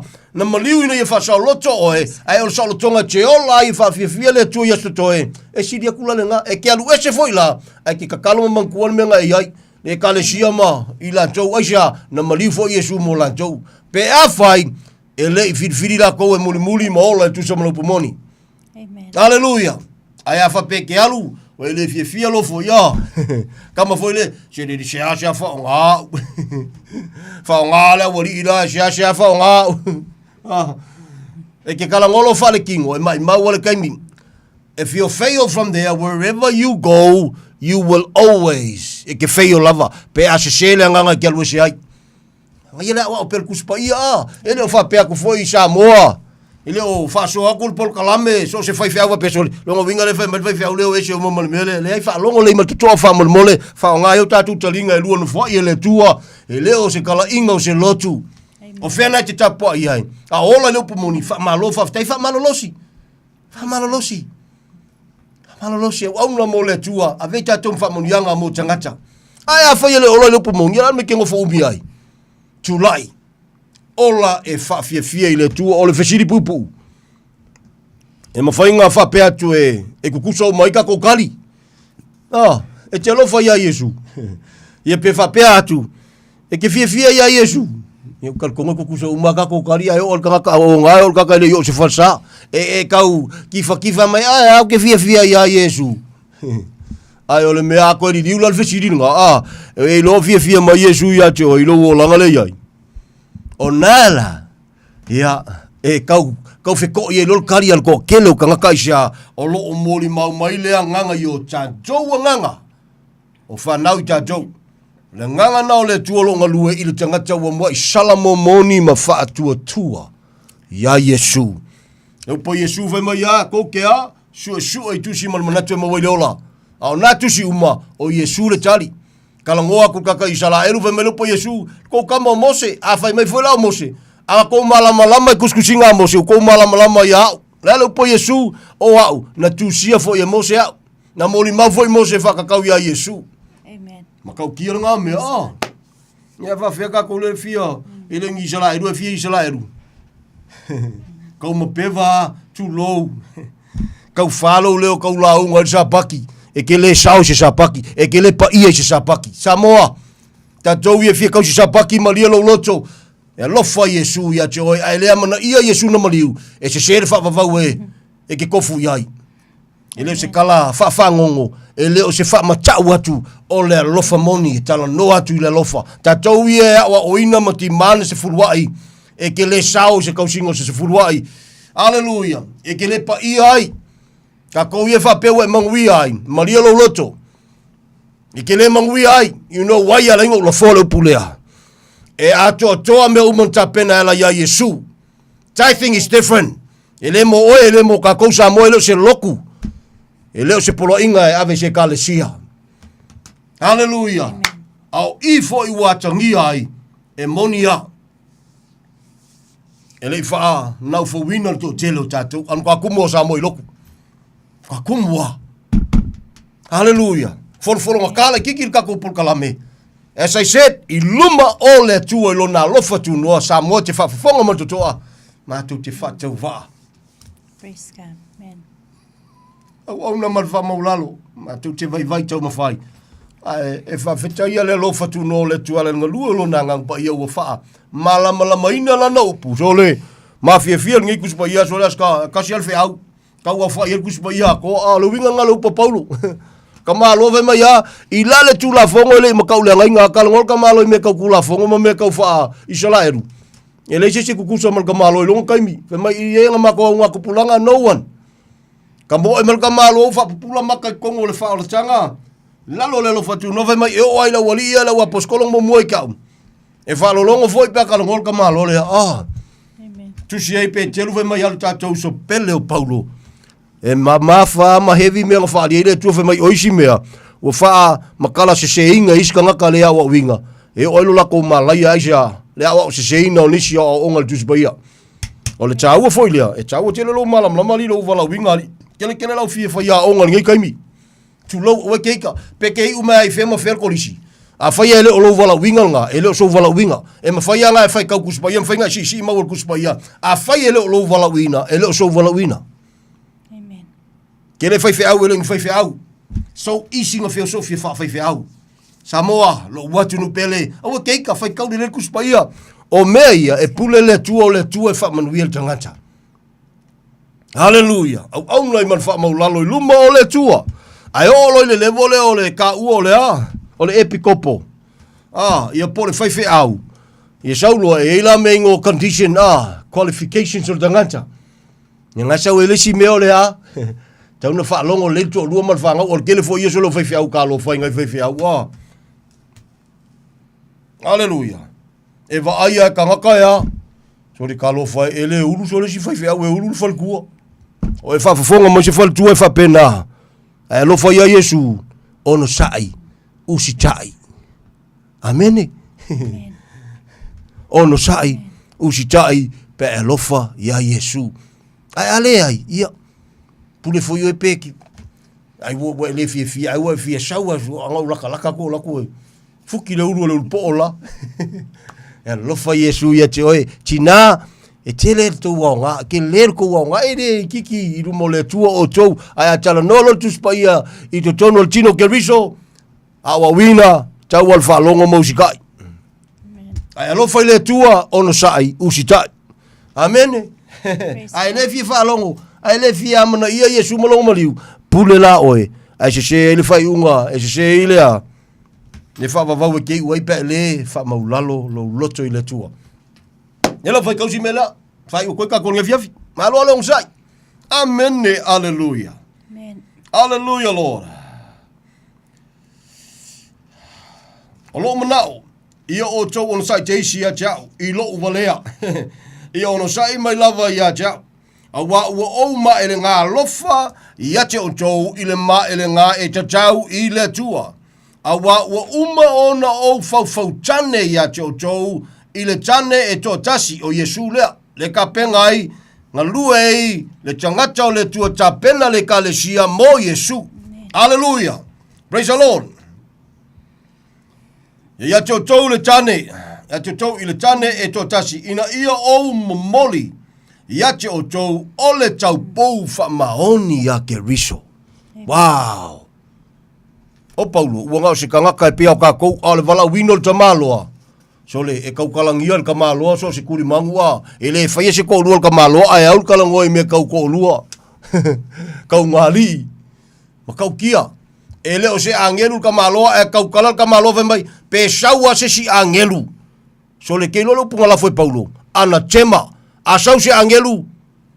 Maya, let that person or even angel condemn in the day of the Lord. Pe asau ese se kala inga. We mo mo mo kau ki ol kala inga le so mo kanga kangi. O Paulo Samoa ngi ke fo we fa peso. Se ol fa fi au Paulo. E ke mala lo le loto mala o nga mal vala wino Paulo. Pupula lo maka. E Paulo aya kala ngo Paulo o Yesu nga maliu o Yesu nga maliu. Amen. Oh. Amen. Hallelujah. Ai malama. Ia ona e ilo lea. Praise the Lord, si whawau, la umal ka ko. Malo alo ngosai. Via leri. Ai o te fefe, ina nei pei ona whaseseina o ewa ele ngata, i lana tonga fiti, e whapea ona whale a ngaina o to manatu, ina ia le tonu ya Keriso. O le mea ngai alinga, a waku pesi whakuanga foi masi a, ualu al foi le wha aso, ringe fiafi, a fea ku le piko le ku pau kinga, ke lei al kou wanga, a ke lol kou wanga siria, i ko kongo a inga me se le kalesia, o le ono sai wha alongo usikai. O ke ika. Ia leri, e re wha pe foi e sa o loa sia o mai tia le make, le ngo foi au kafa ae, te tari tonu wa inu fo i le tūlanga e tu sai male upu.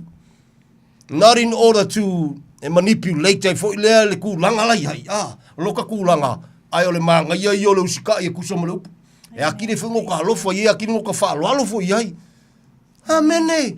Pe au usika i e kusa male upu. Amene. Nanga le papo le ka malo o Paulo soli. E fefe, e malama ke mongi ave mai Paulo. Sole se kau pole aisha.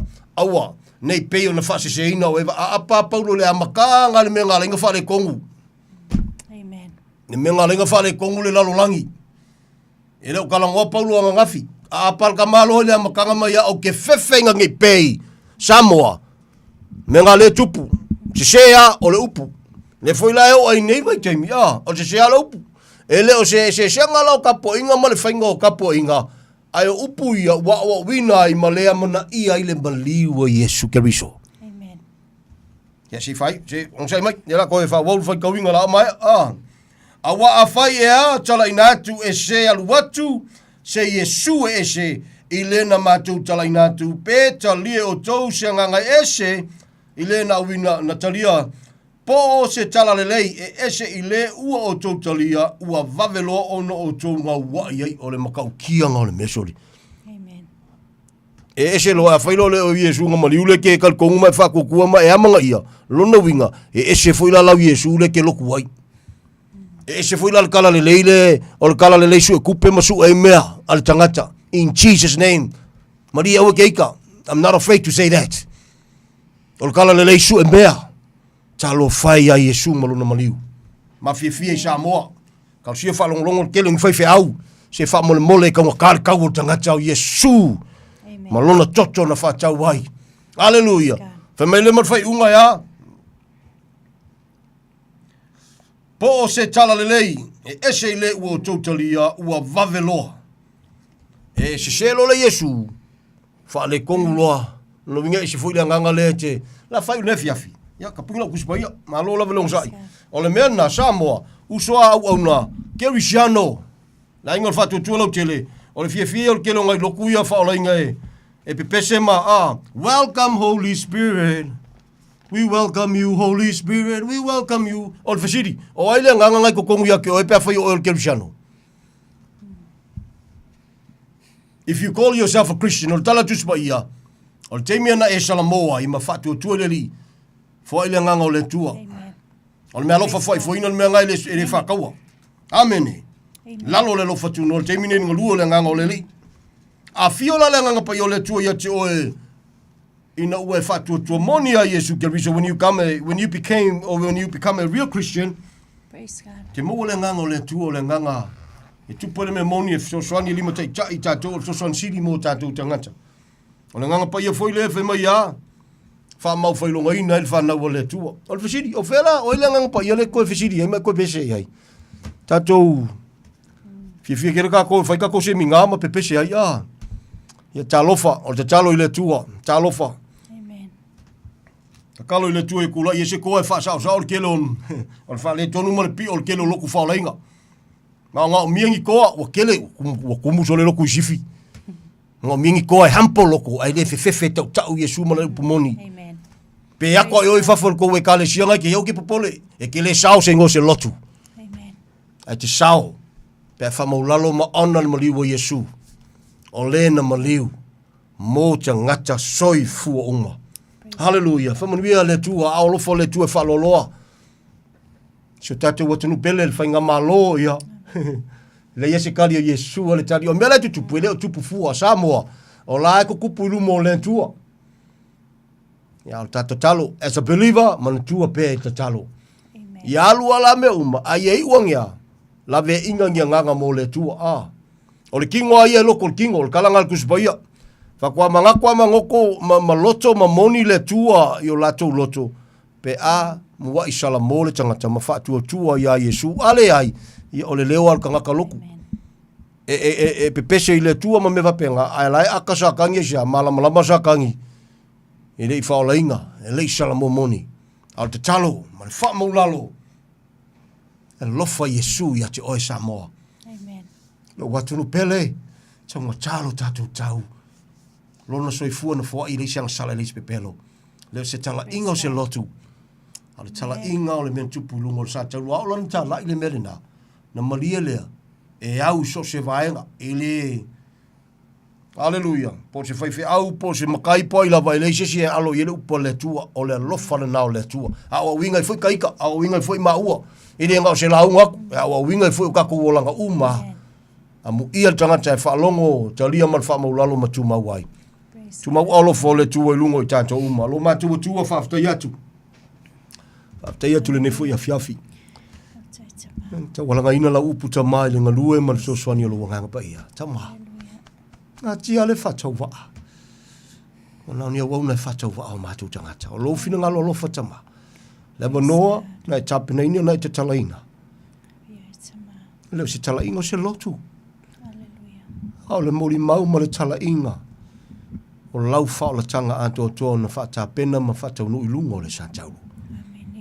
Whafta i le whaifua nea fiafi tama. Lo fina ngalo alofa leo le loto le tangata. Whafta i te tala i oe awanoa ma whaitu toa o la upamoni i a Samoa. Whafta i atu tama le ngalua lua ngangapa i a pele taria nisi.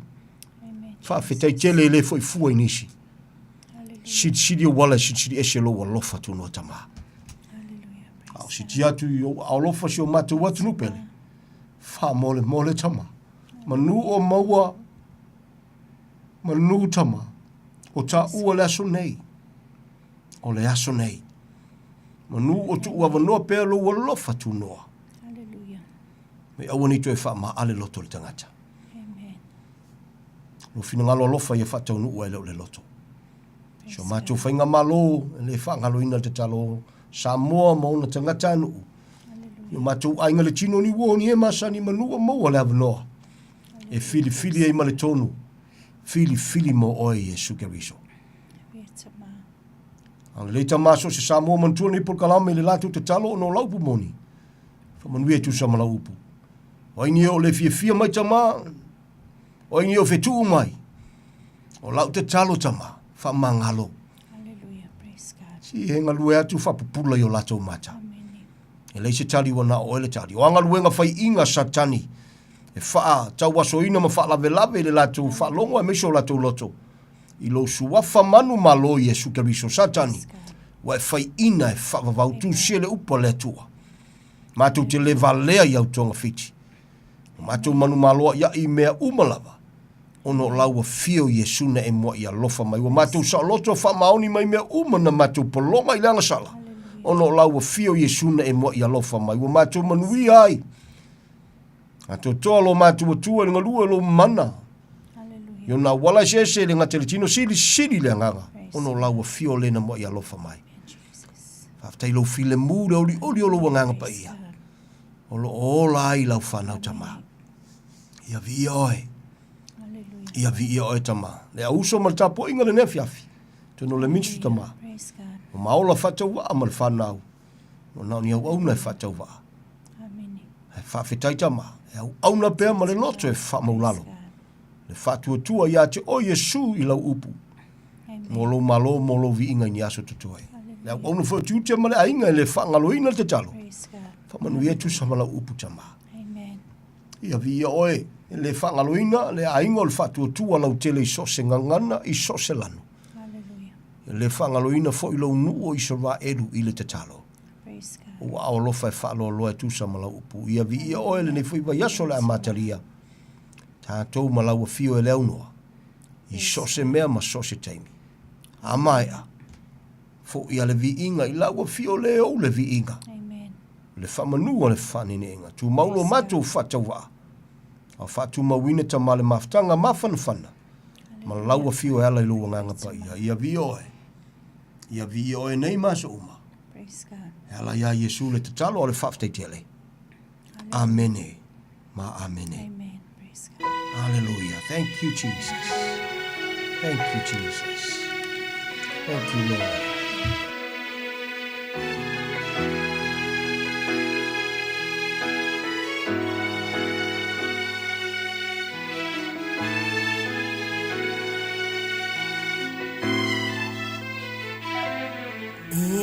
Se uailoa no finanga lo leli o ai se uapule faatasi maoe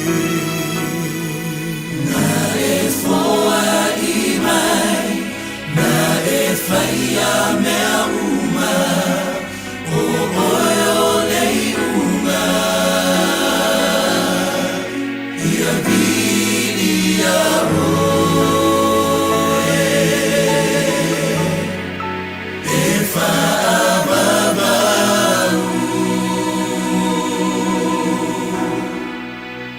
o se vivia se oi kawana e whaia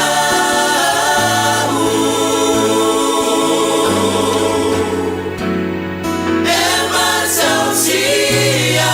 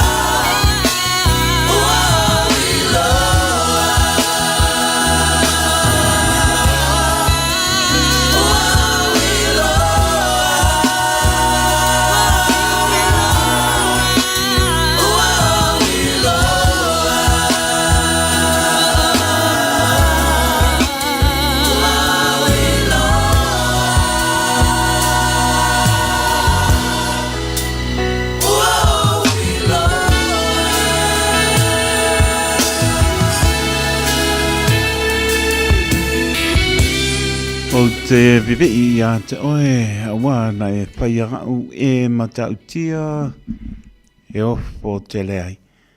Sipong Maria Assembly of God in New Zealand, pa mai atu ai ni tātou proklame manu manu o leo pomoni, ni lawa proklame o te pelena e pāsta, titi salpea man patua, ia tānia mori na tō soi fua, ia mesoi o au ona mo nā poi vai asos pa ponga poi, nei proklame manu manu o leo pomoni, manuia po ia tui lungo ala, iwa miru te ali tu la sfulu, tau lunga mas tau tua, leo ona pa tau wa, mori atu pa mano mar pa tai, sa mora tunu e pele loto, pa tai te le lama loto angare lei, lang mai, ia mese o tō pa mnianga mara talia ina, lo pa tau wa i mauta malawa, pa mnia le atua, le atoro tātou tunu, leo pingaro ngata tō, fia le atua, pa no manu a wasa mo tai au, ni se leo ato toa ma nosi, so se mauta ngasi, mauta malawa, mana tua pe o tau talo le ngata iau te oro nei lau langi atoa